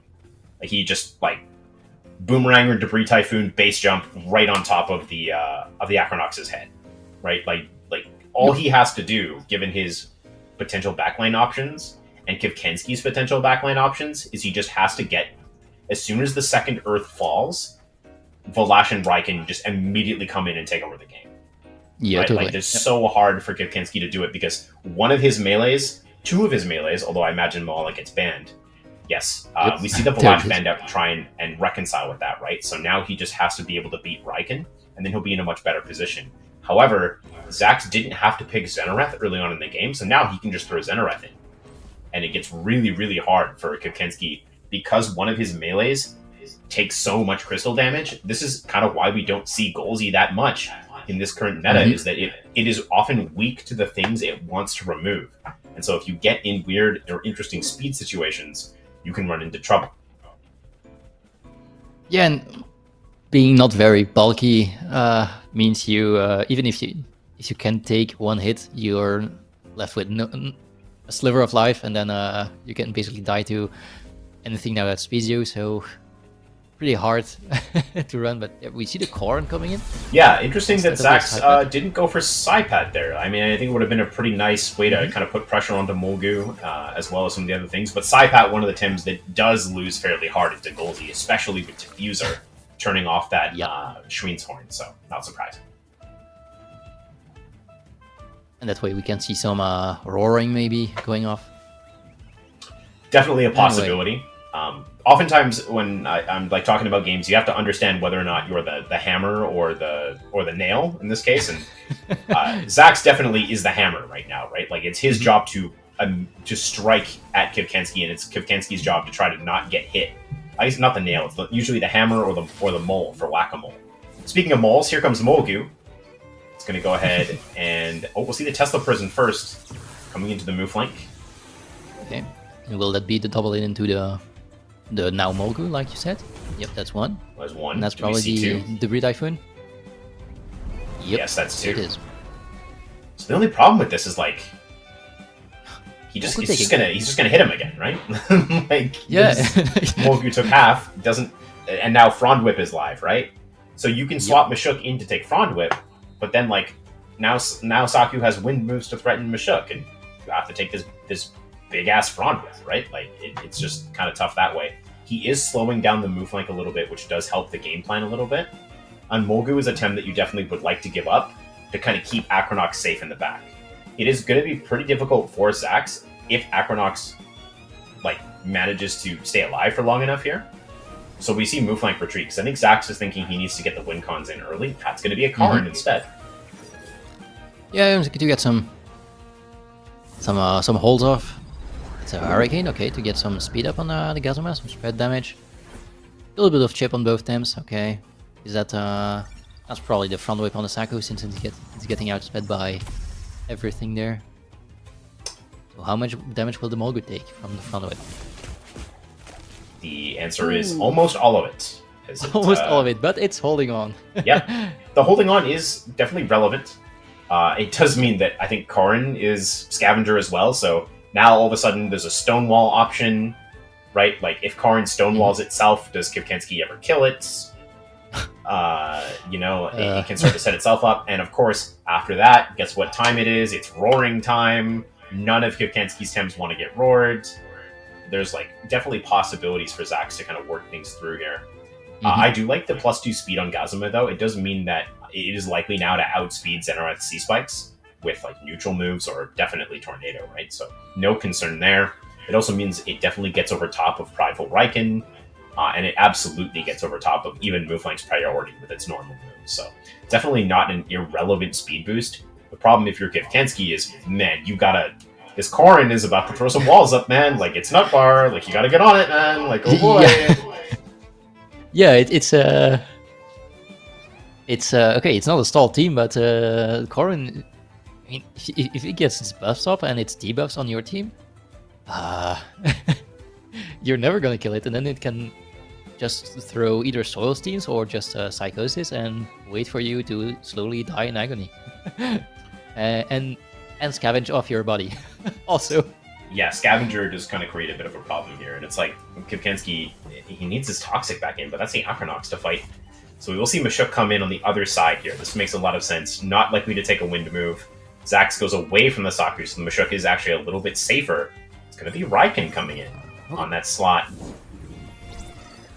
okay. Faraday Cage. So if Corrin Stonewalls itself, that's very good for Kiv. But if Corrin Stonewalls the Riken, that's very bad for Kiv. Good for Kiv.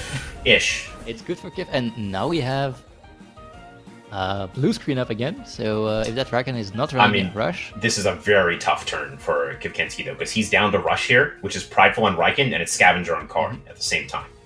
Yep. He's going to get a lot of healing and a lot of... unless he's Skull Helmet, which I don't think he is. This is a very nice turn, because you're basically healing off a Toxic Tick for free here. And on top of that, Riken is now gaining the sort of speed. And it's also gaining more turns. Because, like, Kivkenski can absolutely bring Acronox in here if he wants. King's Roar. Roar. Your Acronox just now does 0 damage. Yeah. Right? Your This is going to deal you chuckle, with but this is how Szax beats Earth. Like, this is how he beats things that normally Xenareth, Riken, they're weakened to, right? He gets Roar off on Corrin. He gets Court Shield off on Xenareth. He gets King's Roar off on Riken. All of a sudden, he's +2, and you're like minus a billion. And Molgu's going to go for Cage instead to try and stop anything from working here. At least get the Riken stuck in. Riken follows up with Rush. Rushed. That's interesting. Kivkenski's Molgu is faster than Szax's Riken. And Kivkenski tried to swap in front of Cage. Tough one there. Tough break. Maybe expecting the Molgu to just go down to Rush. I'm not sure what the idea was there, but Mashuk eats Psychosis. Not exactly the best. Option there. Yeah, that was a oopsie. Although to be honest, like there are no Roars or King's Roars in play yet, right? So in a way, maybe saving his Acronox from getting doomed there by not letting his Mashuk swap out of it. Obviously, you would prefer to get some attacks off, but it is what it is. Yeah, I guess we're preserving the stamina on Mashuk. The Riken takes a ton of damage here. Yeah, Mashuk's gonna wastewater. I think Szax is just down on the Riken. Oh no, he does survive the wastewater. Now, that's not good news, but I mean, you've already Psychosis this Mashuk, right? Why bother? He's gonna hit it though. Did Kivkenski put himself into a good spot by blocking his own swap out? Probably not, but not as bad as it could be. As we see, Corrin does get the Roar off, but now it's missing that Riken. Yep, but Corrin full life there with a buff with a stone wall. Musha going down in a couple turns, not dealing a lot of damage with the -1 attack there. It'll be up to Galsy there to take care of both of Xenareth and Corrin, so still not an easy position for Kivkenski there. Yeah, at the very least, he does have the Toxic Ticks to sort of chip away at the Corrin if Acronox does continue to lose steam here. Also, Mashuk will very quickly start scaling Tireless, although it only has 2 turns left to attack. That Scavenger proc is going to be really nice for Kivkenski. Maybe see him try to get a perfect jab off onto the Corrin or something like that, but more likely I think he's just going to start focusing the non-Corrin slot and try to get Gazma Golzi to win an endgame there against those two, which seems a little bit tough, but definitely not impossible. Diffuser will be huge there, blocking the Nut Bar healing, but that does seem like a tough ask with Xenareth potentially coming in as well. As it does come in here. There it is. It is Channeler Xenareth, so that C-Space will deal a ton of damage into the Galsy when the Galsy will come out, so... Right. Yeah, like the Sting here. A little bit Helicopter kick on Mashuk. This is nice chip into Xenareth, even though it's roared. That might, after the tick, put Mooflank in Venom spread range. Acronox takes a ton back in return, though. But at the very least, no one noticed proc. 35% with Venom spread lined up. It might be enough to take it down. It is -2 though due to the Roar. Yeah, so it looks -2 and the helicopter kick, I guess it will be. Let's see, Venom spread here is a high base power move, just not enough. Szax just managed to hang on. Xenareth is going to get knocked back off. If Mooflank is able to attack Acronox here, it's really bad for Kiv. Who's got the higher speed here? I think it was Mashuk. Mooflank gets the boring Mooflank has priority, of course. Yeah, of course. Down goes Acronox. The helicopter kick will be solid. Oh, it's actually uppercut instead. Okay, so it's a little more damage. Yeah. More damage into the Xenareth. Kivkenski probably knowing there he would get outsped by the priority move, so getting more damage into the Xenareth makes sense. Now we're having Xenareth. Will it be able to do something before it dies? Is the question. I would imagine Golsy Hasty Lunge is close here. Kazuma, don't know for sure. Maybe. Gazma. Oh, Tornado? Gazma has Tornado up, yeah. But he's got to be careful, right? You definitely don't want to throw a Tornado into a Saku. You could cover with the Hasty Lunge, but that might just put Saku in First Aid Kit. Oh, it blocks First Aid Kit, actually, which is kind of interesting. Karn in.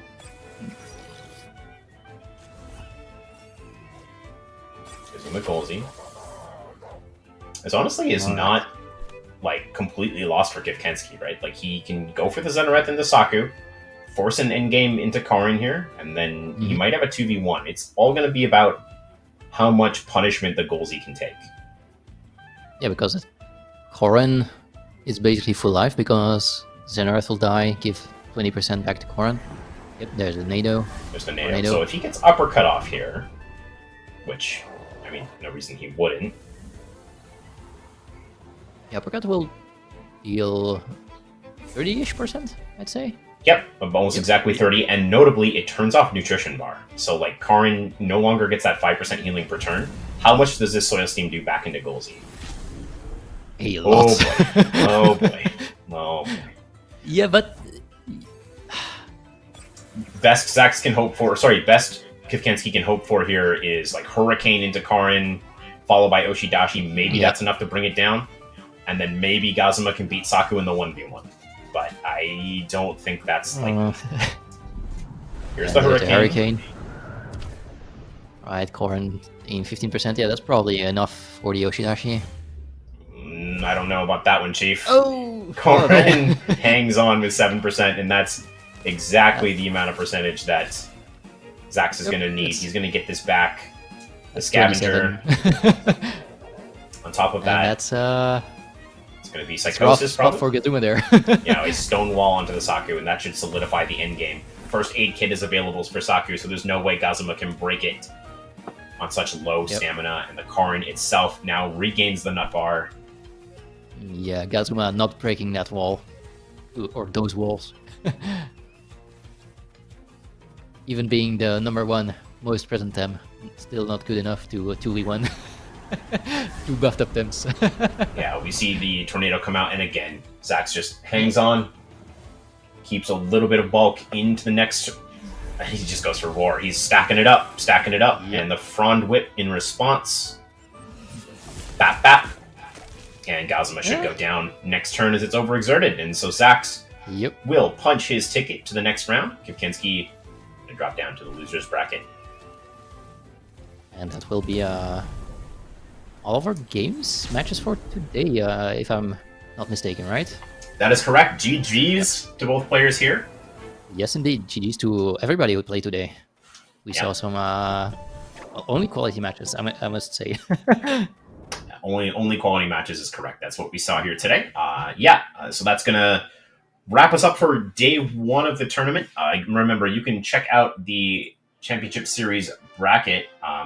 We are going to have off-screen, Ridva will play Kivkenski, and then that'll be it for the losers bracket matches until we get into day 2, where the rest of the competitors will, of course, compete, and we're going to see who can move on to round 2 and who is going to go down to the losers bracket. In the meantime, we'll wrap things up on our end. Big thank you to everyone else who helped out with casting the game, Mr. Rishi, BFlattened, and HKen. And, of course, thank you as well, Loreweaver, on the cast. And thank you also. Yeah. And thank you for... also, shout out to our technical team there. We had some difficulties, but they managed to solve everything pretty quickly. So, thanks a lot, guys, for taking care of the technical. Absolutely. And we'll see you back here at the same time tomorrow. Whatever your time zone is. Pacific time for me. It'll be a 9 a.m. start. And we'll see you back here same time tomorrow. Until then, take care. Have a good day. Take care. Have a good night.